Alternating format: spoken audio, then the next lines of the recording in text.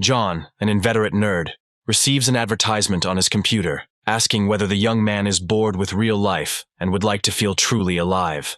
The hero's room is in chaos. Things are scattered. There are piles of food packaging and garbage around. Despite all this, John justifies himself by saying that he simply hasn't found a job yet, and aggressively clicks the mouse on the screen, closing the pop-up window.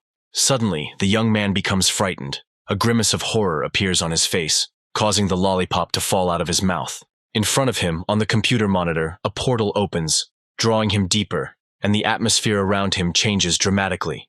John screams in fear and indignation as he flies inside the portal. Previously, the guy did not believe that all this could actually happen, but now he realizes the complexity of the situation. While he is flying, out of nowhere the hero is informed that he made the right choice, and soon the god-level system will provide its full service. John screams because of the injustice towards him. Because he was not going to choose anything, the guy tries to break the signs with inscriptions from the surging rage. He finds himself in the future. In the year 2696, 30 years ago, the planet Earth was subjected to an alien invasion. But thanks to nuclear weapons, it was saved from extraterrestrial life forms. However, zombies and mutated animals appeared on the planet. For the surviving people, the path of military perfection is now open. A red-haired man bursts into the room, aggressively kicking the door with great force. This guy's name is Carl. He is John's roommate, and is a student in the 29th group of Starline Academy. Stopping in the middle of the room, the guy is embarrassed by the sight of his sleeping friend, and falls silent for a moment. Suddenly, he starts screaming again, grabbing his classmate by the neck, demanding the guy give him the food he was sprinkling on him. Carl pushes his neighbor towards the wall with all his might, and he breaks it with his own weight, because the blow was very strong. The guy standing behind the red-haired guy laughs sarcastically, but asks what will happen if John dies. To which the guy replies that he has practically become a real warrior, and they will not ask him for the death of a scumbag, like his neighbor. Pushing the main character, Carl says that for such a non-entity, carrying food and washing clothes is already a great honor. There is chaos all around. Piles of dirty clothes are lying around, giving off an unpleasant smell. The red-haired guy smiles, saying that his neighbor, by not bringing him food, disgraced him in the presence of his friends, so if he dies, he deserves this fate because of his disobedience. He suddenly steps on the suffering guy's lying hand, pressing down with the weight of his entire body. John opens his eyes, breathing heavily, his body and mind clearly under extreme stress. The protagonist feels a piercing pain in the area of his limb and makes great efforts to get rid of this sensation. While Carl continues to mock, the guy tries to figure out where he is, because a few moments ago he was in his own computer chair in front of the monitor. When John finds the strength to get up, his attacker tells him that he is tough enough to be a piece of trash. He turns around with a sharp movement, kicking the protagonist in the stomach, causing him to fly off again. Blood is dripping from the guy's mouth, but he still continues to think about how he ended up in this situation. He probably traveled in time. John falls to the ground again, trying to catch his breath and recover from the pain he experienced. He cannot understand who and why arranged such a disgusting move for him. In this world, the guy had no weight, was a scumbag and a target for bullying and laughter. The thing is that he had no talent for improvement. Not only his classmates were cursing, but also the principal, who also did not believe that John was capable of anything.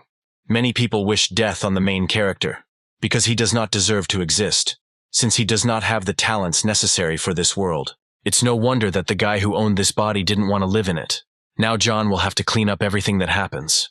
In any case, it is not in his principles to tolerate ridicule and bullying from others. Carl asks his friends to pay attention to how the look on the guy's face has changed. He gets angry again, because this is what irritates him the most. Then the red-haired guy attacks his own neighbor again, hitting him in the stomach, urging him to surrender and be obedient. Despite all this, the main character is not ready to live like this anymore. He remains standing, resolutely refusing. Then, Carl starts beating him again, saying that in this case he will be in trouble. The attacker keeps asking the same question over and over again in order to make sure that the neighbor will continue to obey him. John stands up and starts yelling at the offender that he will never in his life indulge a person like Carl, who uses force to oppress the weak. The guy is stunned by what he heard, and looks at the hero in surprise. He didn't expect such a reaction from him at all. If John was transported in space and time, then surely he should now have some skill that is provided in such cases in various stories. Suddenly, various windows appear in front of the main character, informing him that anger has been accumulated. They offer to use a special attack. At this time, Carl attacks again.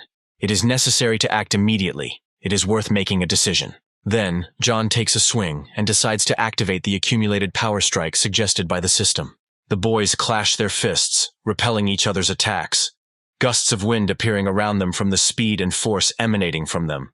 Thanks to this blow, the main character manages to break Carl's bone. It shatters into a bunch of small pieces. The students who came with the red-haired man watch what is happening around them with fear. No one expected that John would ever be able to fight back against the offender. One of them slowly turns around. A grimace of horror appears on his face.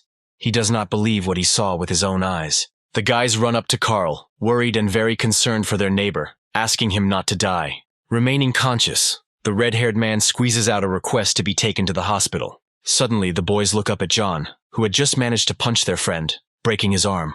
The main character makes an angry face, instilling fear in the offenders, making it clear to them that it is better not to mess with him. Then, the students of the academy take Carl in their arms and quickly leave the room, so as not to run into even bigger problems. When they exit, John bends over and exhales tiredly. He couldn't hold you in his arms any longer. The used accumulated power strike has too strong a side effect. The young man sits down on the chair, but at that moment the system appears in front of him again. It has detected the first use of the blow. For defeating the enemy, it provides one rotation. John presses the button to spin the wheel of fortune in the hope that money will appear. Money is very important for the hero now, because with his current savings he won't even have enough for treatment. And finally, the arrow points to a window giving 10,000 in alliance currency. The guy breathes a sigh of relief, sliding lower in his chair. After some time, he comes to the doctor's office to heal the injuries he received. A nice blonde nurse appears in front of John and calls him baby. Based on this address, it is not difficult to assume that the people are familiar. But to make sure, John asks the question directly. Then, the nurse says that the guy is in last place in the Starlight ranking, so he is widely known in the academy. The main character asks to stop calling him baby, because it sounds quite offensive. It is better to call him by his name. The blonde girl is not at all embarrassed by this request. It even seems to amuse her. She places her hand on John's chest and says that they will soon find out whether he is a baby or not. The nurse smiles and asks the patient to undress and go to the place indicated to her. Hearing this, the main character does not believe his own ears and asks whether he needs to take off all his clothes. The girl giggles and says that she can leave her panties on, although if the guy decides to take them off, she won't object. After the young man began to undress, she began to greedily examine the patient's body. Lowering his gaze lower, he comments that the guy really is no longer a baby. The nurse is very embarrassing to John. If he doesn't hold back, he can leave the title of virgin right in this office. Lying down in a special apparatus, the girl specifies how much the restorative solution costs, to which the young man takes the most expensive one that he can afford. It seems that the previous owner of the body had it much worse than the hero could have imagined. He was clearly beaten and badly injured. Now that he has appeared, he will not allow anyone to touch or oppress him. The medical device closes, makes a characteristic sound, and announces that the preparatory stage is finally complete. The body analysis has also been completed. The approximate recovery time of the body will be about 5 hours. The recovery process is being initialized. In 5 hours, when the restoration is complete, a completely new John will come into this world. In the 29th group, the students discuss plans. The quota of people who will go to the 20th sector this time for practice in a real combat situation is about 20 people. The teacher announces that all warriors of the initial stage in their group will be able to participate. After looking around the classroom, the teacher asks where Carl is, since he is not in class. The red-haired guy's friends report that he is currently undergoing medical surgery in another sector. The man is very surprised, because he does not understand what happened to Carl, and decides to ask his classmates what the matter is. Then, unexpectedly for everyone, the guy says that John beat up his classmate and broke almost all of his ribs. Arguments begin in the audience. Everyone is very stunned and puzzled by what they heard, because the main character could never even fight back. Carl's friend tries to justify himself, explains that he was with him at that moment, and recorded the video with his own eyes. The teacher rubs the bridge of his nose and asks to calm down. The discussion center will not have to go to sector number 20 this time. Suddenly, a changed and recovered John appears at the door, asking if he can go for practice in a real combat situation. The class starts to whisper, because the main character is behaving completely differently, as if he has been replaced. The teacher explains to the boy that he shouldn't get into trouble, because the 20th sector is too dangerous. And before going there, he needs to reach the level of a basic warrior. A classmate laughs and explains that this zone is teeming with zombies and mutants. Does John really want to part with his head so much? The main character's face immediately changes, smiling at what was said. Then he asks if he can get to the test if he beats this guy in a fight. The classmate smiles widely at what he heard, because he doesn't believe that John, whom he knew before, is capable of something like this. Despite this reaction, the hero continues to smile and asks whether the disputant will risk testing his proposal. Suddenly, the interlocutor stands up, sharply hitting his hand on the table. The guy yells at John, asking him not to think that if he beat Carl, he will be able to brag to others. The hero activates the Eye of Analysis and notices that this man's name is Michael, and he is even a little weaker than his previous opponent. He only needs to carefully dodge the attacks, and then knock him out thanks to the blow of accumulated power. The young men exchange glances and agree to meet at the training arena after class. After some time, a crowd of people gathers in the arena, wanting to watch the clash of two classmates. People discuss the whole situation. An interesting show awaits. Next to John is his friend, who does not believe in the scheduled fight, because his opponent has already reached the initial level. The main character just raises his hand and explains that he has long wanted to fight with this man. Michael looks at his opponent and is surprised that he decided to step into the arena and fight him. The guy immediately starts moving towards John to strike, wanting to show him that this is not his place. During an attack, the hero analyzes all movements and assesses his physical condition. But despite the fact that not all of his wounds had healed, he had restored his physical condition. But still this blow resounded with pain throughout his body. The aggression scale starts to fill up, only 20%, although he risks his life every second. Michael continues to attack the young man, but he does not respond, only dodging the blows. No matter what, John continues to follow his plan, because he needs to fill the entire scale. With each hit and dodge, the percentage becomes more and more. Soon it will reach the maximum. Those watching the events laugh, because the hero does not respond to the blows, but only resists them. The teacher thinks that even if John is simply dodging, he is not giving up his position. He has never seen such determination in his eyes. The attacker is seething with anger. He just needs to receive a blow in response, and not an evasion. And finally, the scale is completely filled. It shows 100%. Then the system asks its owner to use the accumulated force strike. At that same moment, Michael's fist flies straight towards John at great speed. The guy decides to use a blow and screams from the effort, swinging it in his direction. Then, after a few moments, their fists touch in mutual resistance. Michael is the first to give in, causing him to fly several meters off the ground. The main character remains alone in the arena, standing in the same pose, with his hand raised up. Everyone present is shocked by what they see. This is simply impossible, given the difference in their strength. A pool of blood spreads around the body that has fallen to the ground, showing that the blow was incredibly strong. Michael is on his knees trying to cough up his own blood. Suddenly, his rival stands in front of him and asks him a rhetorical question. If he was beaten by a scumbag, then who is Michael himself? The teacher orders that the loser be taken to the infirmary immediately.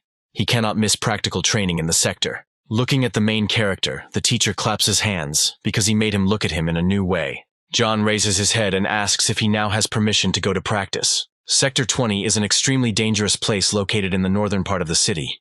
It is a zone of radioactive contamination, where a virus is rampant, and zombies and mutant animals roam everywhere. However, crisis and prospects exist hand in hand. Many body parts of mutant animals are raw materials, and materials in high demand.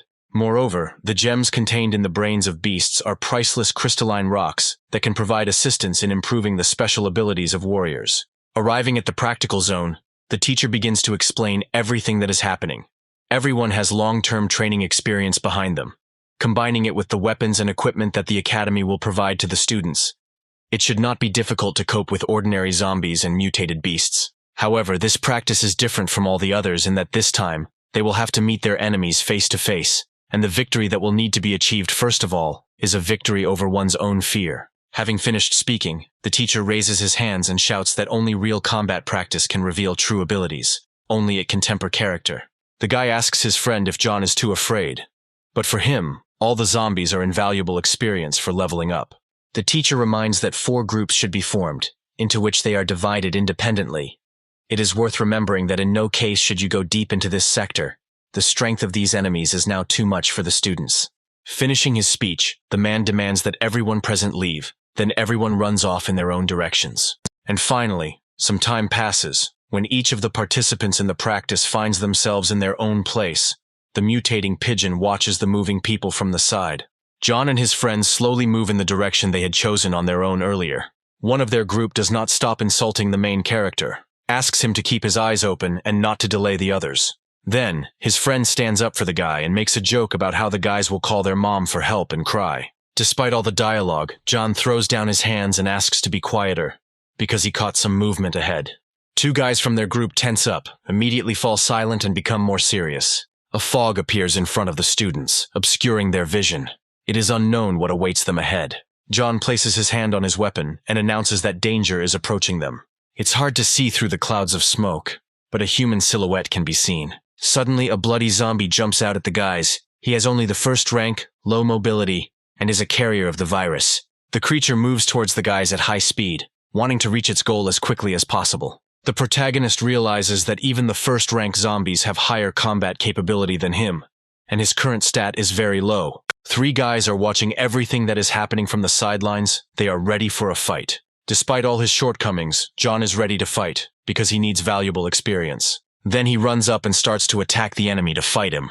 The guy raises his sword up and with a sharp movement cuts the air between them. The system congratulates the owner on the increase in level. He was also awarded a certain amount of experience. All received characteristic points must be invested in strength. The main character remains standing in the middle of the road, improving his abilities by 38 divisions. A classmate shouts at John to be careful. Then the boy turns around and notices silhouettes approaching from behind. Three bloodthirsty zombies are running towards him at great speed, ready to tear the hero to pieces. But one of his team members manages to react, catching up with his ally from behind in order to help. The classmate, with quick movements of his weapon, cuts off the limbs of the monsters, and they fly away in all directions. When the young man falls to the ground, he stands with his back to the former danger.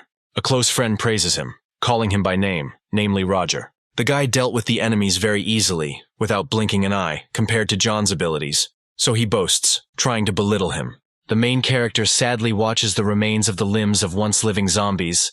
He could have gotten the experience points that he needs so much now. Pulling himself together, John turns around and heads in the opposite direction, calling the team to follow him.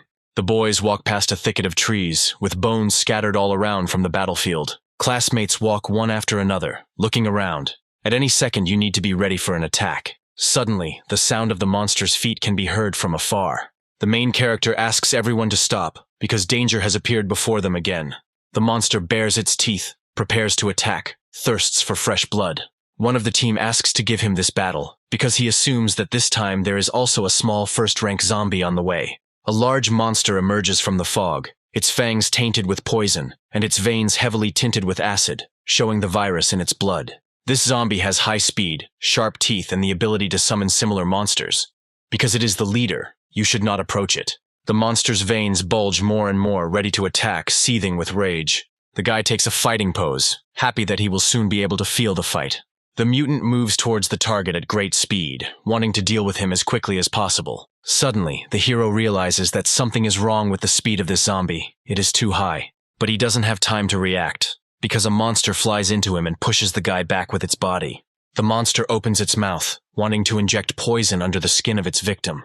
Roger runs up from the side and gets there in time, kicking the monster in the face, causing him to lose coordination. The zombie falls on his back, baring his teeth. He did not expect the hero to appear. The boy swings the ball, shouting curses at the monster.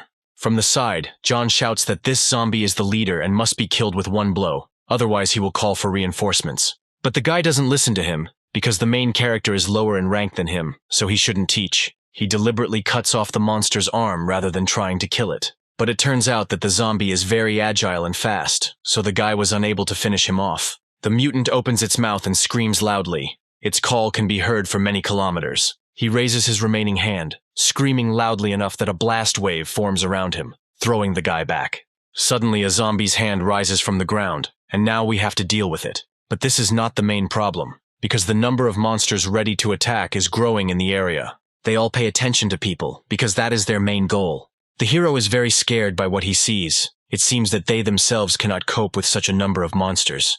Roger is the most afraid of all. He is shaking with fear, drenched in sweat. The guy says that he doesn't want to die here, and a grimace of horror appears on his face. His friend is also terribly afraid and asks to wait for him, because he has no desire to remain alone on the battlefield. A friend tells John that the danger is too great.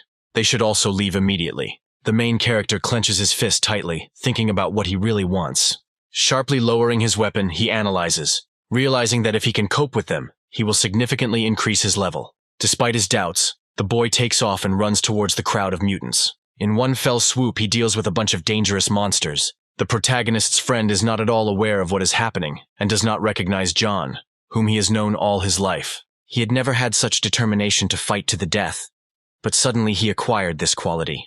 The friend turns his head to the side, and out of nowhere, a mutant attacks him from the side. Then, the guy decides to also accept this battle and begins to fight together with John. He agrees to join in this madness that is happening around him. The main character is attacked from behind by the zombie leader. He growls and runs towards him.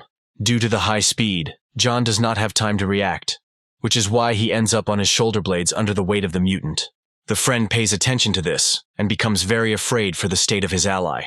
The monster opens its mouth, revealing sharp fangs filled with poison, and the creature lets out a menacing howl. Then, in order to stop this, the main character hits the zombie in the face from the side. He is extremely unhappy because his opponent attacked him from behind, which is not fair. Suddenly, notifications from the system with information about the level increase appear in front of the young man. The plan was a success. He increased 3 levels in a row and received 12 stat points. He immediately puts everything into strength. The muscles become bigger. The limbs noticeably increase in size. Now, John is able to defeat the monster, so he grabs it by the head as an attack. The guy twists the mutant's head off with a sharp movement of his hands, cursing him.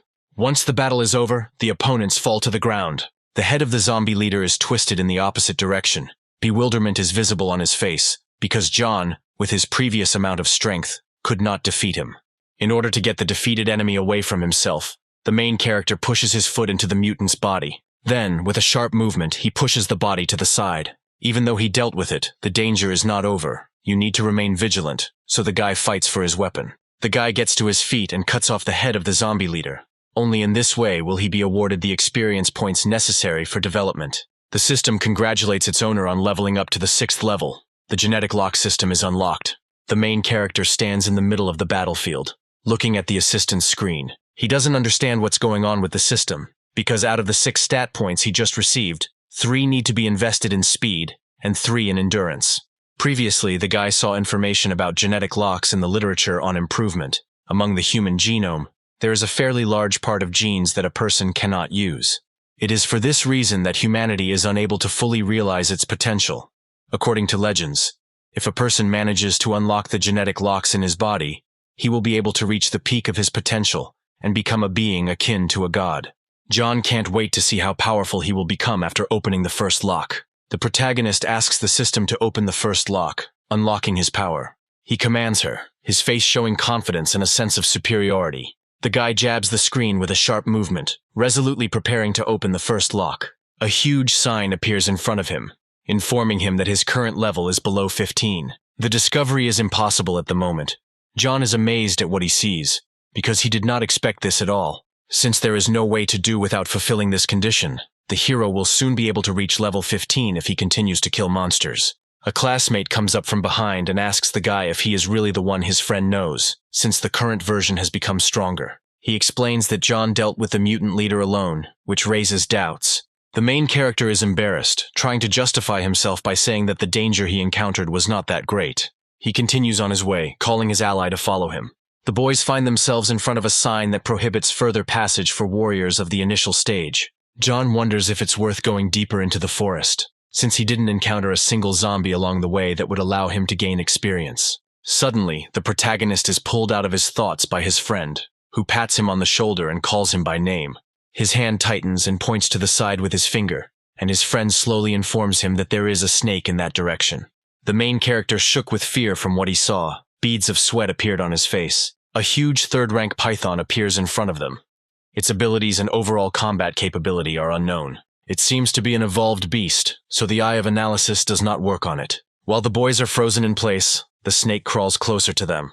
Suddenly, she opens her mouth, revealing a row of poisonous fangs, ready to tear the students to shreds. She attacks with a sharp movement, burrowing into the ground between the guys. Before the beast can catch up, John rushes away, shouting to his friend that he should follow his example. The python is getting closer, danger is approaching, and the situation around is tilting. The guy runs between the trees, deftly overcoming all the obstacles in his path. He is outraged that the snake chose him as its target, and not his friend. The guy puts his hand on his knee, snorting heavily as he tries to catch his breath. The young man is pleased that he and his friend have escaped danger. But as it turned out, John ran deeper into the forest, and not in the opposite direction with him. The main character is hiding behind a destroyed brick wall. It looks like he managed to break away and the danger has passed. However, one must not relax one's attention. This python is capable of adjusting its coloring to its surroundings. It is possible that it is currently hiding somewhere nearby and is already preparing to suddenly attack. Out of nowhere, a crossbow with a loaded arrow appears near the guy's head, and an unfamiliar voice orders him to stay put. 3 men appeared in front of him, asking why John was hiding in this place. Looking at the clothes, one of them realizes that the guy is a student at Starline Academy. The main character is very worried, because he is threatened with a weapon. He tries to explain that he was just passing by. Before him stands a group of adventurers specializing in hunting zombies and animals for valuable materials. Each of them already officially holds the title of warrior. They are not up to John's level. One of the men snatches the sword from the hero's hands and asks him to give him the weapon so that he can move on. The protagonist explains that by leaving him in such a place without a weapon, the guy will send him to certain death. Then the warrior swings his weapon and shouts that in that case, he should die now. John makes a frightened face, pointing to the side. The interlocutor immediately turns there, although he does not believe in the possible danger from behind. At the same moment, the python catches up with the men, attacking from behind. The snake devours the warrior's body, closing its jaws with a sharp movement. The mutant rises into the air, the still living man screaming in fear in the python's mouth. One of the warriors explains who has appeared before them, and orders the others to remain on guard. The brunette shouts that there is no need to worry, because for the abnormal crystal and python skin, they can get a lot of money. Then, a fire lights up in the team's eyes, and the guys no longer experience the same fear of danger. At this moment, the main character is sitting behind a snag, watching everything that is happening from the side. The first-rank group decided to pounce on the third-rank beast. It seems that greed is really very destructive. John realizes that as soon as the opportunity arises, he must grab his own weapon and run away. One of the attackers pierces the hard scales of the beast, which in turn howls loudly. With one blow, the snake nails the warrior to a tree, but this moment is enough for the other man to attack the mutant from behind. Plunging his sword into the enemy, the python opens its mouth, spraying venom at the attacker. The bald man screams hysterically as his shoulder begins to dissolve before our eyes. The commander orders to concentrate on the head in order to immediately deal with the enemy. He gives the command to move forward, and then the rest of the warriors prepare to attack. Ultimately, the commander stabs the python's head, rejoicing in his victory over the monster. The man raises his hand in triumph, feeling joy and pride for himself and his people, because he managed to win over the strongest enemy. While he celebrates, John is watching him from behind the bushes, waiting for the moment to retreat. But he will not be able to do this, because the guy was noticed by the commander of the warriors. Turning to him, he asks if it was his doing that the python came to this place. He calls him to his side and orders him to cut the skin off the mutant and get the anomalous crystal. John stands up wearily, commenting on the inappropriate behavior of his interlocutor, because even though he is left alone, he continues to give orders. The guy agrees to follow the man's instructions, but in this case, it will remain his trophy. The man becomes enraged at what he hears because this is an attempt on his own prey. Using maximum force, the commander swings and aims a slashing blow towards the main character. John acts as calmly as possible, explains that the opponent's strength is running out, and the guy does not plan to fight him. So he takes out his sword, swings it, and cuts off his opponent's hand. The man screams hysterically from pain and shock, and feels insulted. He continues to squeal, proving his belonging to a high family. John stands over his opponent, saying that he is relying only on the facts, namely that their team was going to take his gun and condemn him to death. The guy raises his sword again and asks not to expect mercy from him. Now John has reached level 7 and has gained about 2,500 experience points by killing a first-rank warrior. Finally, the main character received another promotion, and even the opportunity to rotate. He decides to distribute the attribute points between speed and endurance, decides to use rotation when he finds a safe place to rest, and for now, he needs to look at the trophies. The main character climbs onto a python to cut its scales. He takes out the first anomalous crystal, earned by cunning. This thing is the source of power of the evolutionary beast. Warriors can absorb the energy contained in it to become stronger, or use it as a power source for some devices. It turns out that this team has 2 more crystals of that rank lying around. There is no point in taking extra weapons, because they will only be a burden. Having equipped himself with things, the main character can now look for his friend, named Mark, as well as the rest of his group. Approaching the sign, John notices that he is in a dangerous area. Apparently, he went the wrong way. You can't stay here for even a second. You need to get out as quickly as possible. Suddenly, the birds start to fly away in panic in different directions, causing the hero to cover his ears with his hands from the noise. It looks like something really bad is coming if they're reacting like that. A 4th rank Thunder Panther appears in front of him. Its features and overall combat capability are unknown. The guy watches the mutant from the side, who is again not affected by the eye of analysis. But something stops him. Someone is approaching from the side. This is a girl named Kate, who is a 4th rank warrior. It seems that her characteristics are also impossible to analyze, which causes a storm of emotions in the guy. The girl catches up with the enemy with a sharp movement, swinging her sword. The first blow falls on the beast's paw. He screams furiously and resists. Suddenly, the panther jumps up to attack, but the warrior does not give up. Kate jumps to the side at the perfect moment, preventing the enemy from catching up with her. Thanks to this, the girl gains an advantage and attacks her opponent from the side. The panther flies towards the tree, hitting its bark. The main character understands that this power is very great, and hopes that one day he will become even stronger than Kate. The panther ends up on the ground, shaking in pain and bleeding. Kate moves towards her in cold blood to take all the trophies. John watches from his hideout. Apparently their fight has come to an end. But it was a feint. Suddenly the enemy rises to his paws and screams furiously. The panther rushes into battle, and a bunch of lightning bolts of electricity appear around her. The girl raises her own sword again to continue defending herself from the attack. The lightning creates an explosive impact, pushing Kate into the air. She flies to the side, not controlling the trajectory of her movement, so she slides off the cliff. The main character suddenly turns his head in that direction. It seems the girl has died. It was the panther that was able to pretend to be dead, and then deal the fatal blow to that girl. But perhaps it was not so at all. It was a dying counterattack. John hopes that the panther is still alive, in which case he will deliver the final blow, and it will be counted as the elimination. The abnormal crystal and the 4th rank beast should be worth even more money. The guy emerges from the bushes, heading towards the victim. He raises his weapon, swinging it over the animal, pleased with his own leadership. Suddenly, something distracts him, and before our eyes his face changes, taking on a surprised expression. After this, John turns towards what distracted him, remaining in place. It appears to be another panther of the same kind, looking expectantly at its target. After a few moments, the guy begins to move away from the mutants, remembering that thunder panthers usually hunt in pairs, the male hunting with the female. The living monster bares its teeth and lets out a loud scream. The animal catches up with the main character, who tries to justify himself by saying that it was not he who injured the mutant. Suddenly he stops, his heels hitting the ground. Finding himself trapped, he doesn't understand what he should do. The guy is on the edge of a cliff. An animal slowly creeps up behind him, preparing to attack. John tries to negotiate with her by showing her the sword and threatening her with it.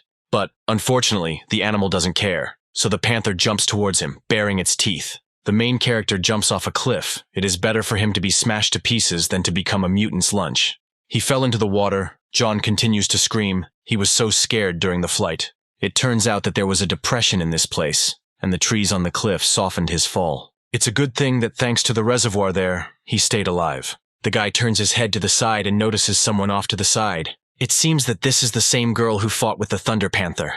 Apparently Kate is still alive. We need to save her quickly. She is breathing. She just lost consciousness. The main character takes the girl in his arms and heads towards the forest. Leaving the warrior near the tree, the guy sits down next to him, giving him time to rest. He finds himself thinking that Kate is incredibly beautiful. Judging by her appearance, she is no more than 18, but she has already become a warrior of the 4th rank. The girl is probably a talented student from some large family. The main character realizes that he hasn't eaten anything since morning and needs to fix this urgently. It turns out that there are fish in this lake that you can enjoy. Without thinking twice, John makes a fire and fries the fish on it. Even without seasoning, the taste is simply magnificent. He eats it with pleasure and admires the food. Suddenly, some object flies towards him from behind his back. The main character manages to notice this, turns around and sees a sword pointed in his direction. Kate asks why he has practically no clothes on, and asks what he did with them. The guy screams that if it weren't for him, the girl would have drowned and died long ago. She thinks for a second, and asks if he saved her. The main character laughs and, raising his hand in a conciliatory manner, says that he will not force her to marry him. The girl sighs resentfully and calls him shameless. Despite this, John is not embarrassed and offers her to enjoy the fish, because it turned out to be incredibly tasty. Kate looks at him with a bored expression, not quite understanding what is going on here. Luckily, the guy notices this and begins to explain that the warrior is wounded and there are no medicines, so he should eat something and regain his strength.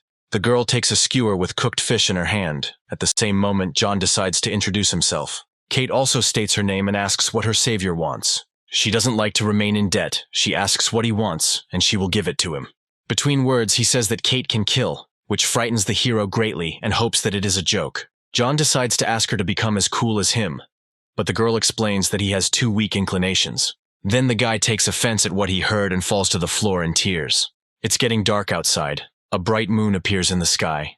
Kate lies down to rest on the soft grass while her savior remains by the burning fire. The guy opens his system, smiling widely and excited about what is about to happen.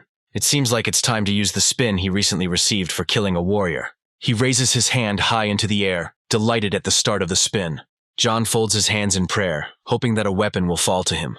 The arrow seems to point to money, but now he doesn't need it as much as before. The guy hits the jackpot. The system congratulates the owner on receiving the super prize. Then, John is jubilant about the reward he has received. It turns out that he now has a combat skill card that grants experience in mastering the specified ability and knowledge about the process of its improvement. According to the strength of the combat skill card, they are divided into bronze, silver, gold, and diamond.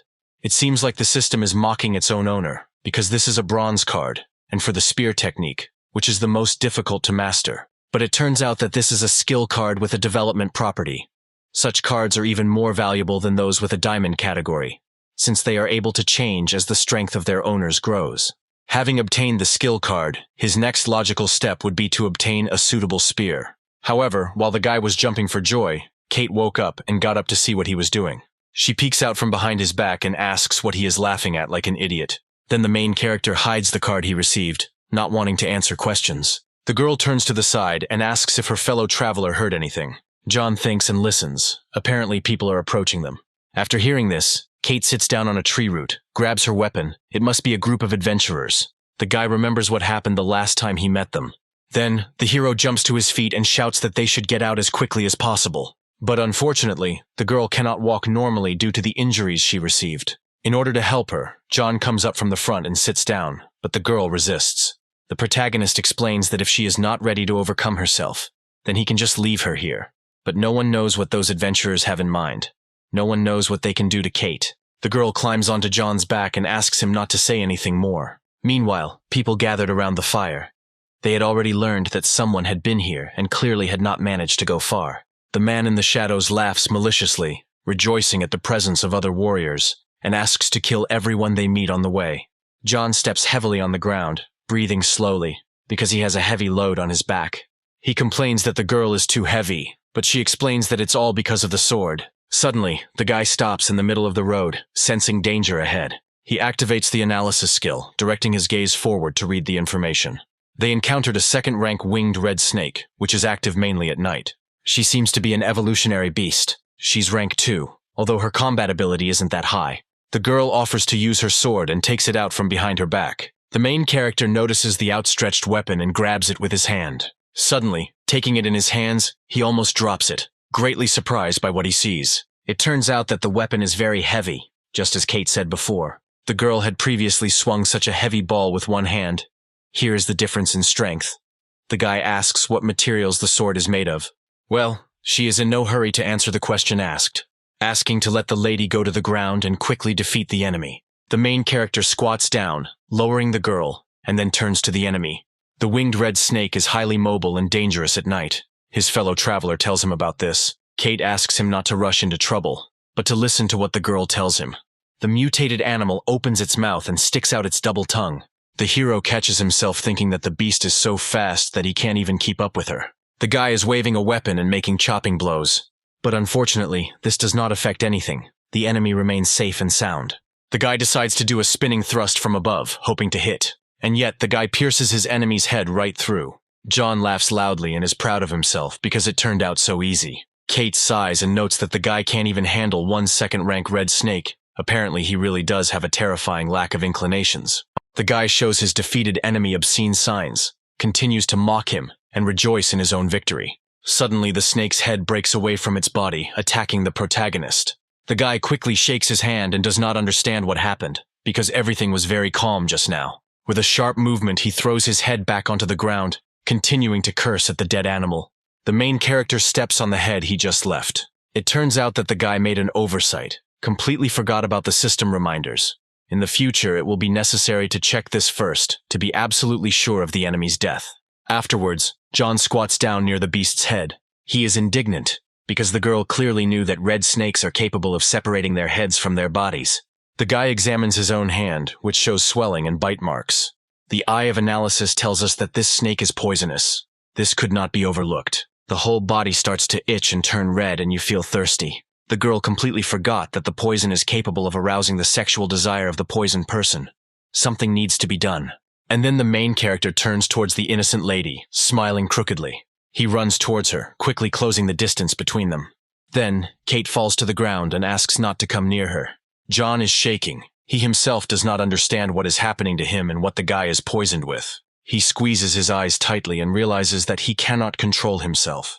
The main character feels a love influx towards the girl. He looms over her, trying to resist his own body. He needs to get the poison out urgently. But before the guy can come to his senses, he kisses Kate on the lips. Then, the girl bites the attacker to end this awkward action. The protagonist jumps back sharply, clutching his mouth with his hands. Seeing his reaction, the lady stands up and threatens to kill him.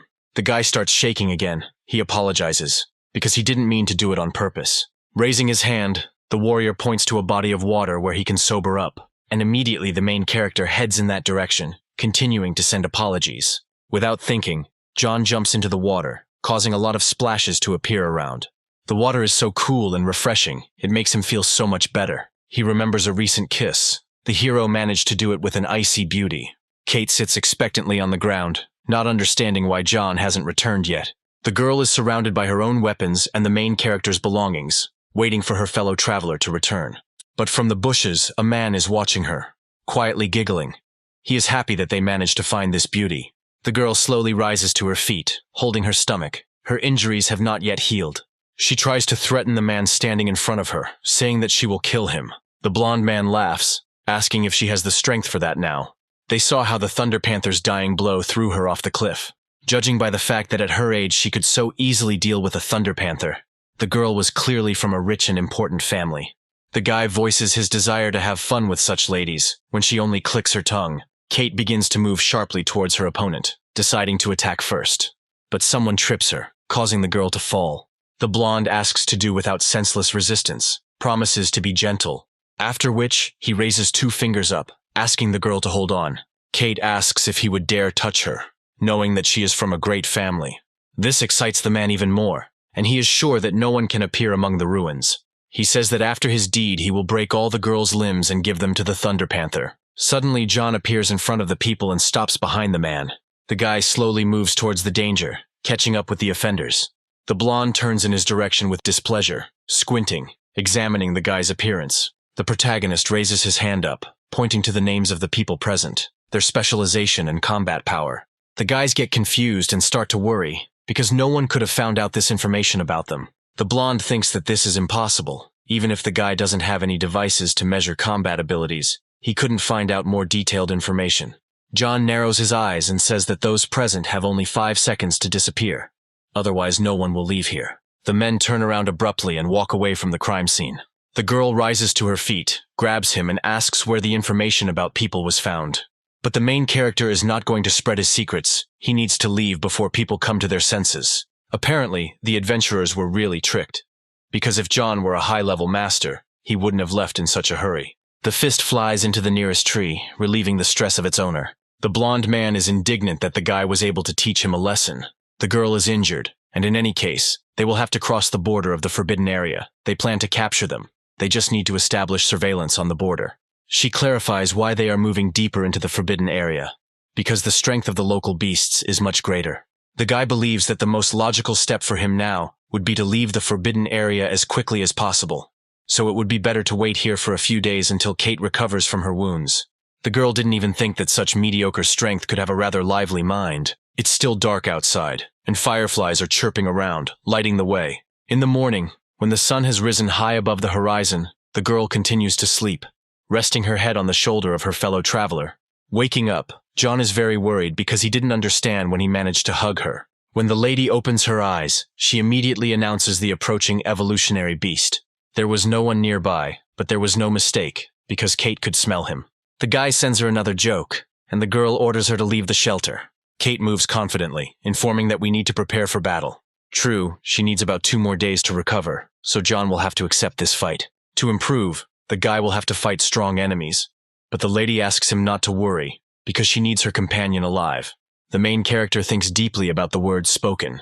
A second-rank fanged boar, a mammal-class animal with high defensive capabilities, appears in front of the boys. Kate explains that the attacks are easy to predict. The weakest point is the belly. The beast opens its mouth and lets out a loud roar. The mutated creature accelerates and, stamping its hooves on the ground, moves towards the target it encounters on its way. The battle begins. Clouds of dust rise from the battle are all around. The next day, the hero easily reaches the 9th level, deals with another monster, namely a black panther. He smiles tensely, having just finished with his 30th beast. All this thanks to Kate. At her age, she knows the habits, methods of attack, and vulnerabilities of animals.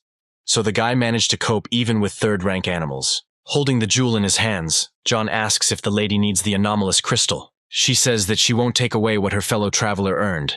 It's time to say goodbye, because she is already fully recovered. But the hero does not want to leave now, because the attacking adventurers are probably waiting for him at the exit from the danger zone.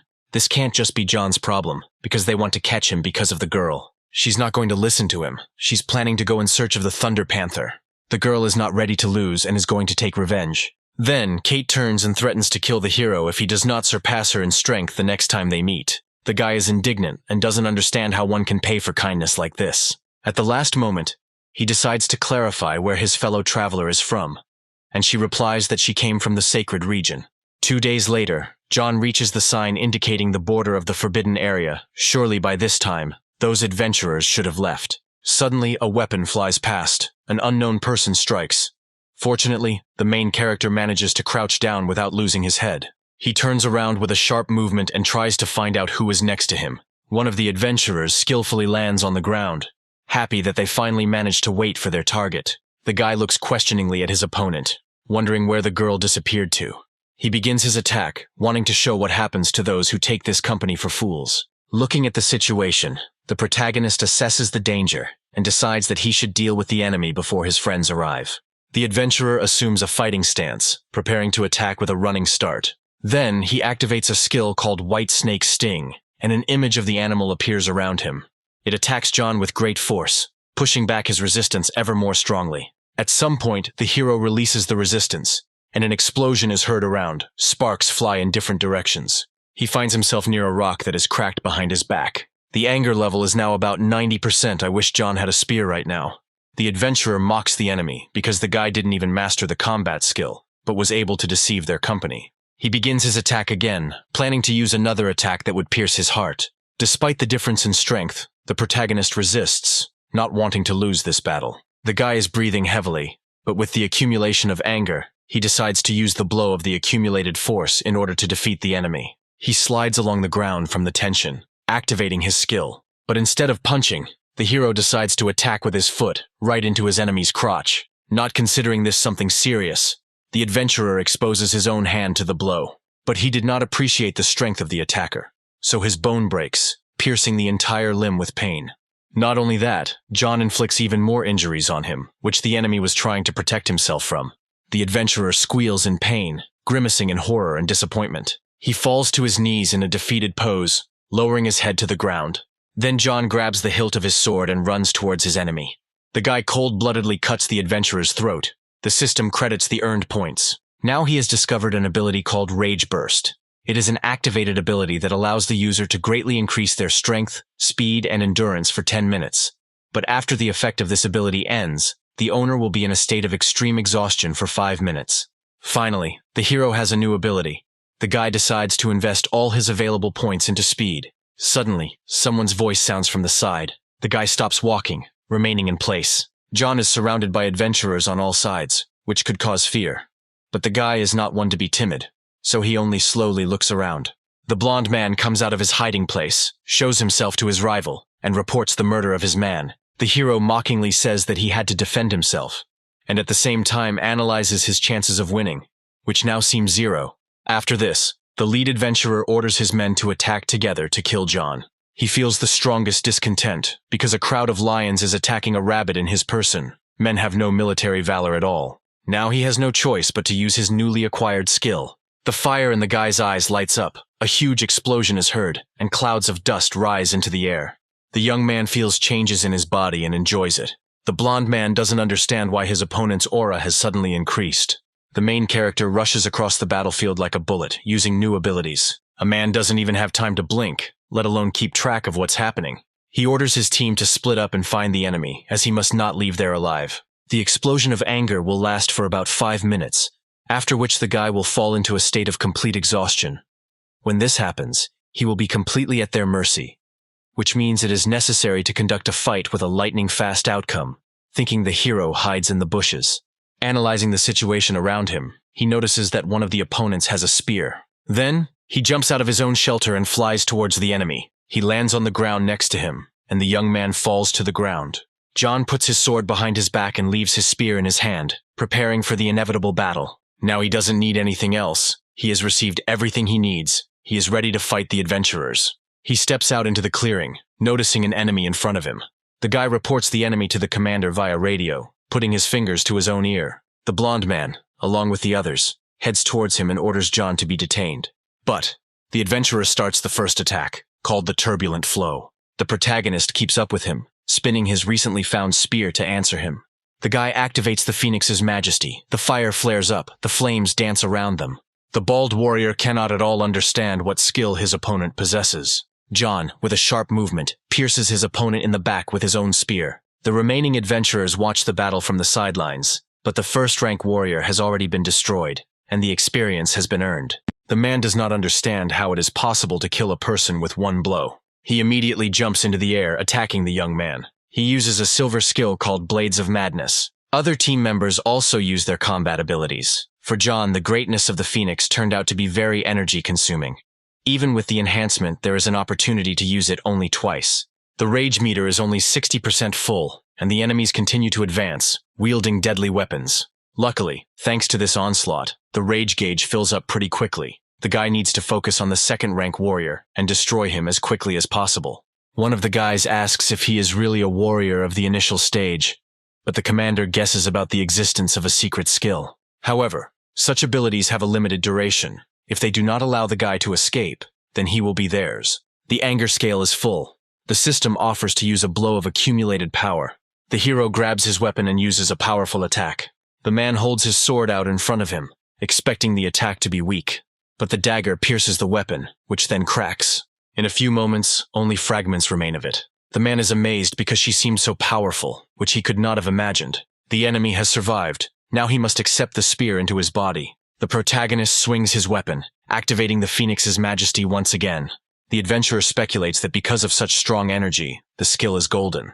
Before he can react, his body is pierced by John's spear, which spews sparks of fire. From the incredible force, the weapon begins to crack, destroying itself. The weapon could not withstand the greatness of the Phoenix and broke at a key moment. It seems that the main character is in a very losing position, because the action of the explosion of anger is over, and now he has nothing to hold in his hands. The man looks up at the young man with a frightened expression, looking at him with interest. The blonde starts laughing loudly, rejoicing at his opponent's loss. He is happy at the thought that he managed to survive such an attack. The adventurer runs and points his sword at John.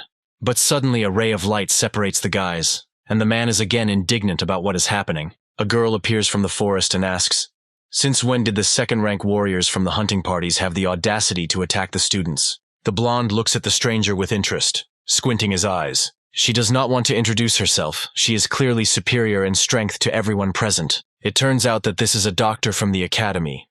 Now her priority will be providing first aid. The girl's name is Louise, and she is also a fourth-rank warrior. When John first met her, he thought she was an ordinary person, so he didn't use the eye of analysis on her. The girl turns her head towards the student, praising him for his courage and strength. But still, the main character is perplexed as to how the girl appeared on the battlefield. She explains that she is, after all, a doctor and needs to treat students, and asks the guy to quickly undress so that he can assess the damage. The main character does not understand why he has to undress at every meeting. Then, Louise continues to confuse the poor guy, moving closer, asking if he needs her help. The girl grabs the hero by the hand and offers to lead him to the exit. because the gathering of students has already begun. The main character does not want to rely on the lady, so he refuses help. The teacher counts the abnormal crystals of the students. The strength of each has increased. Only a real fight can truly temper a person. Suddenly, the teacher begins to shake his head from side to side in confusion. It turns out that John is missing, the only one of them. Mark begins to explain that they were attacked by a third-rank python, and due to the hopelessness of the situation, his friend was forced to flee to the forbidden area. The teacher is in a state of shock from what he heard. This is simply unacceptable. Roger also laughs at what is happening, because most likely their classmate was killed. Those present begin to argue, swear at each other and shout, but the teacher asks them to shut up. They should wait for the one who remains, because in this situation the guy could not return so quickly. It's getting dark soon. There's no point in waiting for the hero, because most likely he couldn't survive. Suddenly, John's voice is heard in the dialogue, asking who among them is conjuring his death. The guy walks with a confident gait and smiles broadly, and knows how to fight back with words. Seeing him, Mark smiles widely, happy that his friend is still alive. The classmate John was fighting clicks his tongue, even upset that he appeared in front of him.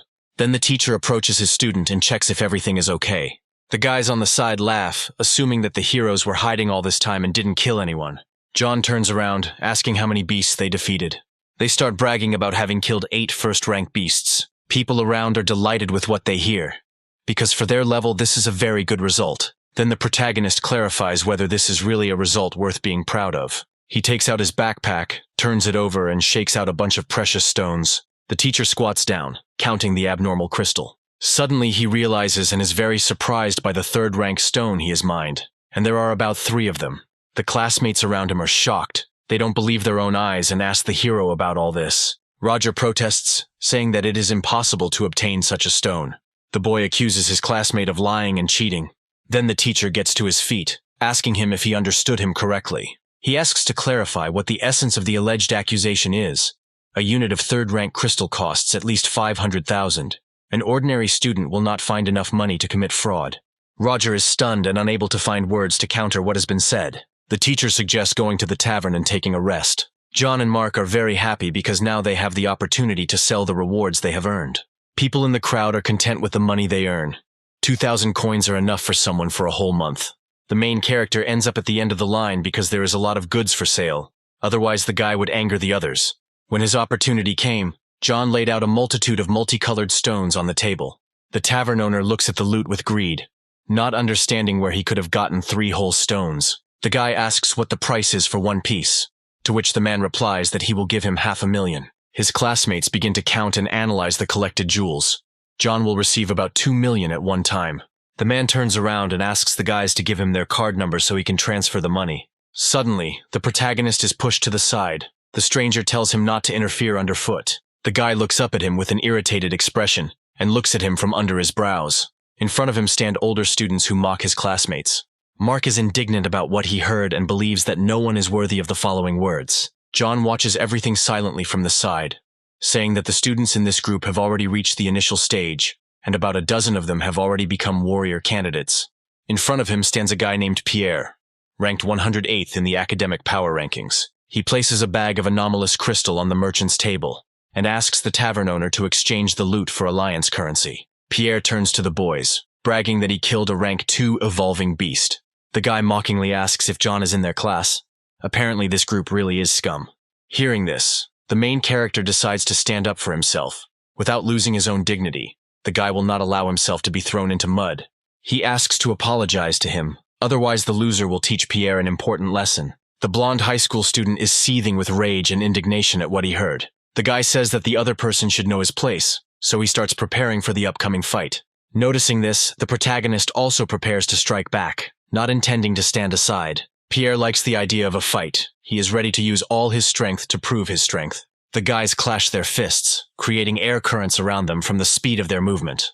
But then the eldest of them bumps into an object standing behind him, and the chair falls at his feet. He grabs his hand, clenching his teeth. He does not understand where the opponent gets so much physical strength from. Realizing that fighting with his hands is no longer possible due to the pain, Pierre decides to attack using his legs. But the main character is well aware of these tricks, so he jumps up and kicks the high school student in the face. John gets hit in the nose, which starts bleeding, red liquid splashing in all directions. His classmates start to root for him, wanting the guy to win. Covering his face with his hands, Pierre comments that the enemy is moving quite well and apparently knows how to do something. He takes a deep breath, his eyes filling with rage as if glowing. His opponent has clearly enraged him. The blonde uses a bronze skill called Swift Strike. While the protagonist dodges the attacks that befall him, the anger gauge continues to fill rapidly. Roger, watching from the side, notices that in just 3 days of combat practice, John has become much stronger. But the students from the top group are not easily defeated. Continuing to use his skill, Pierre decides to use another variation of it since the opponent only dodges. He activates an ability, namely a flurry of swift fists, which should be several times stronger than the previous one. The attack flies towards the target. The hand should hit John right. The guy tries to hold her back, slowly backing away. Classmates are very worried about their ally and ask him to be more careful.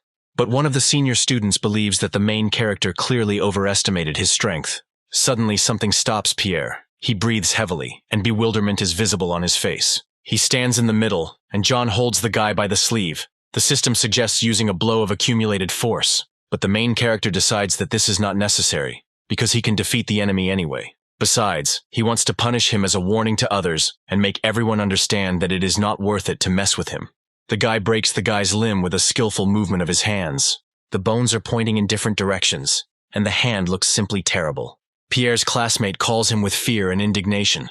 The others are also unhappy. Apparently the younger group has completely forgotten its place. Despite all this, Mark and the others, ready to fight for their own honor, argue with the opposing team. It was just a contest of strength. Did John overdo it? The high school student wonders. The protagonist explains that his opponent just used a bronze skill. If it was someone else in his place, he would most likely have received serious damage, but the guy just paid him back in the same coin. Despite the truth of these words, the guy stands his ground, saying that he went beyond the limits. The tavern owner interrupts the guys and calls the main character to him. He reports that the money for 3 third-rank anomalous crystals has already been transferred, and the transfers need to be checked. It seems that the high school student heard all this. He is shocked, because he himself has never received such awards. He realizes that John was able to kill 3 evolved beasts, so how could someone like him become strong? Smiling, the main character offers the guy to fight. He has a blow of accumulated power left. Now the guy doesn't push his luck anymore. He quietly keeps quiet and looks in John's direction. Suddenly, an angry voice sounds from the side, which is clearly unhappy with the fight that has been organized. 2 men appear in front of them, one of whom is the boy's teacher. The boy calls another teacher, whose name is Andre. He complains about John, who broke Pierre's arm. But crossing his arms, Mark explains that the senior student was the first to insult their group and start a fight. The teacher asks him to introduce the essence of the matter and not to miss the details. He asks the protagonist to apologize to Pierre, despite the fact that he himself does not like him very much. John walks up to the guy, crosses his arms in a prayer pose, and offers a not-so-sincere apology. The boys watch him in amazement, not understanding his reaction at all. Classmates laugh because the main character didn't hurt them that much, but he humiliated them beyond measure. Another teacher believes that both sides are to blame for the conflict, but since John apologized, the conflict will be resolved. As he leaves, Pierre warns about the competition at the end of the semester. I wonder if the hero will dare to come there. But fortunately, the guy doesn't see any problem with this. The high school student bares his teeth and says that they will be able to see each other there. Suddenly, a lot of students enter the tavern.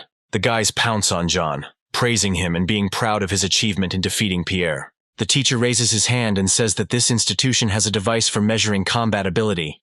Everyone should go and get tested. He wants to see if the students have managed to improve their strength by going through real combat practice. The owner of the establishment installed the latest equipment with very precise calculations in the academy. One of the guys decides to go first. Confidence is visible in his eyes. His name is Romeo, and when he approaches the device, he receives information that his combat capability is equal to 450 points. The teacher names people from a list. All their indicators are around this number. Roger has the greatest fighting ability, and has also become a warrior candidate. The combat ability of the initial stage warriors ranges from 300 to 600 points. Warrior candidates from 600 to 800 points. And people from 800 to 1,500 points are first-rank warriors.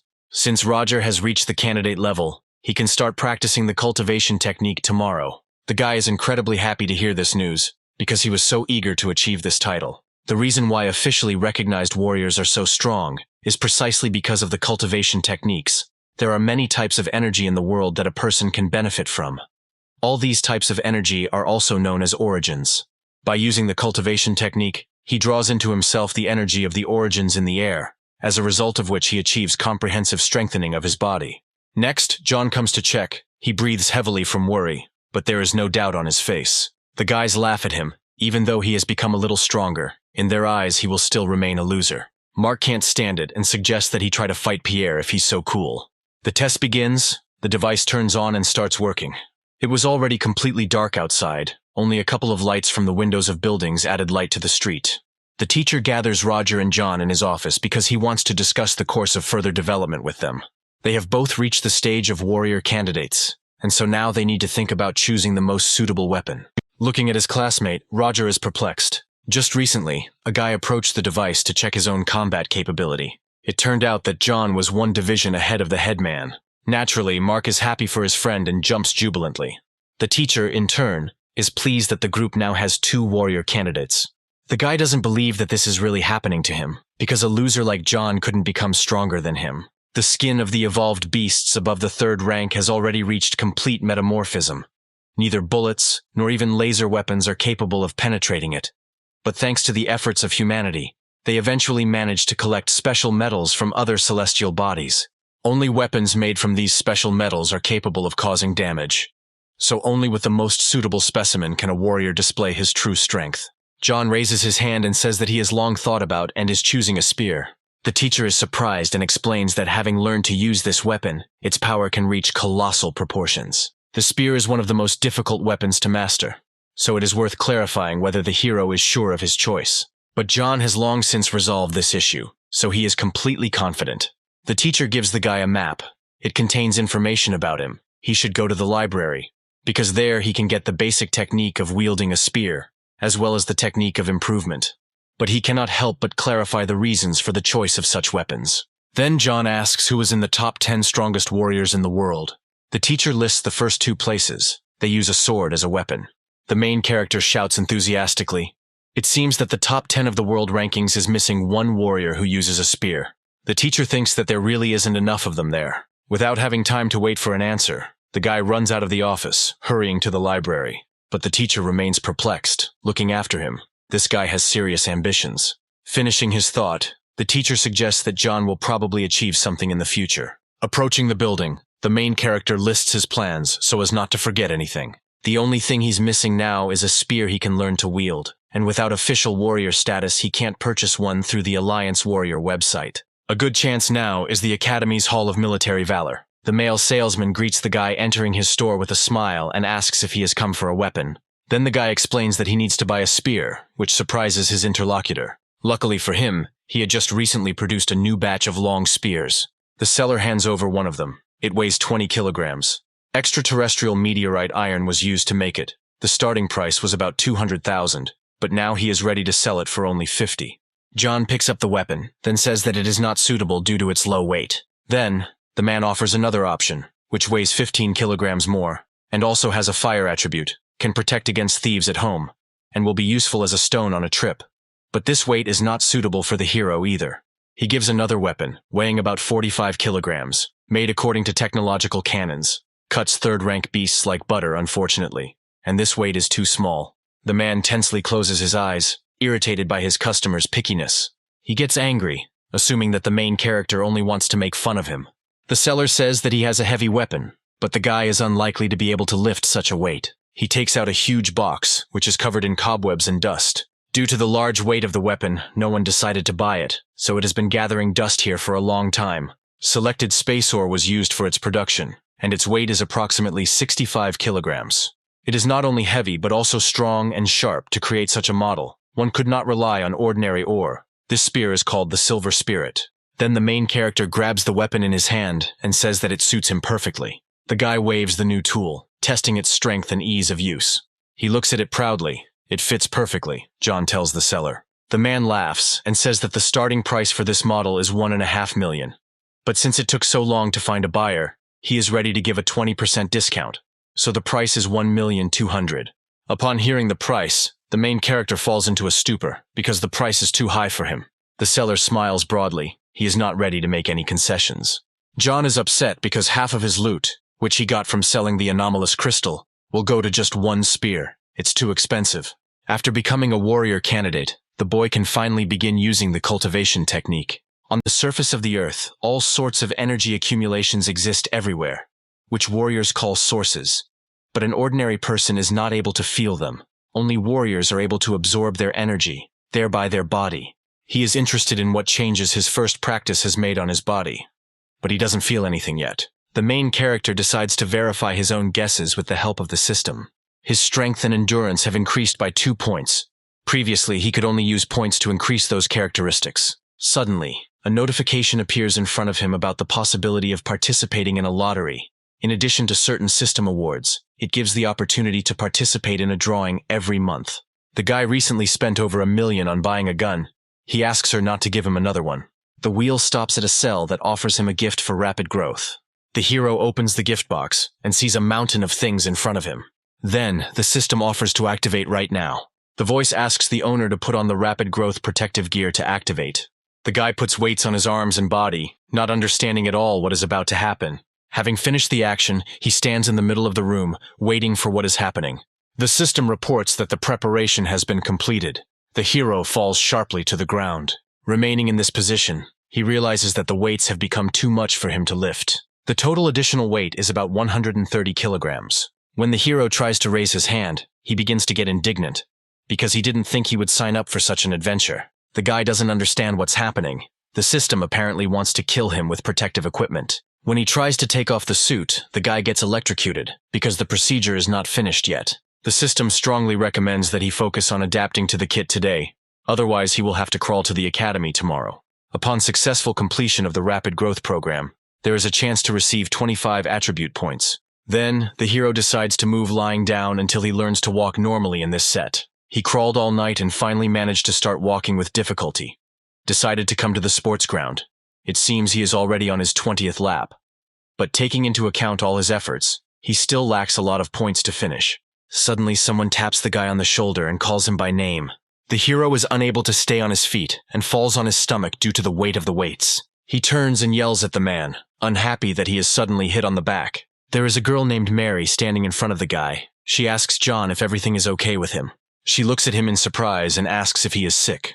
While on the ground, the hero begins to justify himself to the girl, trying to explain that he was lost in thought and did not notice her. He gets to his feet, is happy to see his friend, because they haven't seen each other for about 2 years.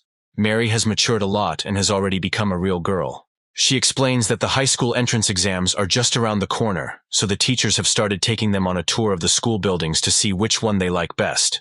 The guy asks if the girl has decided to apply to Starlight Academy, and if it is possible that the reason lies in her older brother, who studies there. Mary sighs and explains that she wouldn't have applied just because of him. Suddenly, their dialogue is interrupted by a voice from the other side, asking if it is true that John once lived with a girl next door. A blonde guy named George scoffs, saying that he heard about the worst student who had the same name. The girl loses her temper, yells at him, and asks what else the guy wants to say. George explains that when he saw his new classmate, who was 2 years older, the guy couldn't wait to exchange experiences with him. Hearing this, Mary rolls up her sleeves, becoming very angry with her interlocutor. Then the blonde explains that he is not going to fight with her, because he is only interested in her brother. Then he asks if he is scared. He smiles broadly, puts a grin on his face, and agrees to fight his interlocutor. If a guy really wants to get into a fight, then the main character is ready to fulfill this desire. Despite the additional burden of over 100 kilograms and the pain throughout his body, he should have no problem dealing with one enemy. Then the guys stand in front of each other and get messages that it's time to start. Immediately after this, George begins to run towards him and attack. The guy swung his leg, screaming with effort. But the main character also repels his attack with his lower limb, although he has heaviness with each movement. The attacker jumps to the side, returning to his previous place. A bead of sweat runs down George's face as the boy praises his opponent for his skills. He crosses his arms, activating the skill. Green sparks light up around him. His palms burn with a bright flame. The ability has a bronze level. The guy accelerates at a tremendous speed and heads towards his opponent, touching his chest with his hand. The protagonist notes that in a normal situation he would have been able to dodge, but with the current load he had no chance. Then the blonde guy continues to hit his opponent, and immediately hits him in the stomach area. Classmates watch from the sidelines, saying that George is a genius who has almost reached the rank of warrior candidate, so Mary's brother is doomed to defeat. The attacker understands that his opponent is only doing what he does, fighting back and retreating, but he cannot knock him out. The guy must knock him to the ground in Mary's presence to prove his strength. He simply has to make a real scum out of her brother. The hero uses a huge amount of force to fight back against John, swinging and hitting him with a direct attack, but the enemy surpasses him in strength and agility. So he grabs his hand, squeezing it tightly. The main character asks the guy if he knew that a killer must always be prepared for the same fate to befall him. George is seriously scared by this phrase and asks to wait and do nothing. But it's no use. Now the senior has to teach him a lesson. The blonde guy's arm is broken and he falls to his knees, screaming in pain and shock. The main character swings his leg and hits the guy in the face, making him throw his head back. At the same moment, John delivers a direct blow. Then the enemy flies to the side. A bunch of guys gather around George. They fuss and worry about their friend. But he doesn't listen to them. The guy is seething with anger, ready to kill his enemy. The main character believes in this, smiles good-naturedly and offers to try it. A stranger appears from behind and runs towards him, and the guy turns back in confusion. The man swings his fist and hits the hero, who backs away far away. The beaten guy turns around and sees an explosion behind him. But John lands on his feet, breathing heavily from exhaustion. As it turns out, this man is George's brother, named Joseph, and also holds the rank of warrior candidate. He is a third-year high school student who is the vice chairman of the Academy's hand-to-hand combat club, and is also ranked number 100 in the academic power rankings. The boy swings his arm wide, preparing to take revenge for the harm done to his brother. The protagonist once again realizes that due to the current load he is wearing, he has no way to dodge the attack. The guy falls to the ground, drops of blood splashing in all directions. Sister Mary appears before him, asking him not to touch her brother. Joseph tells her not to overestimate herself, and kindly suggests that the girl step away. The guy's fist flies towards her face, intending to deliver a crushing blow. At this moment, the main character has already risen to his feet. He pushes his sister aside and asks her to be careful in this situation. Then, he manages to remove Mary from the path, taking the blow from the attacker onto himself. John groans in pain, his vision darkens and his legs give way. He falls to the ground, and someone from the side makes a snide comment about the guy playing the hero. At this moment, Joseph appears in front of John and threatens to cripple him. The guy puts his foot on the enemy's body and he starts screaming loudly in pain. The opponent continues to press, intending to make him not only a scumbag, but also an invalid. Out of nowhere, a teacher appears, heads towards them and orders them to stop the attack immediately. But Joseph doesn't care about this. He is burning with rage and continues what he started. The teacher screams in irritation, in his head condemning him for what is happening, to which the blonde just clicks his tongue because he didn't manage to finish this fight. The teacher stands in front of him and starts scolding him. How can the guy not be ashamed to offend a younger student? Joseph begins to say that his opponent dislocated his younger brother's wrist. Mary stands up for her brother and explains that George was the first to attempt on John's life. The teacher explains that this incident will be discussed at the academy. After this, the blonde older brother begins to threaten the boy and advises him to watch his surroundings as he walks down the street. John asks him not to worry about this, and in 3 days he offers to meet in the fighting arena. The teacher yells at his student, explaining that the combat arena can be a lethal test. Mary is worried about her brother and asks him to take his words back, but she has nothing to worry about. The protagonist once again asks the enemy if he has enough courage for this.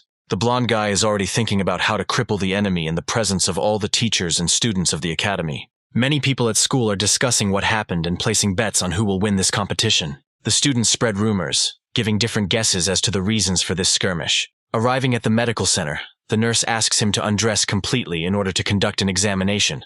But John does not understand why this is necessary, since he only has a broken arm.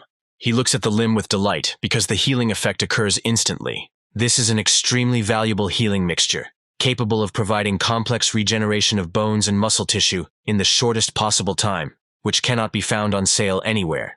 The girl asks him not to think about how, having defeated a second-rank warrior, he became cool and now knows everything about battles to the death. Their family has enormous influence. Now John is not in a position to insult them and get away with it. But the hero is not ready to just endure. The nurse has no doubt about the coolness of her interlocutor, but hands him a green card. He is surprised because in his hands lies a combat skill card called Ripping Fist. The girl does not demand money from him. She took her libraries. In close combat, it is the most ferocious fist technique, capable of creating an earthquake in the air during contact with the subscriber. But if the practitioner's body does not have sufficient strength, it can lead to damage to bones and muscles. She also hands the guy a healing potion that can help him heal faster. The main character cries with delight because no one has ever given him such expensive gifts. Putting her hand on the patient's face, the girl says that she does not want John to die. It's already getting dark outside, and the tense sounds of training can be heard all around. As they say, the damage from a single tearing fist comes from the inside out. But with the protagonist's current skills, he is unable to use it. It's good that he has a potion. Otherwise, the guy would have no chance to master this skill in 3 days. Hard training helped John level up, and an extra 11 points will allow him to increase his strength a little more. However, the problem is that the system's rapid growth program is still not complete. Although he has already adapted to the weight of the kit, fighting in this state he will only be able to react at 80%. It seems it's time to stop training. He has to go out to the arena this evening. He should go back to his place, take a shower, and get ready for what's to come. People have gathered around. The host's voice is coming from the speakers, informing those present about the opponents for the day. Among those present, most are rooting for Joseph, shouting out motivational speeches. 2 teachers sitting on the side discuss the likely outcome of the fight. No one believes that John is capable of defeating this guy. The blonde asks his opponent what he will choose, to kneel and admit his defeat or die at his hand. The protagonist says that he is not going to hold back even if he admits defeat. Immediately after this, Joseph activates his bronze instant slash skill. No one knew that he would start right away with a deadly technique, the essence of which lies precisely in speed, in order to defeat the enemy before he has time to react. The protagonist pushes the sword away with his spear. He managed to hold off the attack, but it wasn't that easy for him. The guy asks if it is the energy of the sword, because it did not touch his neck, but left a bloody scratch. The attacker grins, believing that the enemy cannot cope with him, so he swings his weapon again and asks for surrender. The main character is not going to retreat. He quickly cuts through the air, defending himself from attacks. But his clothes are torn, leaving more and more scratches.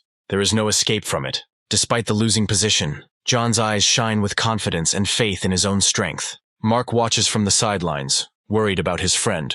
Roger explains to his classmate that Joseph's attacks are pointless, because they did not cause serious damage to the guy. The enemy begins to worry, because the enemy has withstood all his attacks, and, despite the power of the sword energy that he released, they turned out to be useless. The blonde guy is not going to give up. He activates another skill, and an orange flame is already lit around his weapon. John looks at this from the side. He will not be able to withstand it, like the others. The blow of the accumulated force is not yet ready. He has no choice. The guy originally planned to save the move and use it after the anger scale is filled. John grabs the spear and runs at the enemy, activating the Phoenix's majesty. The teacher watches everything with confusion, as John was suddenly able to use such a powerful combat skill. And on top of that, the flame he released contains the energy of the current. Apparently, in just a few days the main character managed to comprehend the technique of improvement. The battle continues. He directs energy towards the enemy, causing a huge explosion. Finding himself on the ground, the fire continues to burn around him. John grimaces in pain. His opponent is still standing on 2 legs, watching what is happening. He says that despite the defeat, he still deserved honor for being able to wound him like that. Near the podium stand 3 people close to the main character, who call him by name incessantly. He stands up abruptly, smiling and enthusiastically saying that he feels great. The system reports that the rapid growth program progress has been completed, and that anger has been accumulated. The guy decides to send 21 points to strength and 4 to endurance. At the same moment, he takes off his outerwear, and then people around him notice the weights put on his body. Joseph looks at what is happening with a smirk and does not understand the essence. Suddenly the equipment hits the floor. A loud sound is heard, and dust rises into the air. People watching around are waiting for the continuation. It promises to be bright. With cruelty in his eyes, the protagonist says that this was just a warm-up, and the real fight will only begin now. Joseph realizes that the boy was just playing with him all this time. He runs towards the enemy and shouts that he must pay for his complacency. The guy swings his weapon, trying to touch and wound the enemy, but he disappears. The blonde doesn't understand and continues to look ahead with horror and surprise. But the main character attacks him from the other side, swinging his spear. Trying to react quickly, Joseph holds his sword out in front of him, blocking the attack. He notices that the speed has increased significantly, apparently due to the equipment that was restricting the guy. The protagonist believes that it is his time to have fun with his opponent. The spectators are happy, proud of their loved ones, and cannot take their eyes off the fight. Another teacher stands behind them, confused, silently watching what is happening. Meanwhile, John continues to spin his spear to deliver his next attack. It activates Accumulated Power Strike and Phoenix Majesty at the same time, doubling the skill. Joseph can't comprehend what's happening. because such a person can't have such impressive fighting skills. Fiery spots dance around, and a bird's head appears out of nowhere, ready to attack the enemy. The guy traps the blonde, aiming a direct attack at his chest. Even holding a sword in front of you doesn't help, because it breaks right away. Then, Joseph flies high into the air, falling to the ground. The main character walks easily along the ground, continuing to move in front of him by inertia. People are shocked by what they saw. No one can believe that the worst student of the academy defeated a person from the top 100 ranking. But the blonde guy leans his hand on the ground and quietly calls his opponent by name. He asks not to think that it's all over, because he can't afford to lose. The guy takes out a bottle with an unknown liquid to drink something. His eyes widen and veins appear on his face. Suddenly the limbs become larger and muscle mass increases. A huge monster appears before the main character. The enemy has grown many times in size. Looking at him, John asks him if his enemy has just taken doping. Then, Joseph smiles widely and rejoices that he can destroy his own enemy right now. He activates his splitting fist skill, swings his arm wide, and prepares to strike. The guy directs the attack into the ground. The stones fly in different directions. The hero rolls back, clicking his tongue, because he didn't expect such an outcome at all. Despite the danger, he continues to run forward to strike with his own spear. But suddenly, his opponent grabs the weapon with his huge hand. The guy is clearly pleased with himself, with the fact that he is in a more advantageous position at the moment. He snatches the weapon from the enemy's hands and then strikes him in the stomach. Screaming in pain, John flies to the side at great speed. His opponent throws his own tool at the enemy in order to cause damage. While the main character is flying, he needs to come up with something as quickly as possible to prevent his own death. He activates the bronze skill and clenches his teeth from the weight, blue sparks igniting around him. John uses the ripping fist skill on the weapon to prevent it from damaging him. Then the spear flies high up and spins in the air. The boy bends over from exhaustion, and the weapon is stuck into the ground next to the podium of their battle. Watching the battle, the teacher reports that Joseph has decided to use Arpus to win. Mark asks the man what kind of product it is. He explains that in the past, in order to counter powerful zombies and evolved beasts, the Federation developed a drug that can significantly increase the strength of the human body for a short period of time. To strengthen the body, this drug carries out forced absorption of energy flows, so it can lead to the destruction of bones and muscle tissue. It seems that in order to defeat John, the guy is ready to pay double the price. The teacher reports that one of the parties has used doping, so this fight must be stopped. The presenter watches what is happening in horror, holds the microphone in his hand, but cannot tear himself away. One of the teachers asks if there are any rules that prohibit fighting under the Arpus. The guy turns his head sharply to the side and then starts speaking into the microphone. He reports that the teacher said that the battle can continue. The teachers exchange glances, sharing silent displeasure, but suddenly one of them notices someone in the country. He sees Oliver, the head of the clan. His family is one of the shareholders of the academy, and since he is here today, the management cannot ignore his importance. The man does not understand how one can watch indifferently as one student is killed. Joseph, continuing to move forward, says that without a weapon, the enemy does not have a single chance in this battle, and continues to list his merits and skills. The protagonist wipes his face with his hand, and asks his interlocutor why he decided that he only knows how to work with a spear. The guy activates the ability of the explosion of anger, which allows him to significantly increase strength, speed, and endurance. He pushes off the floor and moves towards the enemy with great speed. The blonde waves his hand and continues to talk about how you shouldn't overestimate yourself. Their fists touch, pressing hard against each other. The boys start swinging their fists with equal speed and force. The students watch what is happening on the field with their mouths open. Everyone is incredibly surprised by the strength and dedication of the main character. Joseph doesn't understand why even after taking the drug he can't kill the guy. He just has to destroy him. Freed from the weights and with additional stat points, John feels like he's starting to get better at using his ripping fist. He brags to the enemy that he has the best fist technique. Now he can release a really good ability. The guy swings, but at that very moment the opponent's ability flies past him. He hits him in the shoulder when Joseph misses. The blonde explains that now his skin cannot be pierced even by a spear. Did the hero really think that he would succeed? The guy explains that his target is the internal tissue, not the skin. Suddenly, an explosion occurs in the enemy's body and his arm is torn off from his body. The onlookers are shocked by what is happening on the battlefield, because this is the strongest skill, and John should have died already. They think he is crazy for daring to improve this skill. Joseph falls to the ground, kneeling, unable to believe his own eyes. The guy stands over him and says that he was able to master this skill in 3 days. Now victory is his. Despite this, the blonde is about to give up. He continues to run towards his own enemy to deliver another crushing blow. The main character skillfully pushes away the opponent's attack, preparing to deliver another blow. Suddenly, the hand activates another skill unknown to anyone. Then the guy flies to the side, receiving a blow in front of him. The teacher, sister, and friend of the main character, watching this from the side, scream in fear. They surround John, asking how he is feeling. The man stands next to his own son, asking the hero if he wanted to attempt on the life of his man.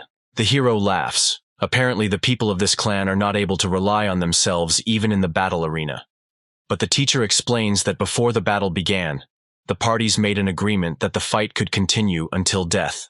Unfortunately, the man has no answer. He says that he remembers John by sight. The exhausted boy watches him silently. The presenter announces that John is winning the battle in the arena, and people around him rejoice and call his name. Suddenly, someone knocks on the door, announcing that it is already very late. The main character goes out into the corridor, sees the teacher in front of him and asks why there is such a rush. He came to tell the guy two pieces of news, namely good and bad.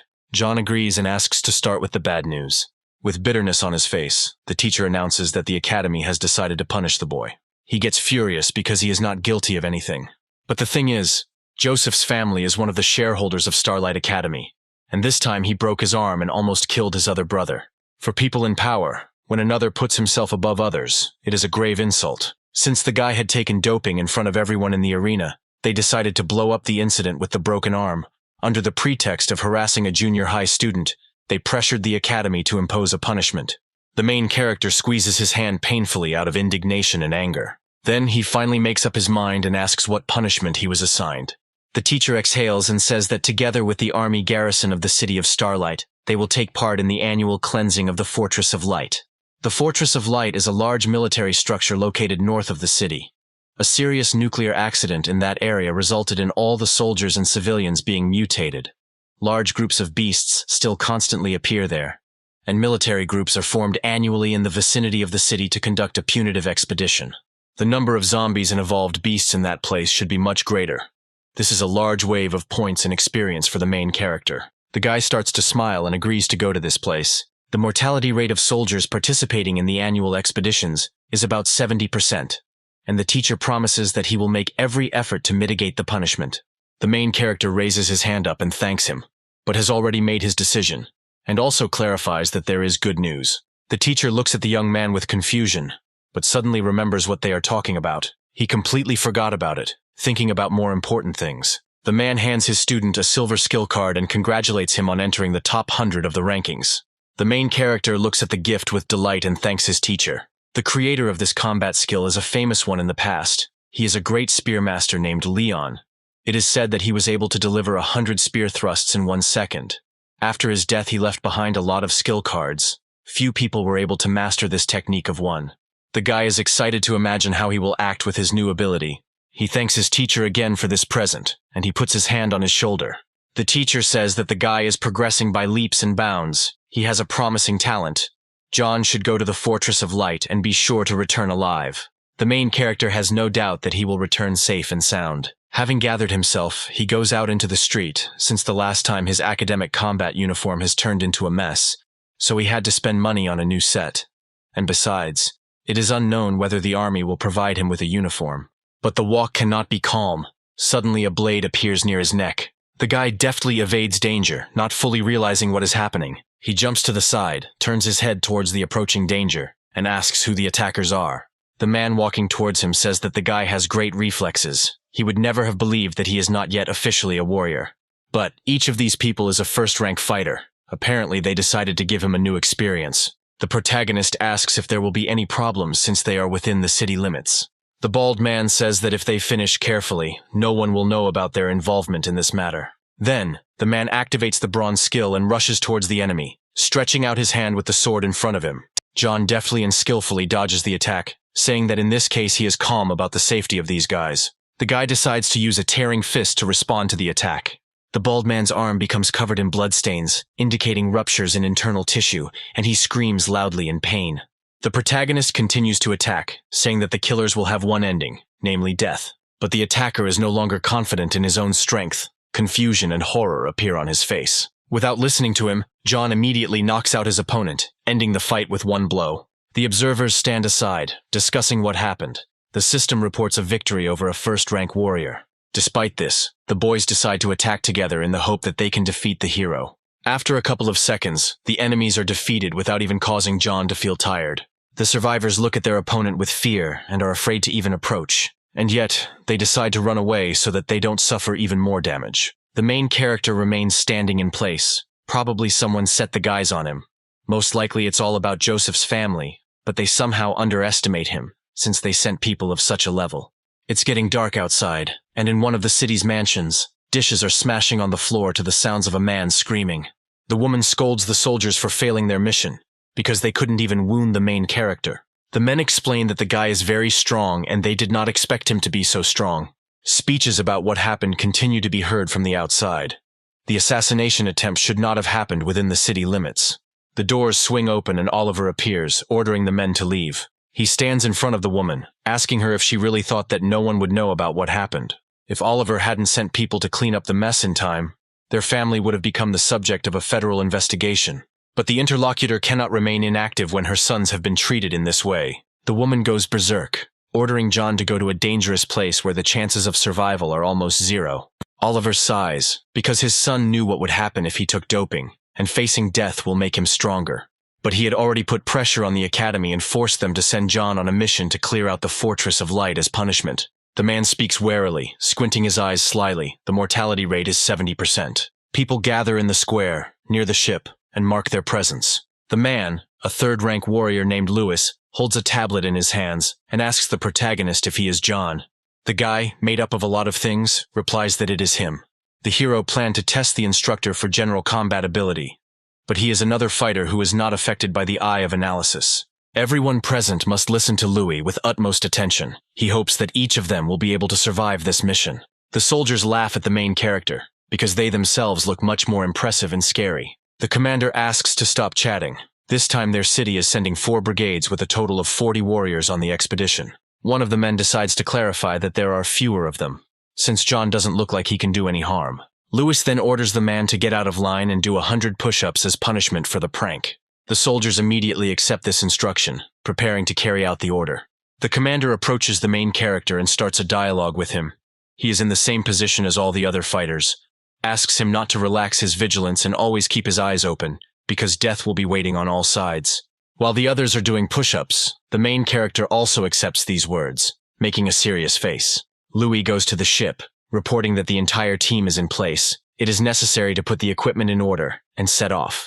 While the plane flies high in the air, the men practice using the tools needed to do this. Then, a long-haired man approaches the main character and introduces himself as Bobby.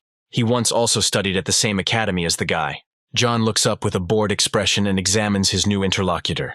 The fighter asks him how it happened that the hero was sent to the most dangerous area, even though he didn't finish high school. Hearing this, John lets out a tired breath and forces a smile, explaining that he was forced to go there. Bobby asks if the problem is that the protagonist angered some big shot connected to the academy. Suddenly, a tin can flies at the man before he can finish speaking. Experienced fighters appear before him and ask him why he is shirking training. After this, Bobby stands up and explains that John is his classmate and asks him not to overdo it. A man named Clayton pushes his coworker away and makes rude comments about his behavior. He squats down and asks what is in the box that the main character brought with him. Before he could try to open it, John puts his hand on the equipment packaging. The guy looks up at his interlocutor and asks if his elders taught him not to touch other people's things. The man's veins on his forehead stand out from aggression. He considers his interlocutor to be quite impudent and arrogant. The men standing aside mock what is happening and offer to teach John a lesson, since they do not consider him a rival. The main character continues to snap back, feeling superior to the young people. The man doesn't care. He still tries to open the box, despite the indignation of its owner. Clayton picks up the gear, but it's too heavy, and sweating, he asks what could be lying there. But the main character looks at him calmly and clicks his tongue. The guy kicks the box with his foot, causing the man to start rolling backwards. The box suddenly opens and a spear jumps out of it, spinning in the air. With a sharp and precise movement of his hand, John catches it, preparing for battle. The protagonist straightens his arm and points the blade towards his interlocutor, smiling with a sense of superiority. The man bares his teeth, worried that he might die. Despite this reaction, John warns that when the silver spirit is involved, blood is shed. People watch this from the outside, and also worry about the life of their friend, because it is unknown how the attacker will behave in this situation. The main character says that he expected more from a first-rank fighter, and this greatly disappointed him. Clayton clutches his neck, still feeling irritated and angry at him. Despite this, the guy puts his weapon away in a drawer, makes caustic jokes and mocks his interlocutor. At this, the man loses his temper. He is seething with rage and indignation. A soldier swings his fist towards his opponent to strike and feel reassured. But he acts too slowly, so the protagonist is the first to strike the man in the face. Due to loss of coordination, he falls to the ground, screaming in pain. But soon he gets up again and continues his attack, still trying to teach the younger one a lesson. Suddenly, a stern voice is heard in the room, ordering the slaughter to stop immediately. Behind Clayton stands a commander asking if he's been pestering the rookies again. One of the men explains that John was the first to knock the man to the ground. Lewis looks at the fighter with irritation. Apparently, there is little shame in being put down by a high school student, being a warrior. If he has a lot of energy, then instead of doing such nonsense, it is worth thinking about how to survive, because they will soon reach the Fortress of Light. Once they reach the ground, they find themselves near a large building. 3 more instructors will go to the central area to eliminate the main threat. The rest will form 4 groups of 10 people under the supervision of platoon commanders and enter the fortress through the southern gate. John decides to ask Bobby if the guy has been here before, but in truth, he only joined the service this year, so he is a new recruit. By moving forward, Clayton hopes that the protagonist will not just let himself be destroyed, but there is no need to worry about him, because the only thing to worry about is whether the fighter who was unable to beat a high school student will be able to see tomorrow. Footsteps are heard, boots are pounding on the fresh earth. Someone demands to stop talking. A girl named Rosa, who is the platoon commander, appears in front of the soldiers, and from that moment on she orders them not to cause trouble. The commander does not want the rest of the group to be in danger because of their petty squabbles. Then the girl turns her head towards John and orders him to perform. Frightened cries can be heard on the empty streets. It seems that the zombies are already preparing to attack the people who came to their lair. There are quite a few small villages in the vicinity of the Fortress of Light. A dozen of them will be busy clearing out one of them. There are first-rank zombies here. The difficulty of this task is not even close to what Rose expected. Now the team is only on the outskirts of the village. High-ranking zombies and evolved beasts are further away. The soldiers continue to move forward along the empty streets, following one another. Suddenly, a bunch of new dangerous creatures appear in front of them and they must deal with them. These are rank 2 zombies that have high speed, and when bitten, the infected turns into one of them. The main character suddenly stops, but the others are not very impressed. Immediately, Clayton grabs his axes and runs towards the impending danger, enjoying the fight. One of the mutants jumps up off the ground with a sharp movement and flies towards the enemy. It turns out that the monsters are too fast, and the man underestimated his opponent's property. Suddenly, John's spear appears from behind his back, and with a sharp movement pierces the mutant's head. The system reports that they have earned about 2,000 points, and Clayton looks at the main character in surprise. The man thanks his savior not entirely sincerely, but the guy continues to move forward. He is happy to have the opportunity to gain as much experience as possible. The zombies rush towards him, baring their teeth, attacking everyone they see. The main character destroys one monster after another with a sharp movement. The system sends notifications that the number of points is increasing. The fighters watch from the sidelines, surprised by John's severity. Earlier, Clayton couldn't even lift this spear. With her head down, Rose orders the attack to begin. This is a second-rank zombie. Maximum caution must be exercised. All those present agree and head towards the main character to also begin the fight. The girl cuts the mutants in half with her katana in sharp movements. The rest also fight the mutants, putting in maximum effort. Suddenly people stop. Something has gone wrong. They stand in place, with dead creatures lying around. The main character screams in horror because he hears the howl of the zombie leader. He calls the rest of the monsters here. The soldiers remain in the same positions, their eyes widening in horror. The sound of feet stamping can be heard. Mutants are running towards them at great speed. They strive to overtake the enemy as quickly as possible in order to feast on fresh flesh. Several dozen zombies surround the soldiers and the rest of the people, seemingly with nowhere to go. Rose orders to stop panicking before they get any closer. Firearms should be used. The men take out their guns and prepare to fire towards the enemies, thus harming the attackers. Bullets fly out of the gun barrels at great speed, hitting parts of the mutants' bodies. Despite this, each of them continues to strive forward, seeing nothing but their own goal. John also continues to stand in his place, shooting mutants with a cannon. The system sends notifications about the destruction of a zombie. He earns points. Now the guy is at level 12. His combat capability is already above 700. The main character asks the system to send half of the characteristic points to strength, and the other half to speed. Now that his abilities are around 800, he becomes a first-rank warrior. John will be able to use the accumulation of anger only 3 times a day, and the ability recharge is about 8 hours.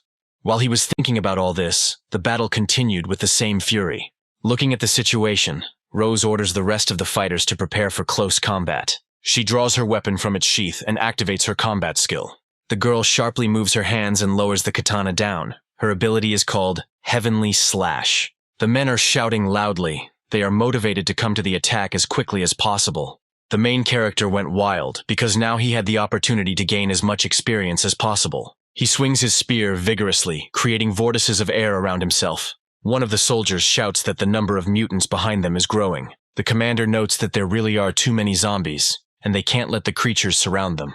The girl points her sword at the building and demands that the team head there. Most of the group retreats, and 2 of the soldiers cover the people's backs. They quickly enter the room, following each other. It's good that people were lucky with the door.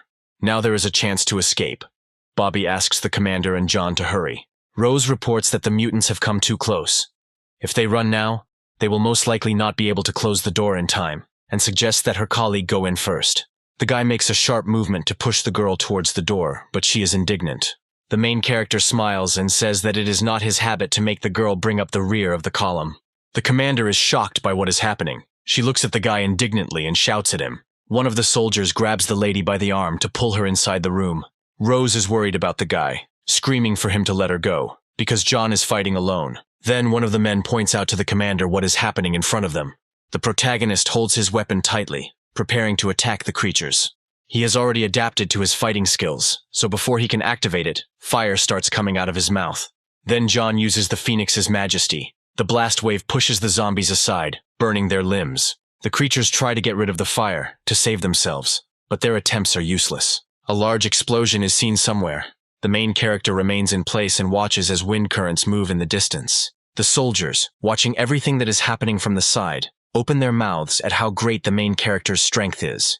As John approaches the door, Clayton asks the boy to move faster. The guy quickens his pace, quickly entering the building in front of him. The arms can't take it, because all this time they were under extreme tension from the applied forces and weight. The men close the door with a sharp movement and a knock. Now they should be safe. But suddenly someone starts pounding on the metal. It bends strongly under the attacks. There are too many monsters. It looks like the door won't hold for long. The fighter approaches the commander and says that at the entrance leading to the 2nd floor, there is a rather massive barrier gate, with a narrow space between its shutters, which is favorable for defense. Before he could finish speaking, zombies appeared in the room, ready to attack at that very second. The main character is indignant and does not understand who made this door. Rose calls everyone to the 2nd floor. At the same moment, the mutants continue to move forward, wanting to attack people. The girl quickly closes the gate in front of her with her hands to find herself safe. At the last moment, she snaps the lock in front of her, preventing the mutants from getting inside. They stick their hands through the slits in the bars, shout menacingly, and reach out to them. The girl suggests going upstairs and conducting reconnaissance of the floor. It needs to be protected from possible threats. The boys enter the room and see only dusty stairs and walls. Suddenly, Bobby notices something in front of him, his brows tense and furrowed. He sees a walled-up creature, cloth fluttering around its body, its mouth open in pain.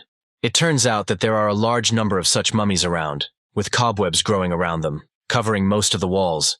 The guy assumes that there are mutated spiders in the area. But before he could finish speaking, a shadow appeared on his back. And then, Bobby hysterically tries to remove the creature from his back, screaming and touching it with his hands.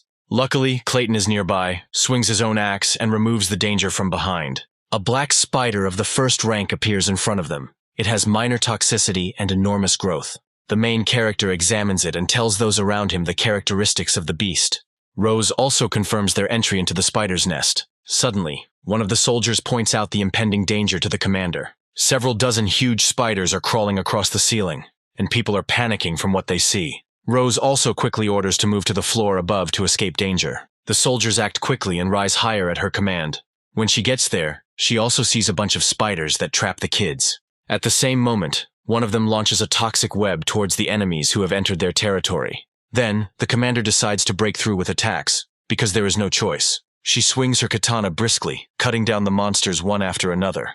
The main character suggests going up to the roof, because this building has about 4 floors. He also waves his weapon while fighting spiders, not allowing himself to be hurt or even touched. Having reached the door, He kicks it down with a sharp movement of his foot, finding himself in a new place. People go outside and quickly run out of the dangerous building. Bobby, who was bringing up the rear of their column, closes the door. For now, they should rest a little and regain their strength. The zombies from the first floor, if they can't see them, will run away on their own. The protagonist approaches the edge of the balcony, observing what is happening below, and the girl follows his example. There are still a lot of zombies around the building.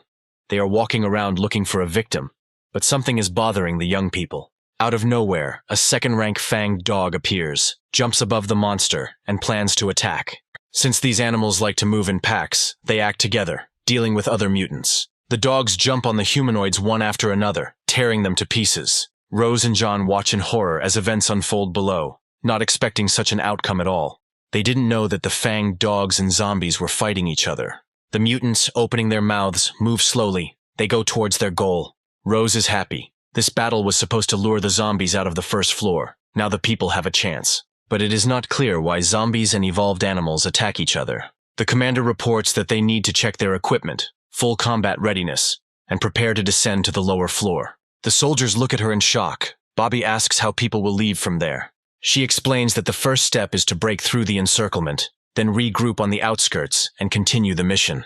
There are still a few zombies left outside. We need to deal with them quietly. Rose teams up with John. They run behind them and prepare to deliver a crushing blow. People pierce the heads of their enemies, quickly dealing with the obstacle. The protagonist gestures to his ally and explains that the horizon is now clear. People run past danger, moving in groups. Suddenly, John decides to stop, apparently noticing something in front of him. He notices that the wolves and mutants are fighting, tearing each other to shreds.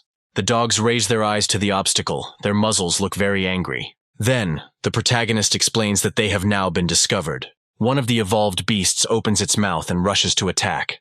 The guy defends himself with a sharp movement of his spear, hitting the animal in the face. Rose uses heavenly cleavage to deal with the impending danger. Clayton also swings his axes, while Bobby fights in close combat. Finally, the soldiers are free. They have dealt with all the danger, and now the horizon is clear. The protagonist looks away from himself, noticing something in that direction. In front of him stands a huge dog with a scar on its face, holding a zombie's hand in its mouth. The commander looks up in horror, looking at the animal. The girl realizes something. Then John speaks for her. The king of dogs appeared before them.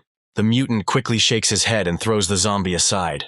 The main character asks the others to be careful because danger is approaching. Before he could blink, the dog found himself in front of one of the soldiers. The man quickly jumps back, commenting that this one is faster than the others. John asks everyone to step aside because in front of them is a fanged dog of the third rank. The fighter tries to hit the animal, but the blade only bends against its body. He realizes in horror that the enemy is so strong that it is impossible to pierce him. Suddenly, the dog grabs the man's hand and clamps its jaws tightly. He tears off the enemy's arm, throwing his head back, and he screams loudly. Rose swings her weapon, using her new skill, ready to defend her team. The girl swings her katana from top to bottom and activates Heavenly Slash. The beast runs along a certain trajectory, avoiding attack. Suddenly, he finds himself in front of the Rose, opening his mouth and preparing to attack again. Fortunately, the main character is nearby and helps the girl get out of this difficult situation. John asks everyone to remain on guard, because this dog has strong skin and serious defensive capabilities. As quickly as possible, the guy moves his hand and pokes his spear at the enemy. Apparently, he couldn't deal enough damage to him and decides to activate another skill. The guy uses a blow of accumulated power as the anger has reached 100%. From the strain, he breathes heavily and screams, squeezing the instrument in his hand tighter. The main character swipes his hand and hits the target, hitting the enemy. Those watching from the sidelines are happy. They are glad that they have finally achieved victory. An explosion passes in front of the main character, and vortices of air rise up, raising dust. But the enemy is still alive. The notification system did not appear, which means it's not all over. The dog gets to his feet, bleeds, and everything around him glows red. You can see rage and a desire for revenge in his eyes. The animal jumps on its target, growling menacingly. A skill called Bloody Massacre has been activated. This was a fierce attack, shrouded in a bloody mist. No one would have thought that the evolved beasts that had reached the third rank would have such powerful special abilities. John immediately warns the others to run in any order and dodge. A fiery explosion appears in front of the people. The attack begins to take effect. People fly off in different directions, falling off their feet. The main character is slammed into the wall, knocking all the air out of him. The guy realizes that even with such a fast turn he managed to get hit. Lucky that he has system notifications, otherwise this time he would have kicked the bucket. The captain and the rest of the staff slowly rise from the ground. The beast stands in a fighting pose, preparing to attack and defeat its opponents. He closes his mouth, screams, and scares those present. Suddenly, the evolved animal jumps high off the ground. He once again uses bloody violence to try to defeat them once again. Then John doesn't understand how it's possible to use this skill twice. Despite his fear and doubts, the protagonist does not show his own fear and begins to swing his spear. After that, he activates the Phoenix Majesty skill to fight the beast. An explosion thunders around, causing sparks and dust to fly in all directions. Flying in the air, the main character opens his mouth wide and screams. Finally, the third-rank fanged dog is destroyed, and John gets 8,000 points. Standing on the ground, he shakes himself off and rejoices that he has finally defeated the enemy. Soldiers immediately run up to him and ask him many different questions. A loud sound is heard from somewhere. The guy doesn't even have time to think about the answers. Among the houses, the silhouette of a giant monster appears, who also wants to deal with them. A second-rank zombie leader lands in front of the people. John concludes that it was his doing. A lot of zombies came to the guys. The creature stands over the defeated dog and looks sternly in his direction. Suddenly, the zombie hits the animal on the head, thrusting his hand into the animal's skull. He takes out an abnormal crystal and holds the precious stone in his hand. Immediately, the mutant absorbs the mineral, placing it in its mouth. Rose watches what is happening in horror, commenting on what she saw seconds ago. Clayton and John are also horrified by what they see. Can zombies also evolve using anomalous crystal? The guy guesses that this zombie is trying to improve to rank 3. The girl turns to the main character and asks if this is real. Then, John breaks away and heads towards the enemy. It is necessary to stop him before he evolves. The zombie notices this movement and looks angrily towards his target. The creature opens its mouth and screams, calling for many new helpers. The team of fighters is again surrounded by small mutants who are ready to devour them at any second. The warriors stand with their backs to each other, and it seems that the people are now surrounded. The main character shouts to Rose to hold back the approaching monsters, and the guy will take care of the leader. The zombies will only disperse if they manage to kill him, and if he successfully evolves, they will not survive. The commander agrees to this condition, and asks the guy to be careful in this difficult battle. The main character runs at great speed towards the zombie, and tries to defeat him with his own spear. The mutant repeats the movements of the main character, and also prepares for battle. At the moment of their collision, he swings his hand, and John pierces him with a spear. It turns out that the creature has a skin stronger than that of the fanged dog, probably due to the absorption of the anomalous crystal. To increase his strength, the protagonist activates the Phoenix Greatness skill. His weapon is covered in fiery rays. He aims at enemies. The main zombie bounces back from the attack, and first-rank creatures appear in front of him. They continue to run towards John, trying to fulfill the leader's order. And then, the guy realizes that he has already used up all the blows of his accumulated power. And the greatness of the Phoenix, despite its high power, absorbs too much energy. He urgently needs to find a way to deal with the crowd of zombies on my way as quickly as possible. The guy takes out a silver ability card from his pocket. Now he has become a first-rank warrior. Therefore, he had the opportunity to master combat skills quite quickly. The essence of the pear-colored flurry lies in the separate condition of speed. No enemy can withstand 100 spear strikes delivered in an instant. All martial arts in the world are ruled by speed. Rose watches what is happening from the side and is indignant, because now is not the time to study anything. The monsters continue to run towards him, closing the distance. But the guy is maximally focused on working on mastering new opportunities. At some point, the main character still activates a new learned skill, namely, a pear-colored flurry. The guy pierces part of the zombie in 1 second by moving quickly with his spear. Unfortunately, his abilities only have 3 hits so far, which is not enough speed. The main character tries again, because this is not enough yet. He tries again and again until he gets the move perfect. 3 spear thrusts are not enough for him. More needs to be done, but when he succeeds, it is also not the best option. Clayton watches his actions in horror, but his commander explains that the most progressive way to learn combat skills is through constant combat. It was probably because of his obsession and madness that John was able to achieve such great power at such an age. Rose orders all the fighters to pull themselves together and be as capable as a high school student. The warriors of the first rank immediately raise their weapons and prepare to go into battle to meet the test. The giant creature, the leader of the zombies, stomps his feet, creating vibrations in the ground. The main character has reached 5 hits at one point. It is still not enough, but he decides to head towards the main enemy, because the small ones are finished. He runs up, pushing off the ground with his feet, and launches an attack towards the zombie leader. Then, John grips the spear tighter and activates the pear-colored flurry skill, and the mutant covers his head and face with his hands to protect himself from it. He feels a strong pressure in his direction and tries to avoid the attack. John's spear is thrust into the monster many times, and it does not have time to defend itself. But something doesn't go according to plan, and the main character's face turns to confusion and disappointment. The guy notices that this monster has finally finished evolving, but the thing is, he didn't get the overall combat capability of a third-rank fanged dog. The main problem is the presence of a new skill that gives zombies stone skin. The guy exchanges glances with the creature and realizes that in this case, all he can do is fight to the end. He runs up, rushing towards danger. His opponent repeats this movement. Having reached him, John cuts through the air near the mutant, trying to wound him. Raising his head higher, he notices a giant-sized monster's leg, wanting to crush him.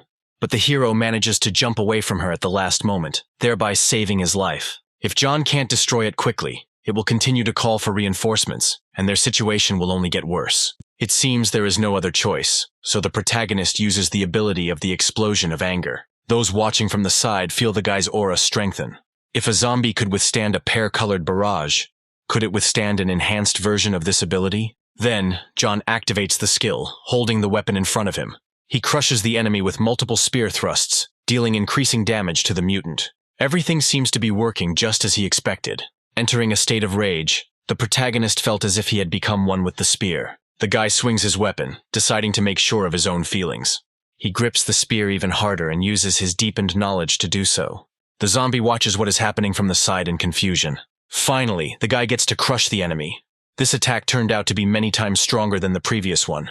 Finally, the system reports the victory over the zombie leader, and congratulates you on reaching level 13. Now the main character has received another promotion. He invests all the necessary points into strength. Now the guy can finish off all the remaining zombies with one blow. He immediately flies into the crowd and overcomes his opponents with quick movements. After some time, some of them lie on the ground. They will never disturb them again. Everyone present is happy about this, because Caton has deepened his knowledge of his fighting skills, and Bobby, in turn, thanks John for his help, because if it weren't for him, no one would have survived. Rosa asks the guy if he has taken any medications, since they have serious side effects. The main character is embarrassed and explains that he is not taking anything, but is only using his fighting skills. The commander continues to say that earlier he could not leave big scratches, and with the last blow he crushed the zombie. John himself didn't really understand what had happened. It was as if he had become one with the silver spirit. It was probably a deepening knowledge. It is the ability to release the highest power of a martial skill after reaching the required degree of cultivation and assimilation. Even low-level bronze skills, if they achieve deep comprehension, are capable of releasing power that is not inferior to silver skills. However, mastering deep knowledge is not so easy, because it requires not only deep knowledge of the combat skill, but also luck. It is said that only 1 in 1,000 warriors reaches high limits, and those who are able to master deep knowledge of skills are few. John smiles widely. If he has mastered the in-depth knowledge in the pear-colored squall, does this mean that in terms of power, he is now comparable to the golden skills? As time moves towards evening, the guys agree to spend the night on the roof of this building. No one would have thought that the meat of a third-rank fanged dog would be so delicious. The quality of the meat from the animals is very high. It is also not infected and does not contain viruses. The guy asks the commander if she has ever heard of the sacred area. Among the 5 major academies, it occupies the highest position, and the warriors who study there are the most elite. In the eyes of the other academies, every student of it is considered a genius. The protagonist digests the information and realizes that the sacred area is an institution of higher education. The minimum requirement for high school graduates to enter is a second-rank warrior. John thinks that the second rank is not that difficult. With the achievement system in place, it is only a matter of time. And he also wonders what kind of expression the Ice Princess will make when a future high-ranking warrior appears in front of her. Stopping in the middle of the street, Rosa explains to her subordinates that the instructors are responsible for clearing the deep zone. All they are required to do is eliminate the zombies and beasts of the middle part. But Bobby notices the danger in front of them and asks the girl who the monster is. An unknown creature crawls along the wall of the house, moves slowly, and does not pay attention to anyone. This is a rank 2 zombie crawler that has extremely high speed and the ability to climb and scale vertical objects. The creatures become more numerous as the warriors come closer. Clayton takes out his firearm, commenting on the slow movement of the monsters. John asks the guy not to rush to shoot, but it's too late. The hero misses the creature, even though he aimed perfectly. Don't underestimate them, the creatures have extremely high speed. Bobby decides to clarify. If they are so fast, then how come they look so clumsy? Most likely, this is necessary in order to lure prey. One of the mutants turns and glares at his target. Quite a few mutants jump off the building, moving towards the companies of soldiers. The girl demands that everyone prepare for battle, because the zombies were provoked. The monsters quickly run towards them to attack and tear people to pieces. The men take up arms and shoot towards the mutants. Some hit the enemy, tearing off limbs or mortally wounding them. Rose demands that everyone remain on guard, and as soon as the mutants approach, immediately switch to cold weapons. The girl also continues to use her heavenly dismemberment skill, thereby quickly saying goodbye to the lives of her opponents. At the same moment, the men fight with the attacker. Some attack from behind, jumping from buildings onto people. One of the fighters is attacked by a zombie, which sinks its sharp teeth into his flesh. It's a man named Tom, and Rose is screaming and calling him. You must remember to look up to spot any approaching danger in the form of mutants. Clayton screams, swings his weapon and fights the attackers. The protagonist also swings a spear, piercing the creatures' bodies. He suggests that Rose retreat to an open area to avoid attacks from above. The commander agrees to this proposal, because it sounds quite logical. People move quickly towards the park they recently passed. Having run to the clearing, people stop in the middle of it. They form a circle to avoid being attacked from behind. Rose holds her katana tightly and asks him not to take a single step back. People scream, quickly moving towards the zombies to deal with them. After some time, the soldiers sit on the ground, breathing heavily from fatigue.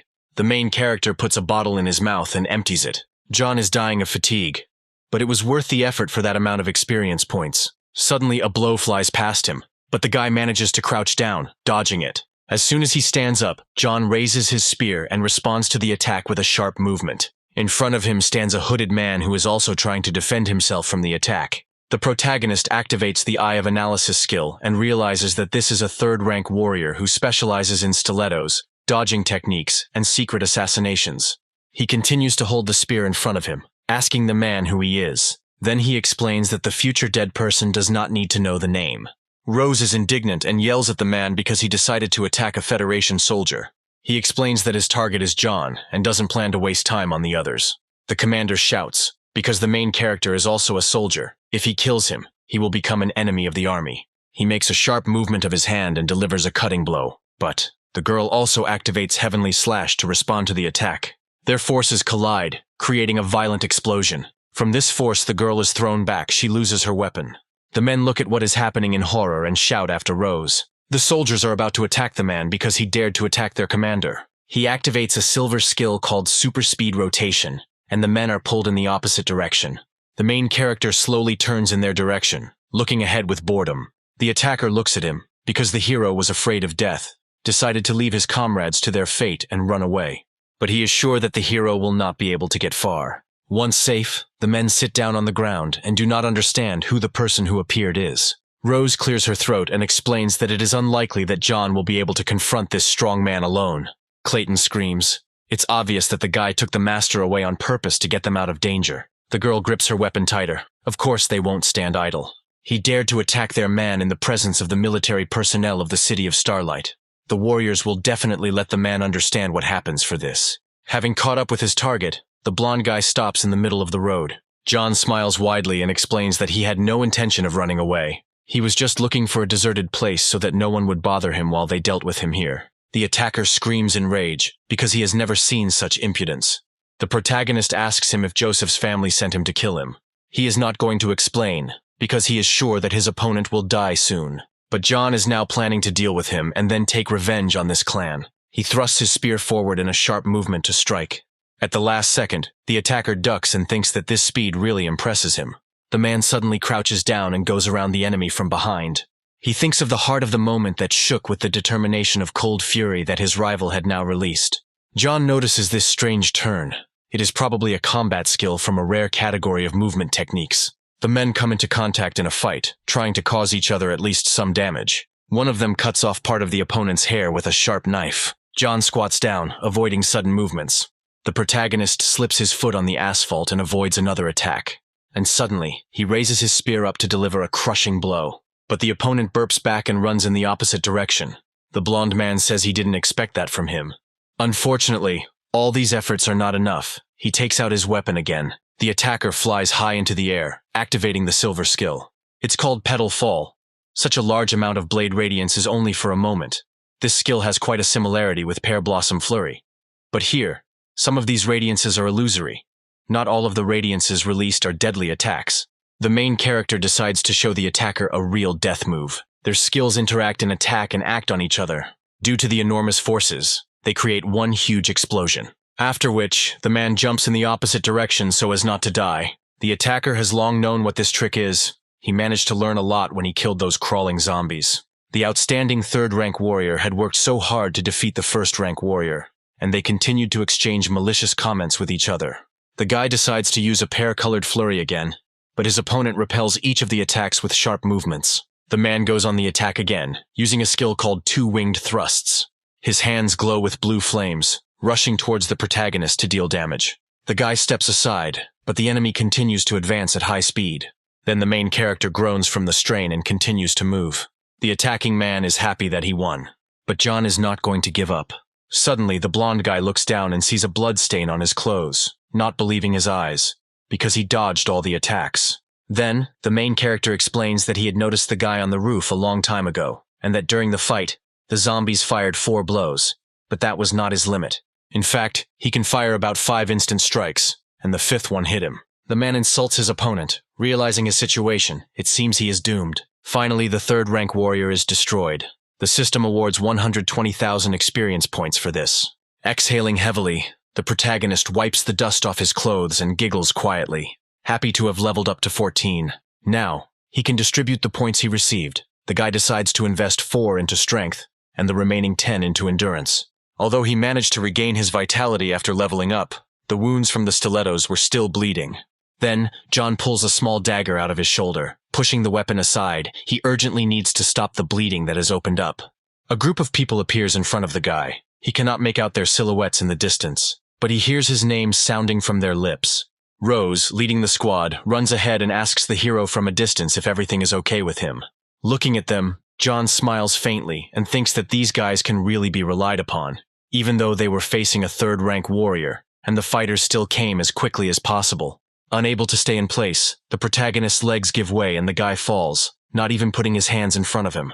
The warriors set up camp on the roof, opening the tent. The warriors lit a fire to illuminate the area. Once in bed, John slowly opens his eyes, still feeling the piercing pain in his head, his entire body wrapped in bandages. After some time, the guy gets to his feet and is about to get out of his tent in order to assess the situation around the shelter. The commander is already heading towards the main character, asking how the guy is feeling. Seeing her, he smiles good-naturedly and thanks the girl for the offered food. Having met John, Clayton tells him that he had to fight one of the killers wanted by the authorities of the city of Starlight. When the hero returns, he will be able to receive a reward for the life of the killed warrior. Since the guy's shoulders were damaged, the warriors used a healing ointment, but it takes more time to recover, so the team decided to stay in this place for a day, and then continue cleaning. The next day, the massacre continues with mutated creatures, soulless bodies lying around. A month later, it seems the area is clear, and the soldiers can finally get out of this place and return home. There is no need to envy those unfortunate souls who will have to carry out the task here next year. Rose smiles widely. It was only thanks to John's presence that their entire squad remained alive.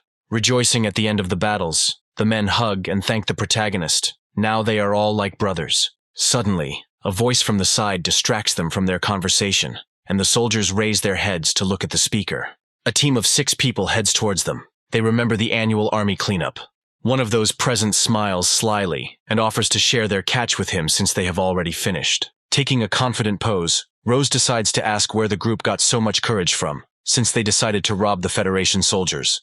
At that very moment, the protagonist activates the Eye of Analysis and becomes convinced that the 5 in front of him are first-rank warriors, essentially posing no danger to him. But one of them is Cameron, a third-rank fighter who specializes in a 2-handed sword. Upon learning this, John turns to Rose and warns her about the presence of such a strong warrior in their company. A red-haired man with scars on his face speaks rudely and shouts at his interlocutors. Then, the main character already realizes that he has come for him, prepares for an attack and noticeably tenses up. The enemy straightens his hand in front of him and says that he only needs John, and orders his subordinates to deal with the rest. Then, the girl recognizes the stranger as a guy named Cameron, nicknamed the Lone Wolf. Clayton asks her if she means the one who cut up an entire battalion. Rose explains that several of her comrades in arms fell by his sword, so it is no wonder that they dared to attack them, even knowing who they were. The opponent smiles because for him it's as easy as pie. The heroine screams with rage and resentment for her fallen friends. She runs into battle, preparing to attack. But John stands in front of her and blocks her way, because he himself wants to deal with this enemy. The guy explains to Cameron that he has already dealt with his colleague, who was also sent, but the man doesn't care about what he heard. He raises his head and puts his sword behind his back, about to say something. Even though they were both third-rank warriors, the difference in their strength was like the difference between heaven and earth. The weapon falls to the ground with force, crushing the soil. Undoubtedly, his two-handed sword is even heavier than the silver spirit of the protagonist. Cameron swings his weapon, cutting through the air in front of his opponents. Looking around, the commander orders to first finish off the rest, and then help the main character. The girl also warns that if they are in a common fight with that person, then the guys cannot stand on ceremony and calmly kill the enemies. At this point, John runs away, screaming, activating a pear-colored flurry. But the red-haired man doesn't care. He holds the blade of his sword in front of him with a smile on his face, defending himself from the attack. Cameron thinks it's childish tricks, because if he was capable of firing 10 punches per second, he might be able to hurt him a little. He takes his weapon in his hands and is going to give the enemy a demonstration performance with real combat skills. This ability has a silver card and is called Dark Star Cleave. Looking at this from the outside, John understands that he could die under such pressure. At that moment, the guy decides to activate the explosion of anger to respond to the oncoming flow. The storm is getting closer to the enemy. It is quickly moving in his direction. Watching the entire fight, Rose screams hysterically and calls the main character by name. Clayton also sees everything and worries about his friend who is in trouble. After completing the attack, Cameron watches the events with pleasure, hoping for the greatest damage. But, behind the descending whirlwind of dust, the shadow of the main character is visible. The enemy was too strong. If John hadn't activated the explosion of anger in time, he would most likely have been cut in two now. The third-rank warrior enjoys this game. It seems to him that the opponent has taken doping.